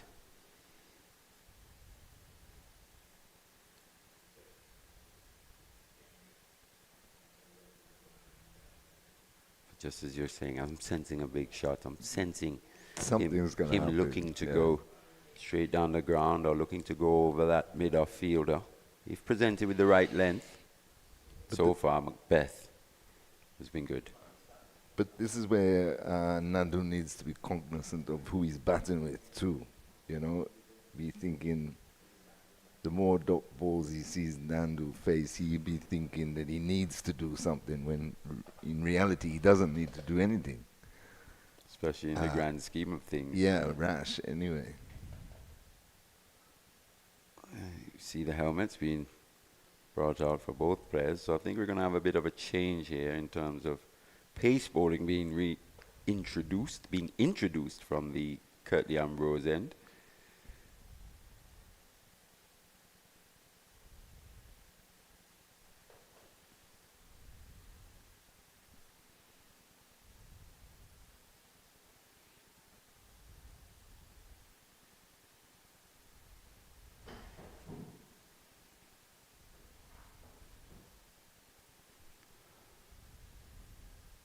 It's going to be Liam McCarthy.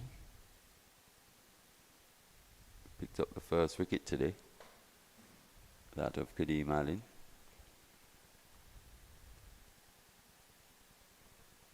Just bowled 2 overs up front.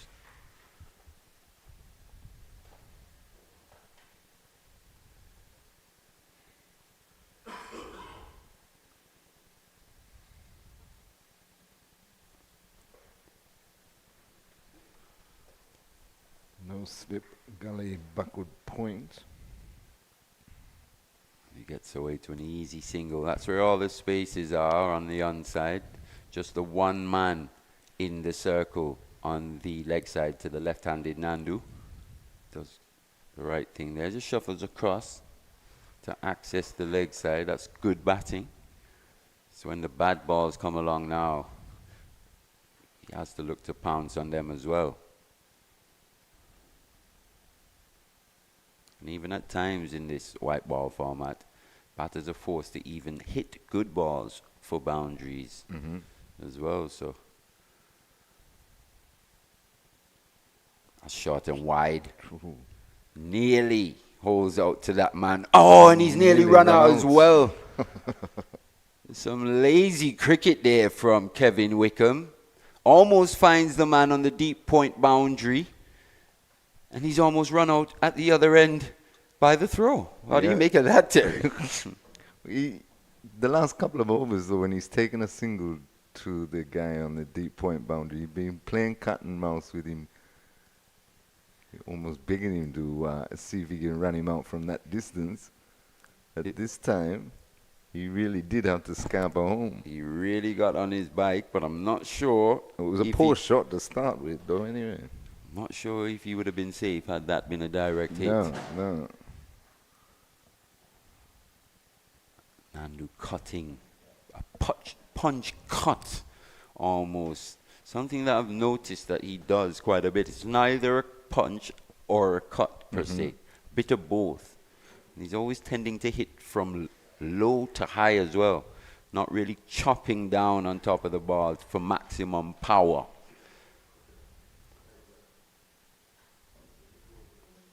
Another aspect of his game I think he can work on as a lefty. When presented with width, it just swivels on this one though. More on a body line. Finds the man at fine leg. Moves on to 26 now.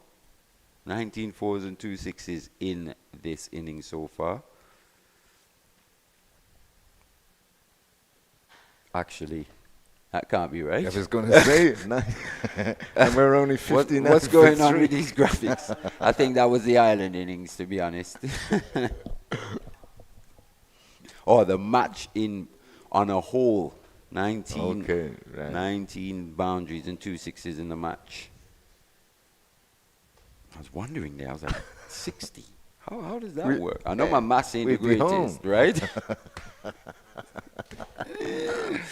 My maths ain't the greatest, but wow. Sorry, people. 116 from 187.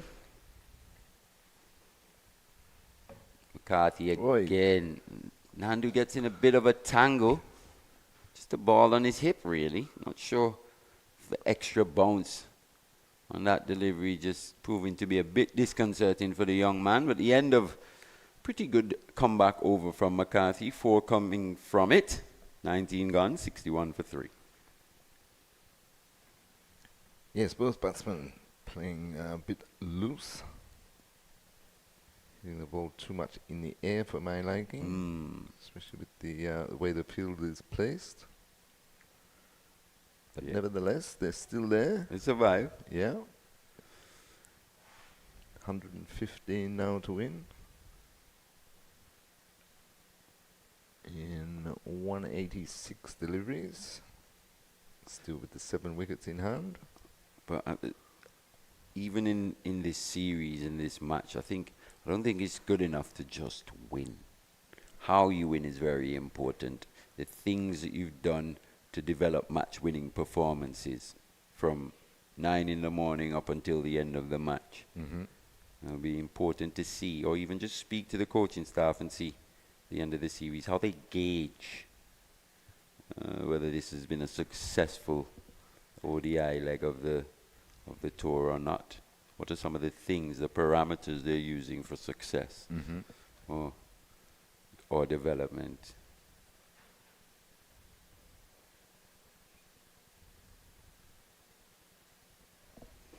This one's cut away. Fair to say, Macbeth hasn't been the biggest turner of the ball. He's just been pretty steady, really. Just on that off stump or about. Doesn't seem overly threatening at this stage.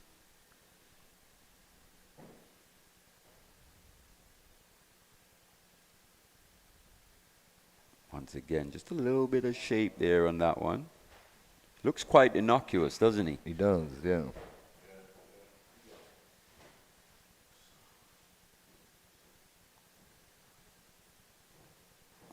That's late down. Well played. Using the pace on that one. I like that position though, where I've seen the man come in at that straight mid-wicket almost. Catching position, quite straight there, but just there for those aerial shots. Anything just in that area. He's looking to pouch, number 11. And he's through the gate, just as you said, Terry Laraji. You sense something was going to happen. Quite an innocuous type looking bowler is Scott Macbeth. But he's very disciplined. That one just on that off stump, just outside, turning back. Does him through the gate. Head up in the air. Over the place. And Kevin Wickham, 18 from 40 deliveries. He's got to go. West Indies Academy, 64 for 4. Yeah, very disappointed again by Kevin Wickham. He always looks the parts, but then does something stupid. So 4th wicket going down. Ireland emerging right in this match. They may have only posted 175, but it's proven to be a challenge here for the West Indies Academy. They haven't gone about this in the right frame of mind, really. Pretty soft dismissals. And that was another one as I welcome back Vernon Springer. Good afternoon to you, Terry. Another nothing shot, Vernon. Attitude of the West Indian Academy batters is just something to be unbecoming. I was talking to Seth behind there. I was saying that with the mid-on in and the folks in the 30-yard circle, I thought a lot of balls that Wickham got to the pitch of and defending could have maybe looked to, more or less just ease the pressure for the gap, yeah. and find the gap, But they got a mammoth task ahead of them now. Not that they're not capable, but it now brings the captain, Nandu and Young, who will have to bring out all of his resources and at the same time sort of ease the pressure off of the team. And this, Mali keeps talking about the discipline of the Irish, and they have indeed been disciplined. Got to be very, very, very careful. Here is Young also coming in and trying to get leg side of the ball again to try and force the ball through the offside. Over comes to an N in the process. 20 overs been bowled, 64 for 4. Can you say the West Indies are in trouble? They need 112 and 180 balls, but it's the context of the game now and what their approach will be. Yeah, it's the context of the game and the fact that they've put added pressure on themselves by losing those 4 wickets and losing them, you'd have to say, unnecessarily. It's definitely made it more difficult. They're just working the ball around. They're looking to play one shot too many. It's all well, Terry, batting, but there has to be rotation of the strike. Rotation of the strike got to be important, and you got to be able to put away those bad balls as well too. Otherwise, you can find yourself just soaking up pressure, and so have to find the gap, hit the ball into the gaps. Something I feel that they have to manipulate and understand. You got to understand the art of batting. Captain Doheny has got his angles certainly worked out well. Here was Nandu just driving up the mid-on, suicide single. Young was dashing away like a 100-meter sprinter. He got there in the end. Yeah, cheeky single, that one. But especially, as I was saying to Marley before, Vernon, that on a ground like this is so big, so many gaps, you should be able to work the ball, especially the spinners. You got to make up your mind too much. You got to make up your mind that you're going to run twos. Well, you got to make up your mind to do it first in the first place. You got to make up in your mind. So it's good what you're talking about, Terry, but because the field is so big, then you know that you have, it takes a lot of running today. So you got to turn ones into twos and twos into threes. And so far, Ireland have been able to, just put the pressure back on the West Indies Academy team because they're not getting the boundaries and they're certainly not getting the twos.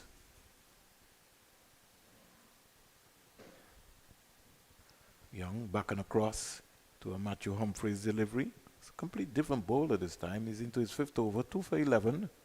And he's been allowed to bowl like that. They have really not taken him off of his length at all. No. Played him from its crease, more or less. Still attacking Doheny. He's got the slip, keeping the pressure on the West Indies. Here is Nandu and Young driving down the ground, getting an easy single.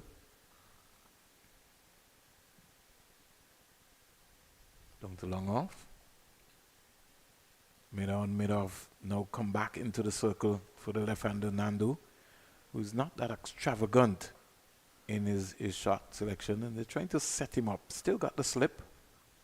Mid on, mid off, short mid wicket cover, square leg, deep backward square, fine leg. Somebody could be in trouble. Young is going somewhere. There's appeal for a run out, hit the stump, ricocheted, and they come back quite easily. Young was caught napping out of his crease there, direct hit, but all ends good. Umpire was in the best position. He said not out. The score in the meantime goes up to 68 for 4. It's been a long time. The West Indies have not hit boundary. It has. They've been struggling lately, especially Nandu getting the ball away. It's imperative that he stays there now with his captain. They don't want to lose another one now, but Yeah, but it's not a matter of staying there. He's got to be able. His captain is going to be an aggressive player, so he just got to look to hit the ball into the gap, get the single, exactly. and get his captain on strike. It's always important when you're batting, Terry, that you try to get to the non-strikers end. That's got to be your objective. Yeah, You could be especially able when to you're see the struggling. game. He's faced some 52 deliveries now for his 31. And you look at the scoreboard there, Allen 7, Bishop 7, George Johnson, North, Wickham 18. It's just really unbelievable. Bowled through the gate. And Alin's shot was a rather nothing shot outside off. It was just his hands. Yeah, no He's a feet. He's a big guy. You know, get your left foot out to the pitch of the ball. You're a big, tall guy. Get out there. It's not like it's express pace. It's just almost like chinkle medium. You know, get your foot out to the ball. Here's That's Nandu Young beautiful driving. shot. Pass mid-off, down to the boundary for 4. That's what I was talking to set about. You know, the mid-off, that close. Got to be able to, and he's inside the 30-yard circle. Got to put some pressure back. Doheny now has to think now that if Nandu Young hits another boundary there, that he has to put him back to long on, long off. Yeah, and work the angle. He's wide enough there at mid-off that plenty of room to drive it between him and the bowler, which is exactly what Young was able to do. Defending again is Captain Nandu Young. They need 104 and 172 balls.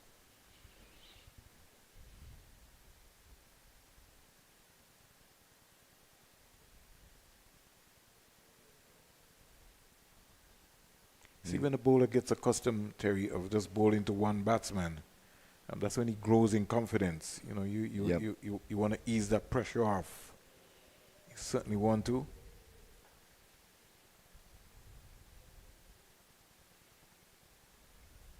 Here is Young just working this into the leg side area. The deep backward square leg fielder comes in, and they motor on for 1 run.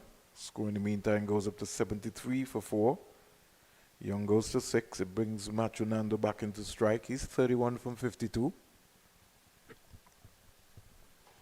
Don't want to leave it too close. Want to give yourself enough room clinically and execute this game. So listen, we don't want to lose more than 6 wickets achieving this target. Here's Nandu back and slapping that out to the sweeper.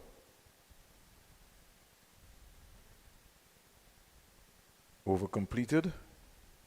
Some seven runs coming out of that over. Score 74 for 4. Top score so far has been Macho Nandu, 32. Kevin Wickham, 18.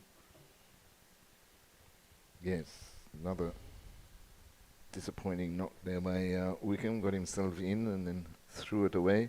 But you're quite right, Vernon, that bowlers like to bowl to the same batsman. I think that's why McCarthy came back and only got the 1 over, although it was a tidy over that he bowled into the left-right combination. They were able to get single off just about every delivery. And therefore, had to keep changing his line, coming round the wicket to the left-handed Nandu, bowling over the wicket to the right-handed Wickham on that occasion.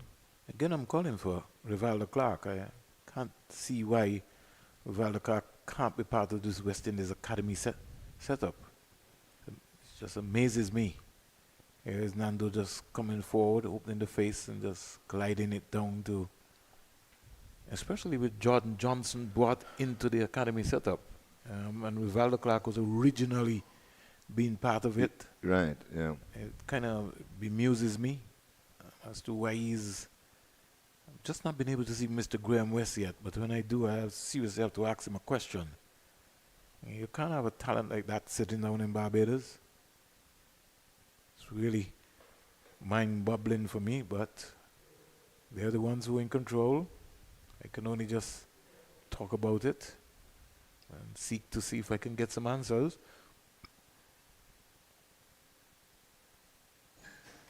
Clarke is just certainly a talent, and sure he would do a lot better than what I'm seeing here.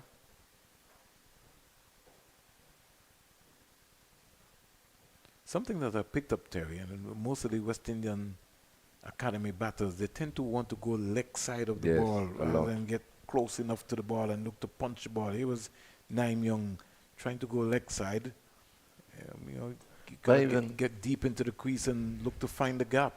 I even found that in the Island innings. I thought a lot of their batsmen were moving around too much in the crease, especially early in their innings before they, face 2 or 3 deliveries. They were trying to move around too much. A solid base start with at least till you get into your innings. A lot of cricket taking place, Terry, for the West Indies. You got the West Indies on 19, West Indies A team, West Indies ODI team is in Senior Antigua team. training right now at Coolidge Cricket Ground. We have the academy team here. It's a whole lot of cricket taking place. West Indies under 19 preparing themselves to go to the World Cup in January. Which is now in South Africa, I believe. No, the West Indies under 19. They're in Trinidad. Yes, but I mean the World Cup. Is it South Africa? Yeah, South Africa? or Sri They've Lanka? taken it off Sri Lanka.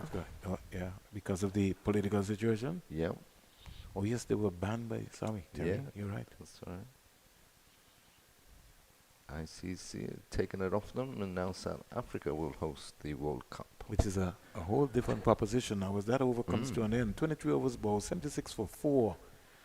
I think the West Indies, their last outing in the under-19 World Cup was not good at all, and so they'll certainly have to improve on that going forward. And sometimes I wonder if we're really looking at the under-19 cricket, looking at the under-19 level, because there's so much talent out there. It's almost quite amazing. You see some of the names that pop up. I mean, in the selection process, you're always going to have thought processes coming forward.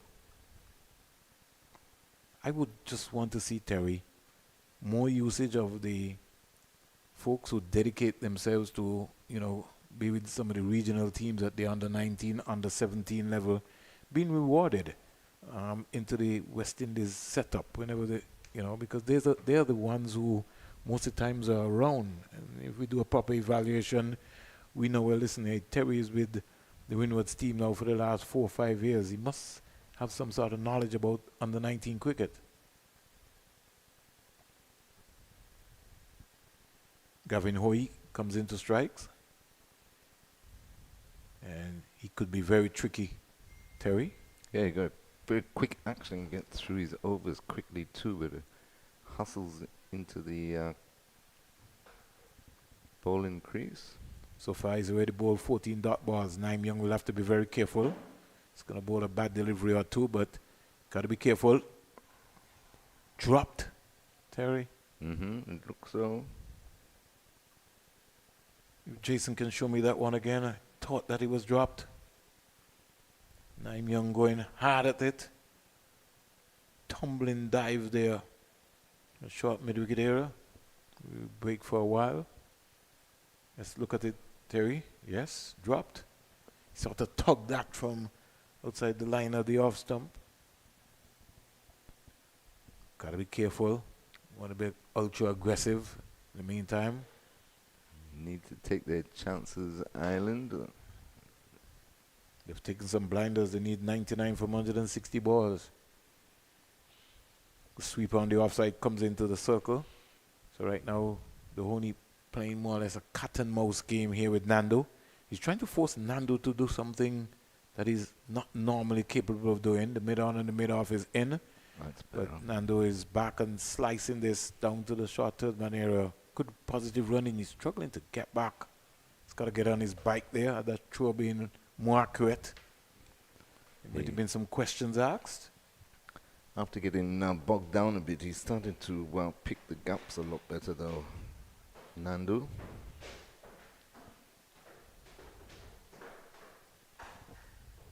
79 for 4. Nandu goes to 35. Captain Young has just come in. He goes to 8 and the score is 79 for 4. They need 97.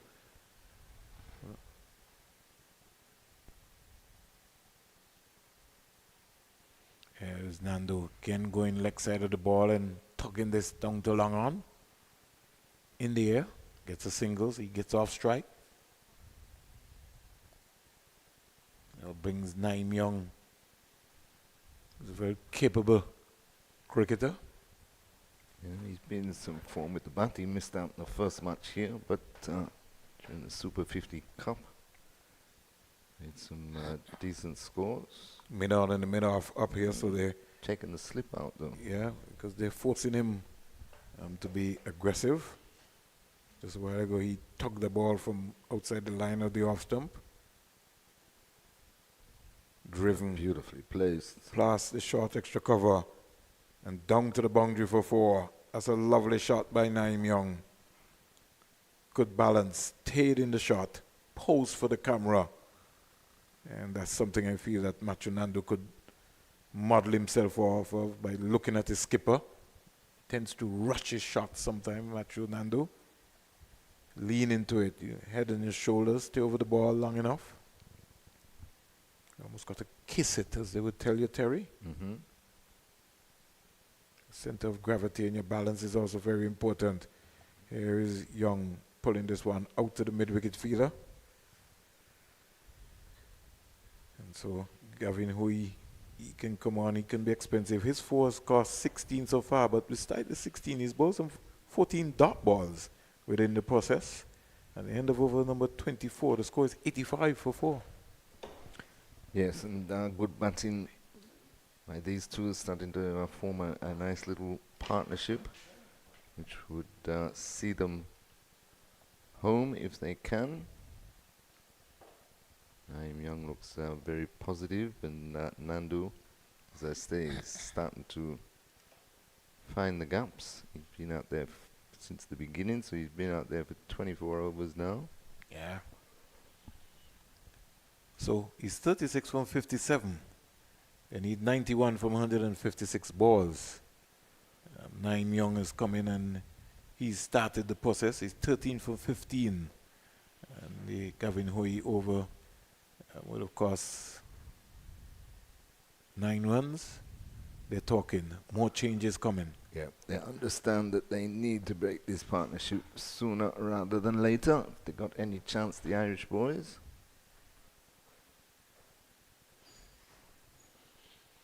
So here we go.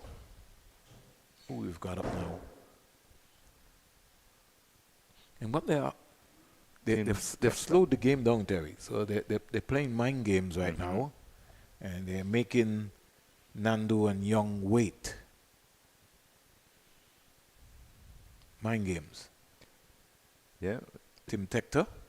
Just in the field, readjust in the field. So he comes on. The ball to Young. Young back and punching it up to cover. Fielder coming across, diving nicely. Yes. So they've got a deep backward square, mid-wicket, and a long on. Sweep on the offside. Everybody is inside the 30-yard circle. They're now moving the fielder deep backward square to a more finer position. Brought in a square leg, short mid-wicket, cover. And a backward point. Ball played with soft hands onto the offside. To come next, Carlin took it, but I guess maybe with the water break coming up, I'll give some relief. We can also get a paradise of water break here in the process. The sun has been beating down on us here in this booth. We can't escape it today, can we? Can't wait to get back to Coolidge. And the aircon. That's not an aircon. That's not an aircon, Vernon. That's a deep freeze. Whipped away nicely. You know, when they were building the Sir Vivian Richards Stadium, they never thought about the cricket commentators at all. Never thought the sun was going to shine. I don't think so. You have to factor in all those things when you the elements. Here's Nandu again back and not finding the gap, losing his shape. Needed to get a lot closer to that delivery. Young just saying to him, come on, there's a break coming up. Don't give your hand away. And you know, wickets always tend to fall before the break, after the break. He's going to have to keep concentrating. This is something that I don't think that we saw from the West Indies Academy bowlers cutting off the balls. There's too many balls past the spinners. When you bowl the delivery, you have to be able to know where you want the batsman to play the ball. And you have to be a fielder as well. Here is Nandu just turning it. Yeah, that was nicely played to finish the over. So nothing happened before the break. Let's hope from a West Indian Academy's point of view, nothing happens after the break. But sometimes the way we bat, Vernon, you think that wickets fall during the break as well. So 25 overs bowled, 87 for 4. Terry will take a break. Seth will step into the seat, and I think Joel Manning will be somewhere around the corner. I'm looking around. We'll see in terms of what's happening. But 87 for 4, 25 overs. Matthew Nandu is 37. Nandu Young is 14. They need 89 runs from 150 balls. We take a Paradiso water break because the players are also taking that Paradiso water break as well.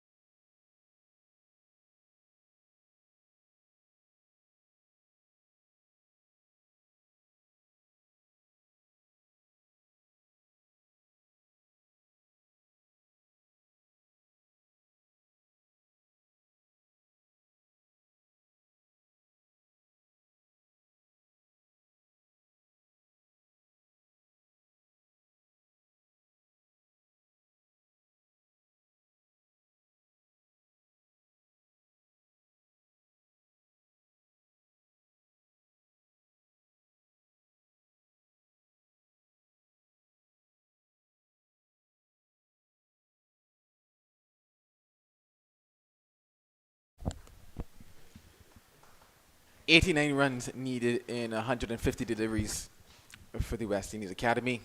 6 wickets needed for emerging Ireland. Where's your money? In the bank. I like that answer. That's a sharp one, Joel. How do you see this game panning out? Not sure, to be honest. At this stage, obviously, West Indies Academy somewhat rebuilding in the sense of Nandu and Young has come to join Matthew Nandu and the peers so far. Have put on quite a few runs, but they're still not out of what you would consider the deep waters just yet. 1 wicket here, 2 quick wickets, and all of a sudden you're looking at emerging Ireland really stomping their dominance, something similar to what we would have seen in that first one-day match as well. So certainly I would say this game hangs in the balance. I would probably tip it at the moment to emerging Ireland, given that 1 or 2 wickets certainly changes the complex, or rather the complexion of the game. Well, West Indies also may say they may have 1 or 2 in the shed who can deliver.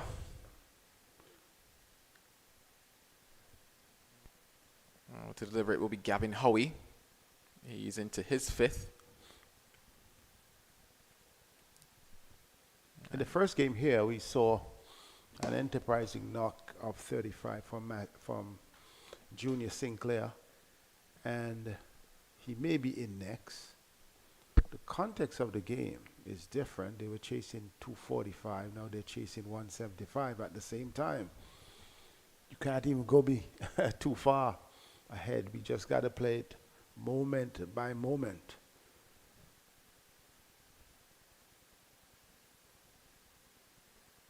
On that occasion, the West Indies Academy had a great start from Akeem Ali, and then it sort of gave them a little chance to cruise, and then they got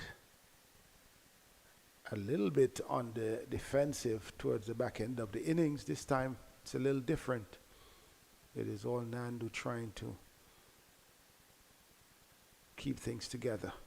Oh, this one looks good. Shake of the head though from umpire Taylor. Probably maybe just sliding down. Yeah, quicker one. Actually, no, in fact, hit him outside leg and would have also missed leg on that occasion as well from Gavin Howie.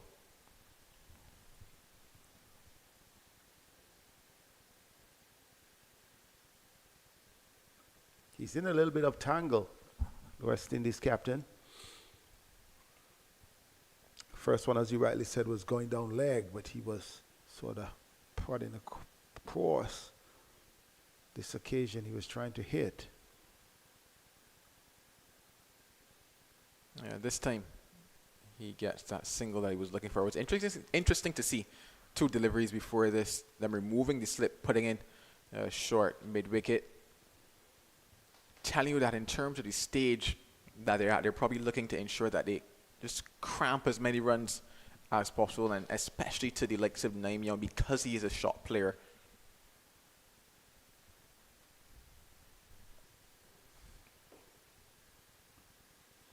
Nandu though, continuing quite easily.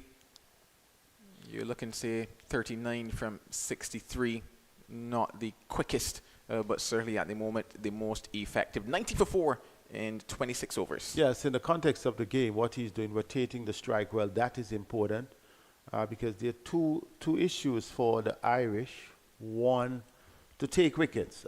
They would have to bowl out the West Indies Academy in order to win this match. But at the same time, they also need to build pressure because of when you look at the gap between runs and required runs, that is, and the balls remaining. They would want to be building pressure as they take wickets, because if the academy players get away for, let's say, 3 overs going at 7 or 8, it really tilt the balance firmly in their way. So they can't afford to give away even 1 single. Oh, this one down the leg side and help towards that fine leg area. Would have probably hoped to get a boundary based on how badly lined it was from Tim Tector on that occasion. Into his 2nd over now.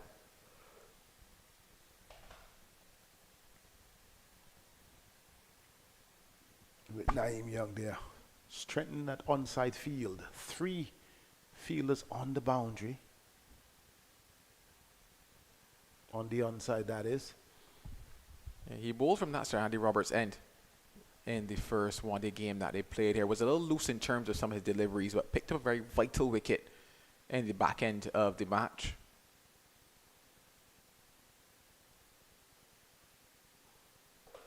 Powerfully driven.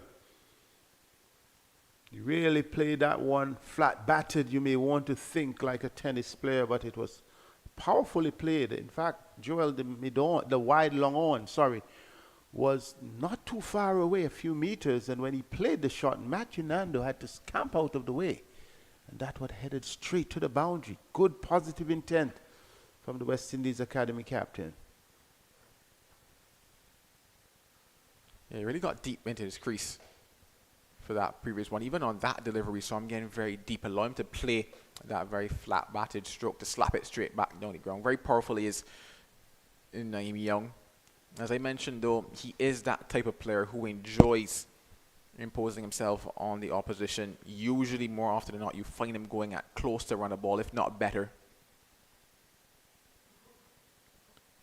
And in terms of looking at the situation, he's certainly key for emerging Ireland if they are to find themselves getting closer to the possibility of a victory here. He has a lot of things going his way. Confidence, he's a very confident player. He is the captain, and he would really like another feather in the cap to come away with winning the series. And this one should challenge the boundary as well. In fact, it gets there. So 2 boundaries in the over for Naeem Young. that one is really the icing on the cake for the over, because the first was powerfully struck and this one was really clinical. It was just to the left of the bowler, who didn't have much to give because it was so sweetly timed, and it just ran away down the hill for 4. An over like this really helps the cause of the West Indies Academy, and it in fact brings up the 100. Yeah, 101 for 4. 27 overs bowled. Naeem Young, one of the young players in whom quite some investment has been done. I'm not trying to get you into the politics, because I know sometimes we shy away from the politics. But I sort of think that it would have been nice to have him as one of the younger players in that squad announced for England, just to give him that sniff. You have the academy. I think at least it would have been nice to see one of these players, and he would have been, you know, my hands-up selection to get into that squad. I think it's important that those investments are made. Well, there's going to be a bit of pace to come back into the attack now. It's going to be Fionn Hand. He's bowled 2 overs so far for the day. Surprisingly to me, not quite sure if they see themselves having a long day, so he has to have a long spell. I think it's just a case of searching for wickets here. Had a spell of operating with the spinners. They kept things tight for a period of time, picked up some wickets as well, but then you just entered somewhat of a lull almost. And this is funny enough, similar as well to the emerging Ireland innings, whereby they started to build a partnership, and then you saw Naeem Young look for somebody to change it. It was in the form of Ashmead Ned then. In this instance now, it appears if emerging Ireland are looking for it to be Fionn Hand, to be that person to get the breakthrough. Because at one stage, even though they had lost the 2 early wickets, emerging Ireland, they were setting themselves up, setting that platform for something big. But then you saw what wickets could do in terms of the innings kind of stuttering and faltering. They're hoping probably for something similar here as well, whereby, okay, you've assessed that, okay, they've somewhat negotiated the threat of the spin. Let us see what some additional pace on the ball might do for us now.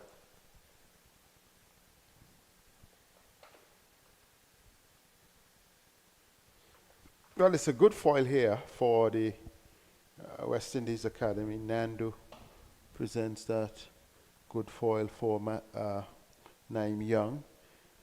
Run a ball almost situation. And, you know, once he's there, Young, runs will come.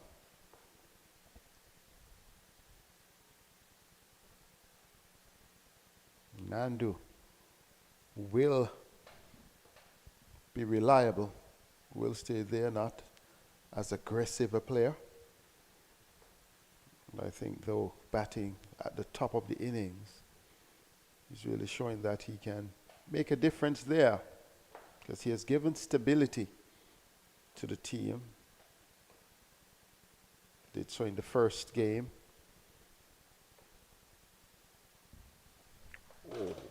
And falling just short of the man at backward point. Won't get two there. I'm wondering if he realized the player was so close in that backward point, because he really just stabbed at that, steered it, not very far away. And fortunately for him, the player did not have time to move in on that one to make it into a catch. Yeah, you think about it is that at his height, obviously struggles to get on top of a lot of those types of deliveries. You saw him get on top of one in terms of being able to pull it down. You saw him get very high as well, and I'm certain that he wanted just to steer that one down towards third man, probably collect a single. Ball got a little big on him there. Yeah, just straying down the legs. But yeah, in terms of Nandu, yeah, ball just get a little big on him, kind of taking the splice almost of the bat, and for a moment you just wondered if it might have carried to backward point, but he continues on, getting towards another 50 in this one-day series. Appears to be a change now to the field. Deep mid-wicket comes in to the circle. Third man goes back onto the boundary. But you also have two men backward of square on the onside. Little surprising to me. There is no long off or long on, but perhaps they wanted to keep Young off strike, because two fielders backward of square on the boundary, one on the third man boundary and one on the point boundary. Yeah, well, not surprising at all in terms of the fact that there was no long on or long off, because you knew in terms of the type of length that he was looking to bowl was always going to be back of a length coming in to the body. In terms of the deep mid-wicket coming in, I was telling myself as a case of maybe they're telling themselves that he's more likely to pull behind the additional pace of Fionn. They're telling themselves he's probably not going to pull him in front. There's a possibility of a top edge also flying towards third man as well, depending on where the ball was lined. So you always knew that he was never going to be going full with Fionn on that occasion. And he has the extra pace and fairly good control. Coming down to the end of the one-day series, but the four-day series will start this weekend. In fact, consecutive matches, and both will be at the Coolidge Cricket Grounds. So this will be the last. You'd have to also give me your assessment of this surface at the Sir Viv Richards Cricket Stadium. Good work there. In the context that this, not the exact surface, I'm told that this is the second pitch, that the fourth strip will be used for the West Indies versus England, so it has not been tested, but your assessment in terms of the surface, by the time the international game comes on, you can give that at the end of the over. One more to Nandu.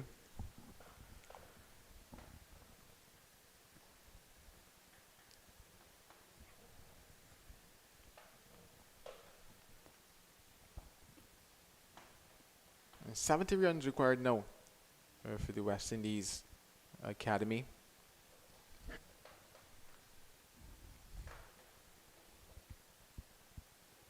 So for the spinner for Young, they're going with the mid-wicket back and the long off back.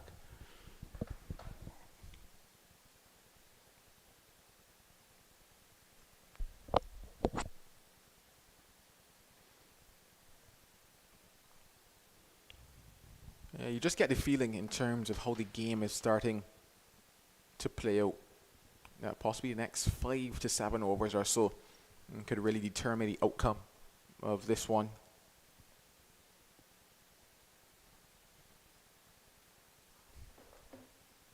Oh, should have done better. Short cover. And it allows them to come back for 2.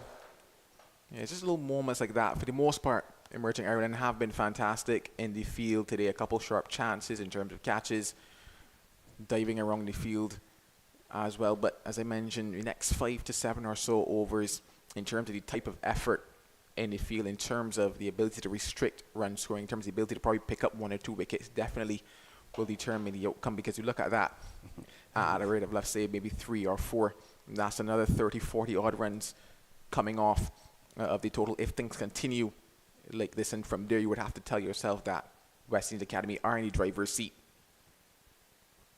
You could see that it's tense, even the captain's decision, making an adjustment to the field. But the first was not necessarily adjustment, switching players around. You just misfield, you're moving, brings a different player. And that tells that the thinking is very clear. 108 for 4 after 29. Yeah, I think they sent out there as well that this moment here is where it has to happen. You're always telling yourself it's a case of you can't necessarily leave it for too late, especially as the fielding side. It looks as if we're going to have another change in bowling as well, and I don't mind that also, given the fact that once again it's a case if you must take wickets, so Yes, chop and change searching a lot sooner, I guess, than you would coming on to the back end of the game.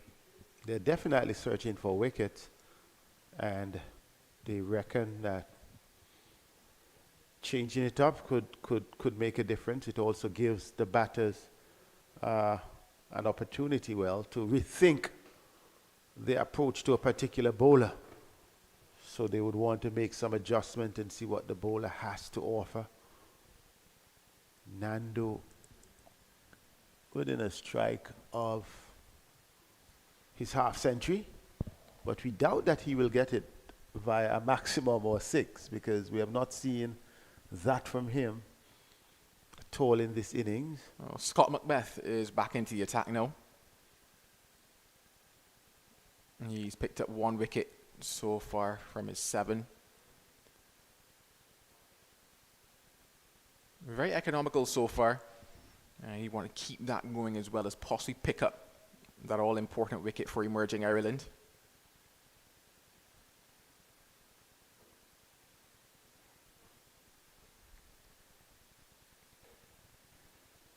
I think Nandu has shown his value here for the academy.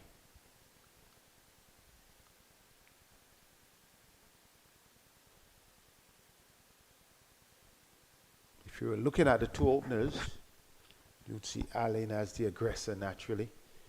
But if you look at the application that Nandu has shown,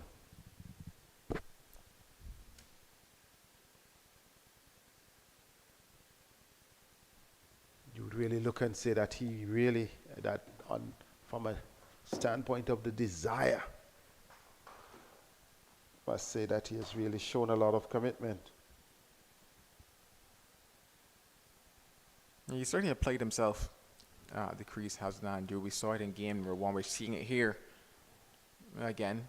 And once again, there was a question of whether or not he's able to take it right down to the end.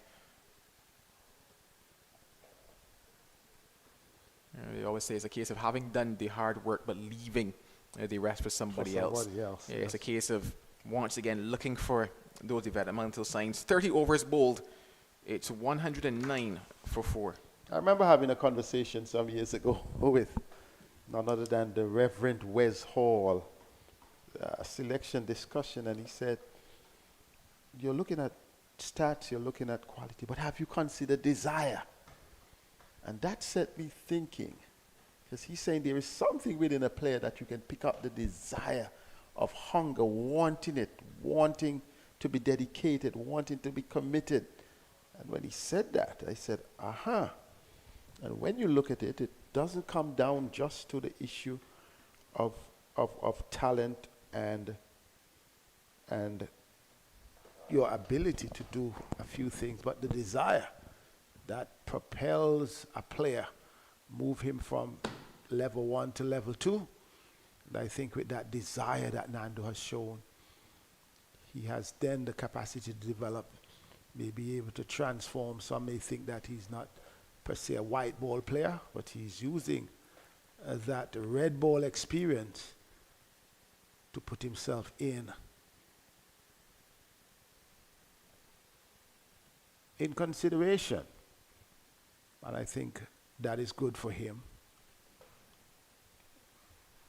When the coaches go in, they would see, okay, you have spent X number of time at the game, at the crease. You have faced X number of deliveries.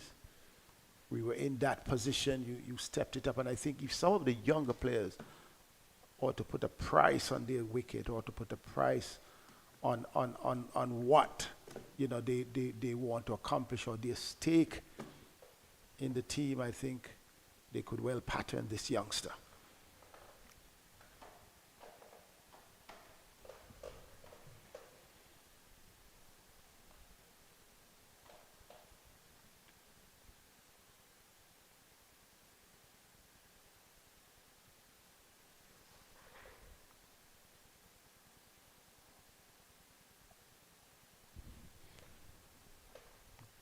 Young stabilizing as well. Quite focused captain. Some people may ask how much pressure may be on a captain as an all-rounder. Ooh. Yeah, just reaching for that one on that occasion. Gavin Hoey, that left boot, he was hoping could have put a stop to that one. Could be dangerous. We saw what happened to Hardik Pandey for India. Didn't see the rest of the World Cup. Sometimes it's a factor that you want to look at when you're bowling. What you present for the ball and how you present it.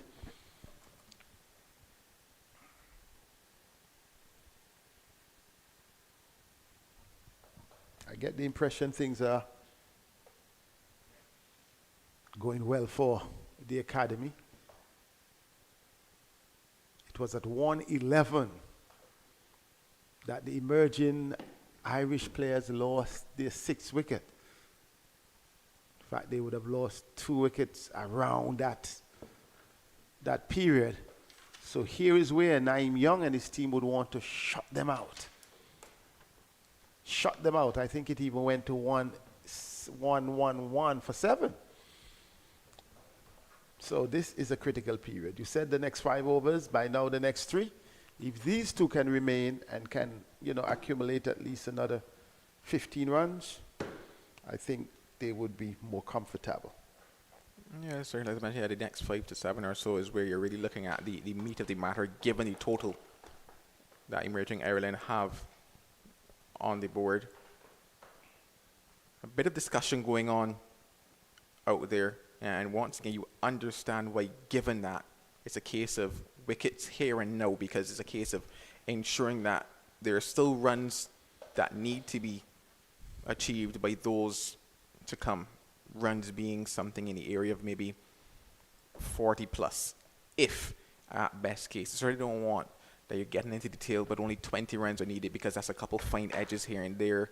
That's a wide here and there, and all of a sudden you're over the line.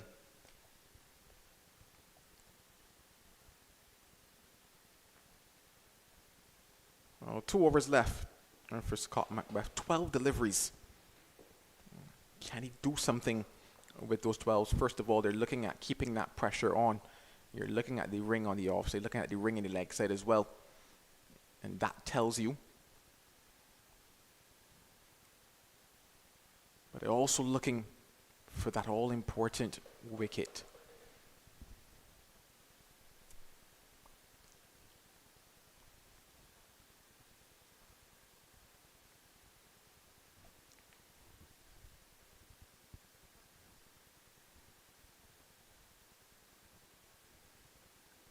It's a good stand, a good partnership between these 2.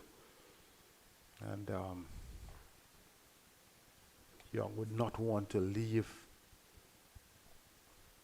Nandu on his own. Neither would he want to leave the captain, and I say on his own. Because in the first game here, it looked that the academy was well poised to chase down the 245, and then it fell out towards the end of the innings.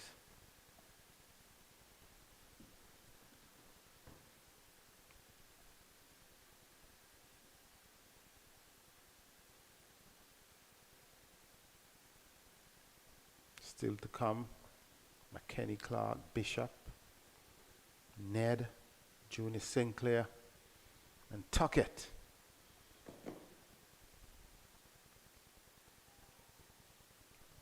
That looks a good delivery. Squared him up a bit.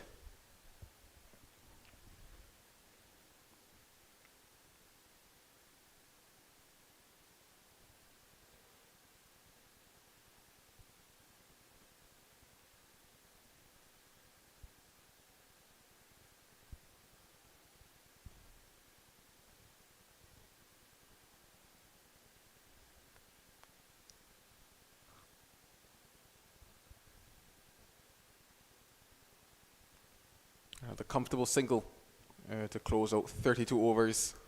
It's 1-1-3 for 4. Yes, good going by this pair. In fact, they came together after Kevin Wickham departed for 18, from 40 deliveries. Wickham had a long vigil, showed some commitment, but in the end, he thought gave it away. Struck just the 1-4, but batted, showed some dedication. Young has done well. His 28 so far include 4 fours. And Nandu, the man who is getting closer to his half century here, which would be the second once he gets there, has battled away 82 balls, 2 fours. Patient knock.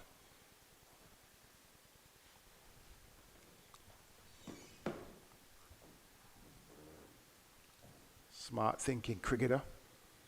And these two would want to carry it home, as much as it seems a tough challenge on a tough surface against seasoned opponents.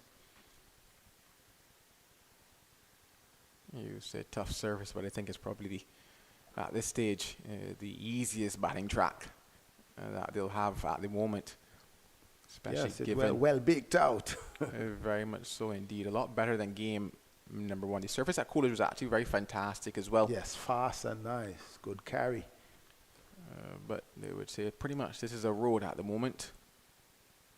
And that is why you would expect, based on the talent that's out there for these boys, to just carry things down towards the end. It might be a case of them having to make the mistake, quote unquote, given the fact that there's not much in the surface at the moment for the bowlers. But once again, though, sustained pressure can also do something for emerging Ireland. Or even artificial pressure, as you put it, given the fact that the scoreboard itself, in terms of runs to balls, even if they were to face, let's say, another 3 maiden overs, would still favour them in terms of the equation. Can't afford to give it away here. Put a high price on the wicket because they have that advantage in terms of balls. Another effort by Matthew Nandu. Perhaps trying to get a 4 on that, trying to pull it forward of square. Didn't really time it as much. Now that brings up the 50 partnership between this pair. Doheny and Young contributing 28 and Matthew Nandu 20.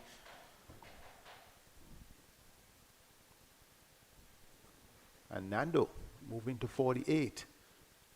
Well, Doheny and Young lifts the shoulders and collects a boundary and breaks his shackles. Almost, he just wondered when it would come. Well, it's celebration for him, perhaps, of the 50 partnership. Really played that one well. Showing that it's time now to push on. He pushes into the 30s. 32, when you look at his contribution at the end of over number 33, 118 for 4, 58 runs, needed in just over 100 ball. When you look at their contribution, you would recognize the importance, because apart from Kevin Wickham with 18, none of the other batters got into double figures. That seems to be one of the challenges that we have seen throughout this series on either side. Yeah, certainly a lot of batters will look back and reflect and say that they could have done a lot better. But just going back to that shot from Nandu and Young, at some stage you just wondered when it would come. Like I mentioned, given the fact the type of batter that he is, you had a very quiet period, and it was really good for them in terms of just working around those deliveries. But here you have him just opening those shoulders, identifying that there's a lot of vacant space in that leg side, especially given that they're really getting the field very tight, Yes. trying to cramp down on the ones and twos, which meant that there was space all around, and he really took advantage of that, probably a little fuller than Gavin, how he wanted to be on that occasion, but good execution from the captain.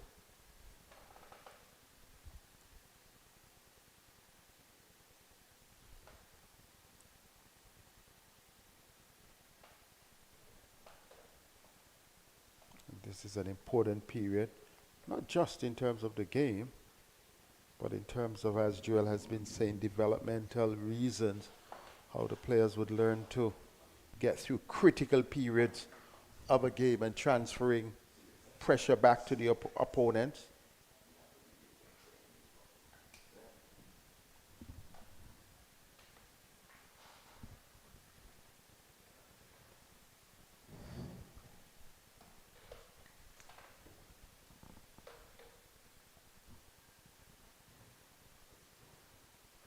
He's looking a little more busy at the crease now, is Nandu and Young. I guess he's recognizing that it's time, as I said, to sort of reverse the pressure that we saw about 5 overs ago. And with wickets in hand, he has already established a firm platform along with the partnership. He has seen enough of it.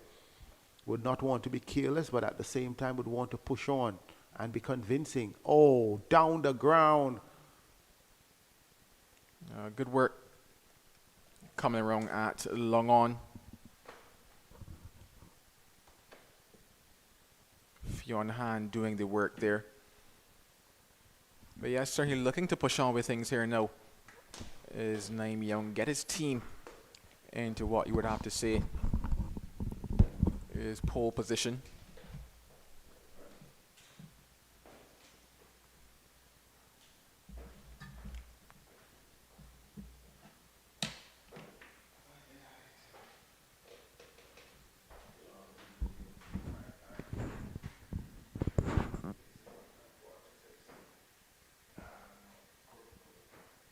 Well, they say never run on the misfield, but he gets home safely in the end there.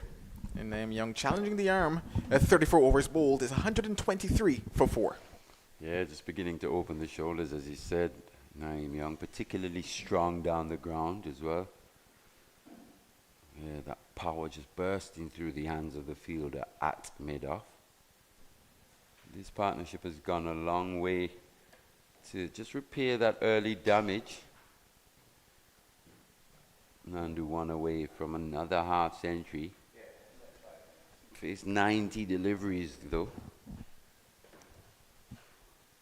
Not sure this is a sustainable mode of playing consistently in one-day cricket, but in the context of the match, no issues at all. Yeah, he's certainly doing the job required of him at the moment. And that's why you just wondered how things might have been different had they batted first, had he had to set a target, had the team had to pretty much set up an innings and set up the target. We don't have that, however, but given the situation that he's found himself in, he's done what has been required of him. Occasionally, there have been some trying conditions in terms of the ability to bat on certain surfaces. I think back to game number 1, which wasn't necessarily the best of batting tracks, but he stood out there, he held up his hand, fell short in terms of not getting his team over the line. But once again, you saw these signs of what we've seen coming through the years from Matthew Nandu. And even though, given what we're seeing now on the one-day international scene, especially in terms of openers and getting off the flying starts, I think that this, in terms of a base for him, is fantastic because it shows the ability to actually bat through an innings, to occupy the crease. And I think that's the foundation that you can build on. We have a lot of guys who, show the signs of, being able to get off quickly, but unable to sustain it throughout the innings. I think that for Matthew Nandu, this might be the better side of things, whereby he has the technicalities and technical ability. And it's now just to build out on that. I remember at one stage a discussion with regards to Shea Hope and his strike rate as well. And we also knew he had the technical abilities. He was scoring almost at a run a ball or just less than that. But as he's matured and gone through his career, we now see a change and a shift in him as well. So I figure Matthew Nandu could probably be something similar also. It's a good way to look at it. I agree with a lot of what you're saying. I think maybe just one aspect that I'd love to see is just him go through the gears after building such a foundation, doing all the hard work. Yes, that's one side of the ODI game, is to absorb pressure and to bat time and be able to occupy the crease. But the other side is having that ability to also go through the gears. That's the area of his game, I think, that he will be looking to develop in the next few seasons or so. Yeah, certainly as he gets more cricket, especially in the Under his short-term belt, format of it, you definitely will see that. Because I also think to his stint, and that single now brings up the 50 for Matthew Nandu, his second in this series. Well played, young man. Very well played indeed, in terms of his occupation of the crease. He's been mostly unflustered from one end. He's proven to be that anchor in this series. Faced a lot of deliveries throughout. And here he is again, picking up another half century. But yeah, I was just going back to the fact that he also had, I think now his second year in the CPL, got a couple more games this season as well. And we saw a different dynamic from him on occasion in terms of the ability to play those shots from very early innings. So certainly the more limited overs cricket that he plays, I do expect that he will develop hopefully into a fantastic one-day batsman. And if you think to how he announced himself, well, to me in particular, was at the Under-19 World Cup here in the Caribbean for Canada. So that tells me that he would have been exposed mainly to the Canadian cricketing system.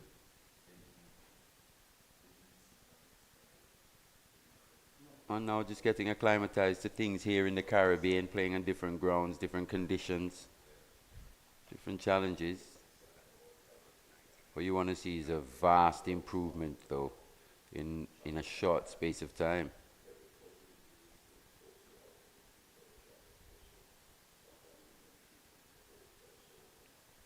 Worked away quite nicely into the gap. Should pick up two here, Nandu.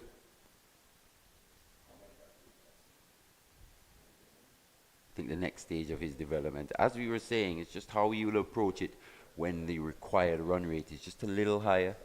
Forced to maybe just play out his comfort zone a little bit. But the end of that over, 35 gone, the score is 128 for 4.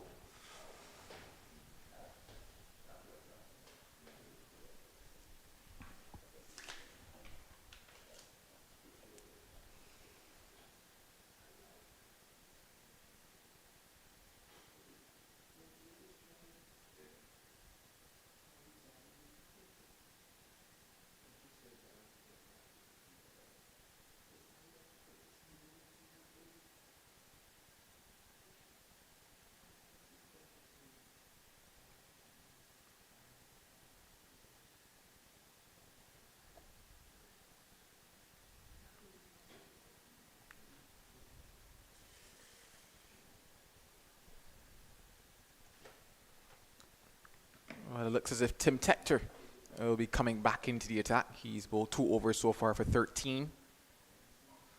He'll be hoping to make some sort of impact in this series. Joel really struggled with the bat. A hat-trick of ducks. Last one actually going first delivery here today. So he'll be looking to make an impact for his team with the ball. Would want to leave this series with some ounce of positivity in terms of his own individual performances.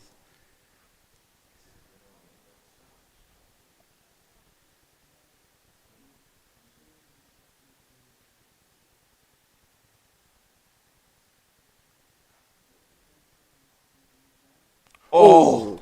that would have been a specky. That would have been the moment for him in terms of this series had he been able to hold on to that one. It was a great piece of athleticism there, diving out to the left, played uppishly from Nandu and Young, and had he grabbed that, my dear me, it would have been there with a contender with Fee on hands grab. For sure. You kind of need those ones to stick. Did very well to get the full extension out. The young man but couldn't hold on.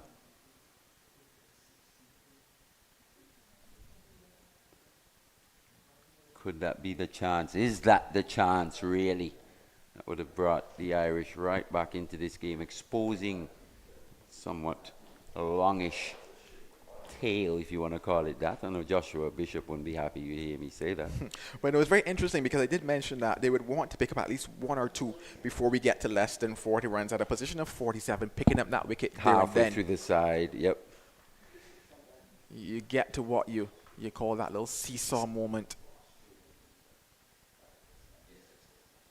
Especially if they could remove Nandu and Young in that situation.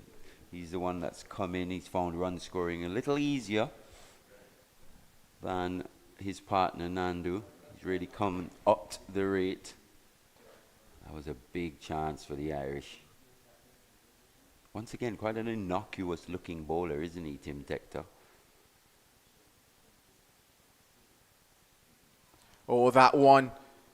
Could it be the moment for them? Oh, no. Not picking that one was Nandu and Young. Was that the googly? That one actually out to the back Oh, of the the hand. back of the hand. Nandu and Young instantly, as we see there, was signaling a got piece of the bat. I won't say whether or not it was so.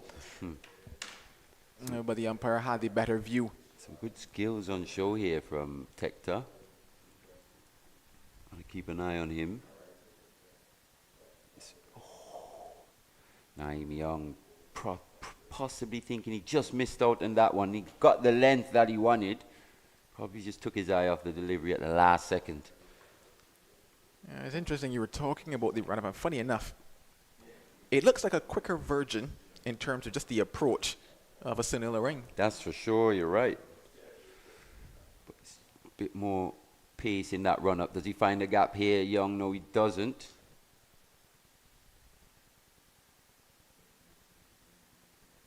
But very unorthodox delivery action, really, from the young spinner.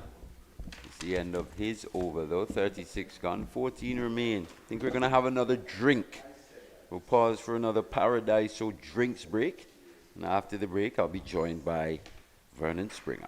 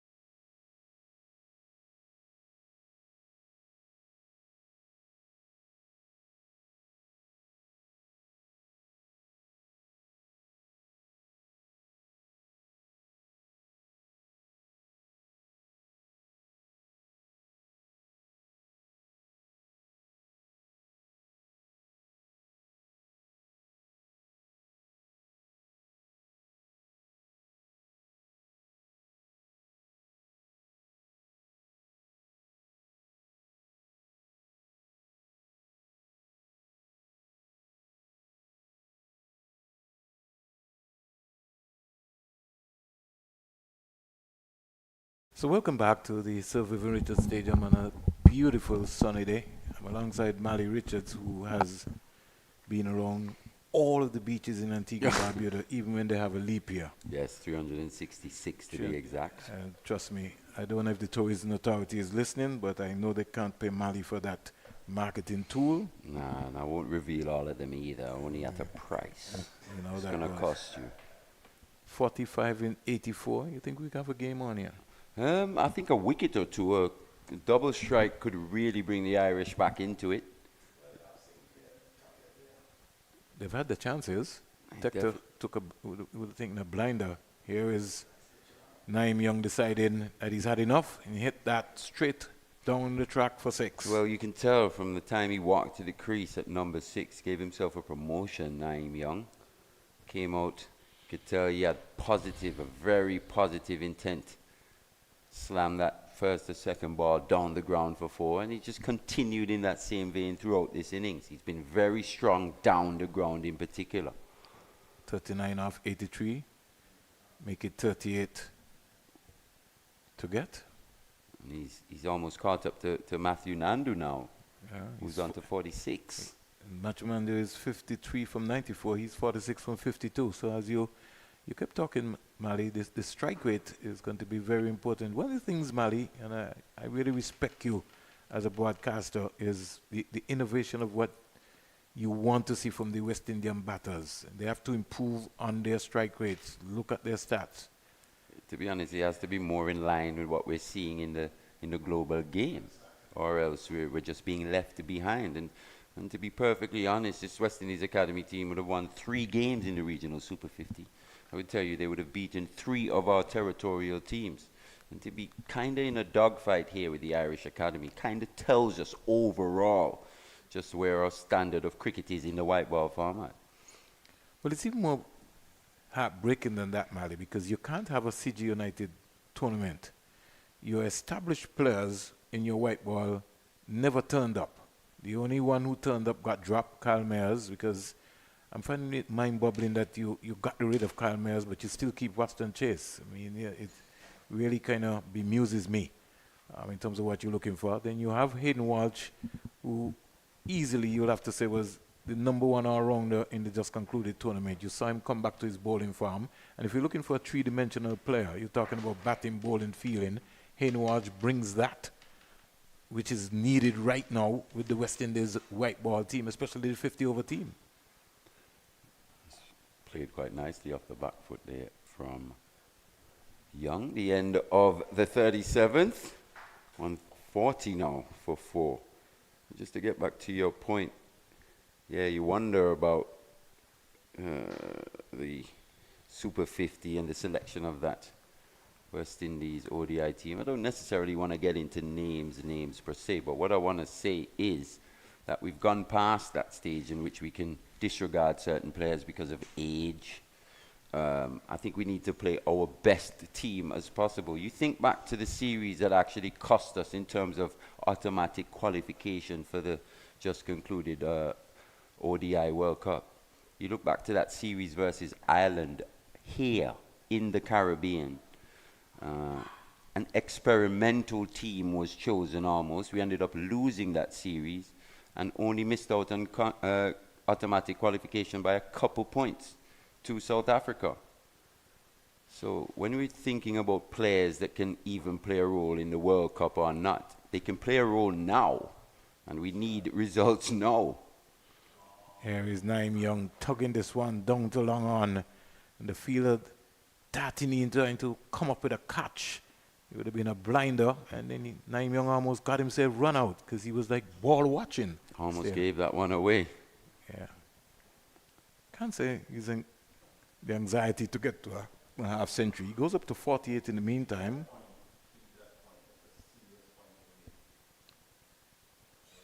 Nandu comes in to strike. 54 from 95.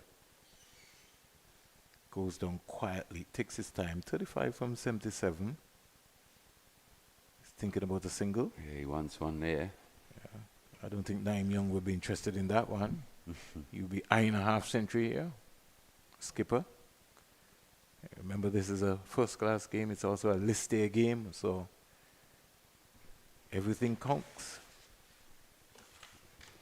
There's a couple of times he's been asked to play this role. He's come in when his team has been in a bit of trouble.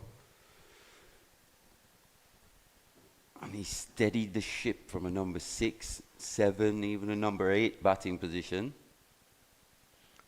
It begs the question, Mali, because if we didn't have the academy, you think we would have seen Nandu and Young? Be interesting. That's a very good point. Come to think about it, he's been one of the players that's been heavily invested in since under-19. He played a starring role for the West Indies in that under-19 World Cup. I think he made the team of the tournament. Had some fantastic all-round performances. This one's been hit straight, though. Yeah, down the ground, getting an easy single.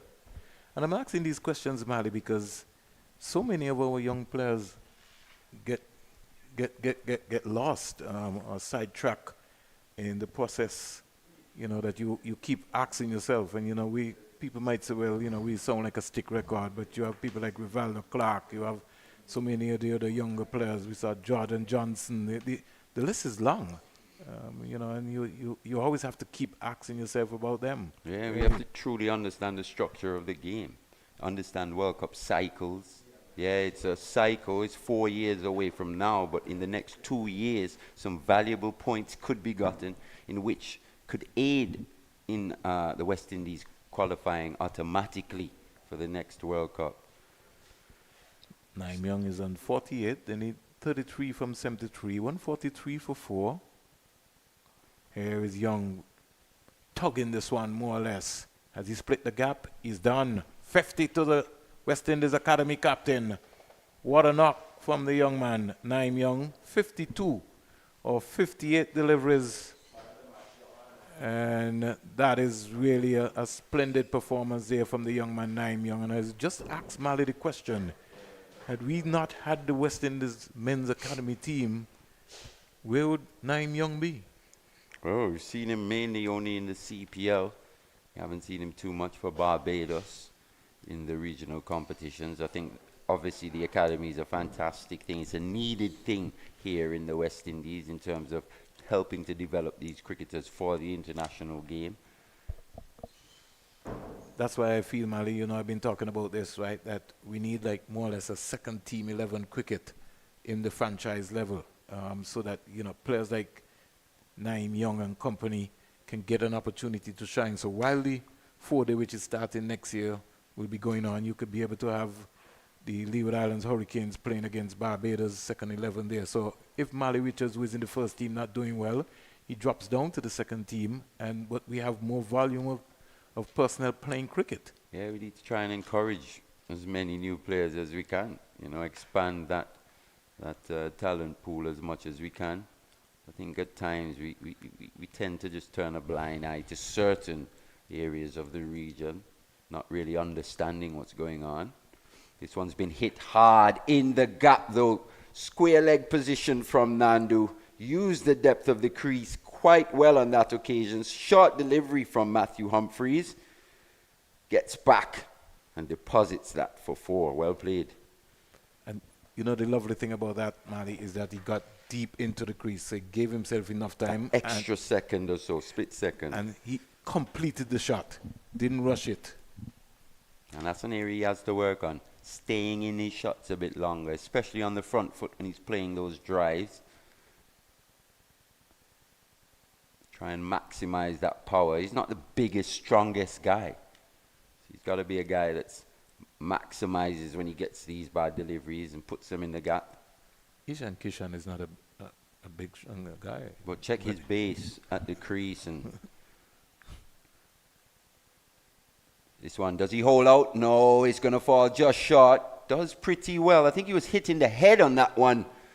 The fielder there at mid-wicket came around quite sharply, dived forward. I think he's saying he's okay. But I think the ball made contact with the top of his head. It did. Because the sun also set in would have maybe caused him, he would have maybe lost it also in that process. But he seems to be okay. Umpire Christopher Taylor just walked over. The physio, who was walking around at the time, just came out very quickly. So the concussion rule is taking place discuss. As you said, the testing area. He's going to ask him his name. He's going to say, "My name is Mally Richards," and Mally Richards is commentating. and then you say, "No, he'll we have to take you off."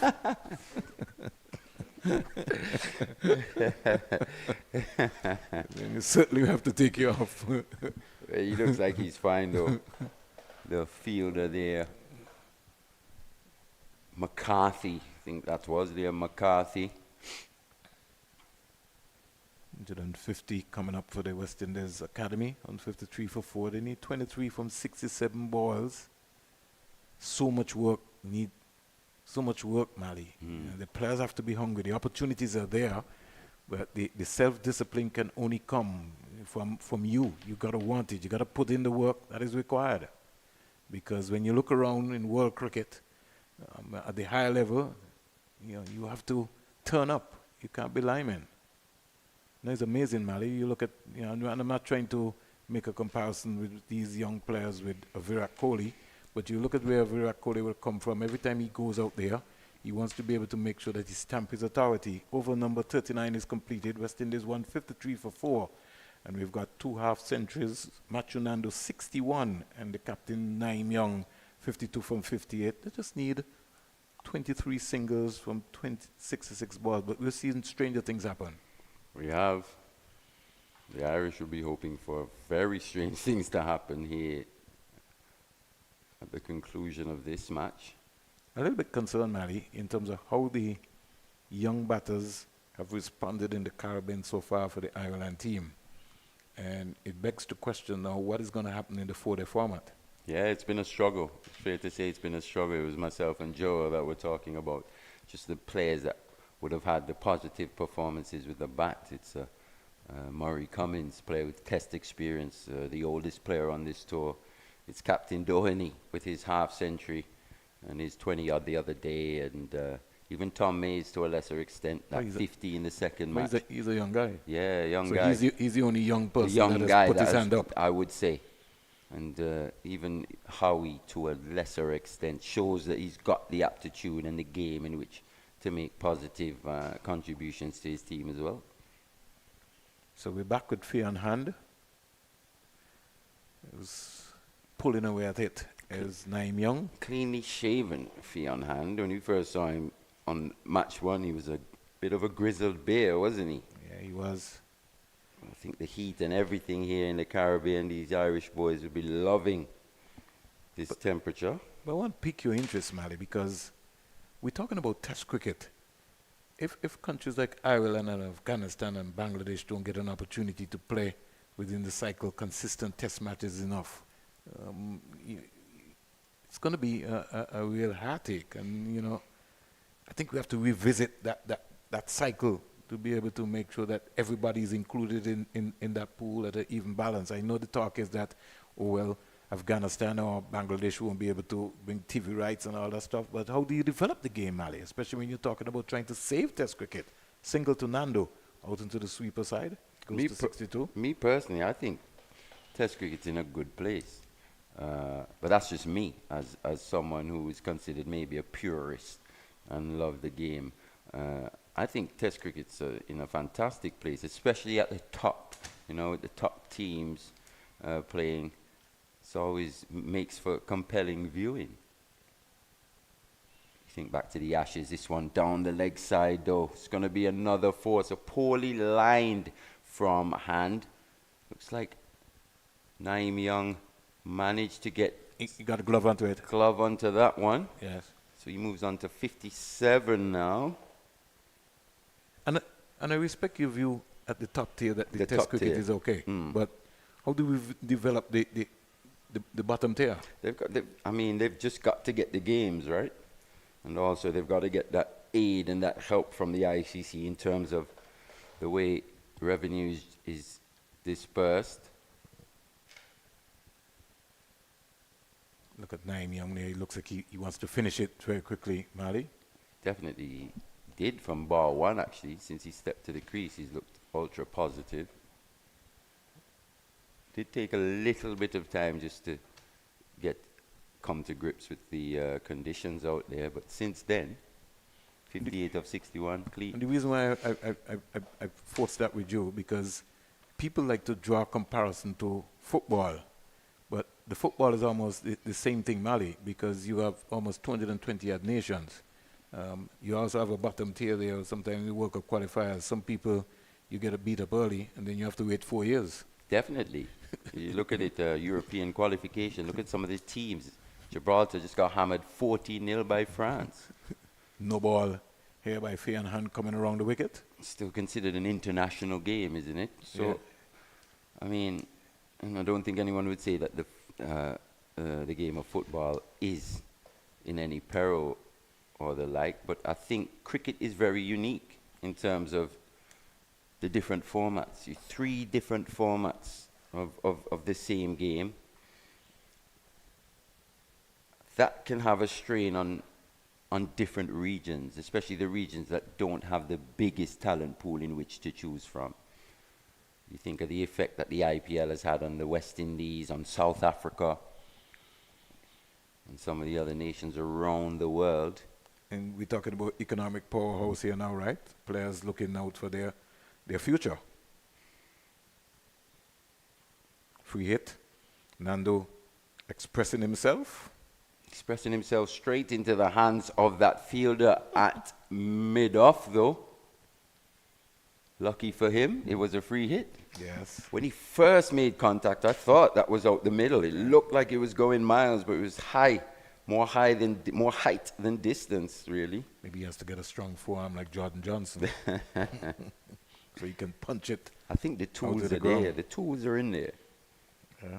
Partnership 98, Mali, they've gone about this quietly.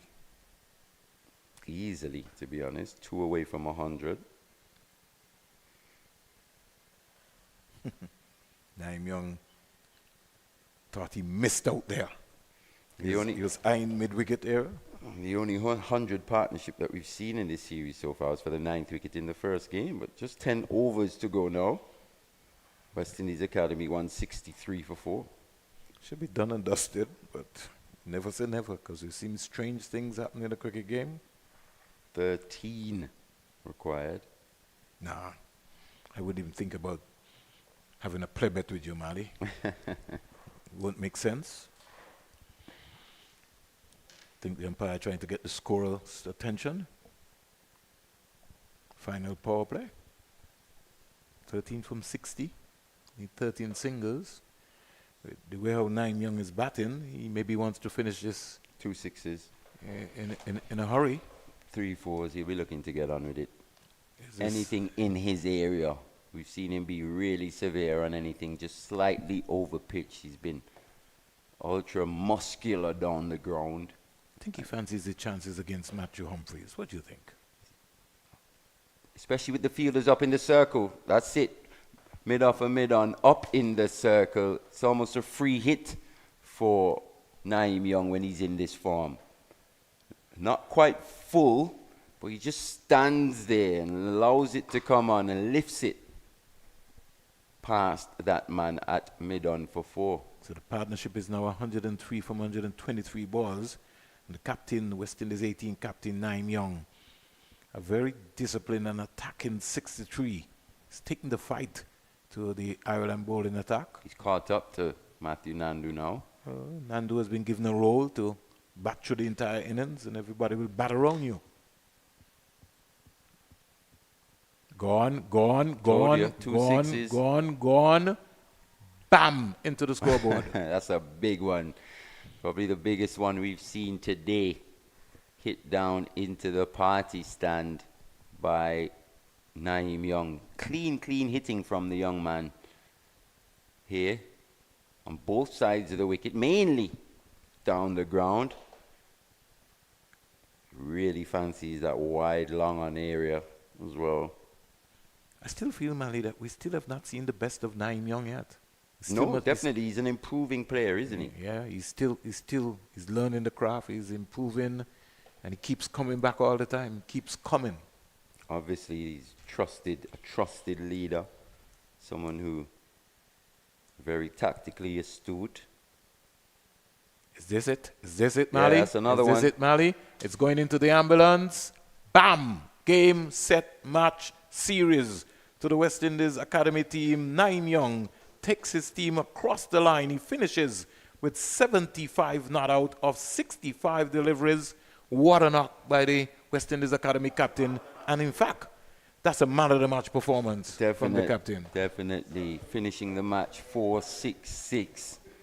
Matthew Humphreys ending up with 2 for 52 off his 9.3. But Naeem Young, the man of the moment, really just calmed whatever nerves were on show, really, for the West Indies Academy in this run chase, alongside the steady hand of Matthew Nandu. Partnership well over 100 has gone a long way in bringing the West Indies a series victory versus the Irish Academy in this, the ODI leg of the tour. Yeah, so the Irish will have to go back to the drawing board and have a couple of days before the start of the 4-day competition for the segment of this, which will be at the Coolidge Cricket Ground starting on Saturday. So they might maybe take tomorrow off, go to the beach, get themselves recouped and come back. And they have to certainly figure out now how they're going to deal with the West Indies spin attack of be it Wickham, Ned, Young, whoever. But they've got a lot of work to do. And some pace as well coming in. Isaiah Thorne as well coming into the at West Indies Academy squad for the 4-day leg of the tour. So a few problems posed for the Irish, and they've got a couple days now, as you said, to just rest and recuperate and hopefully come back with a fresh mind and fresh body to tackle those 4-day matches. And he's going to be a situation. That's another young name, Mali, that has been touted and moving around very fast. Ishan Thorne. Yeah, he has. I first saw him in the under-19 Rising Stars camp, 2019, I think that was. Yeah. And since then, he's just gone on to bigger and better things. I'm interested to see what he looks like here on the red ball part of the tour.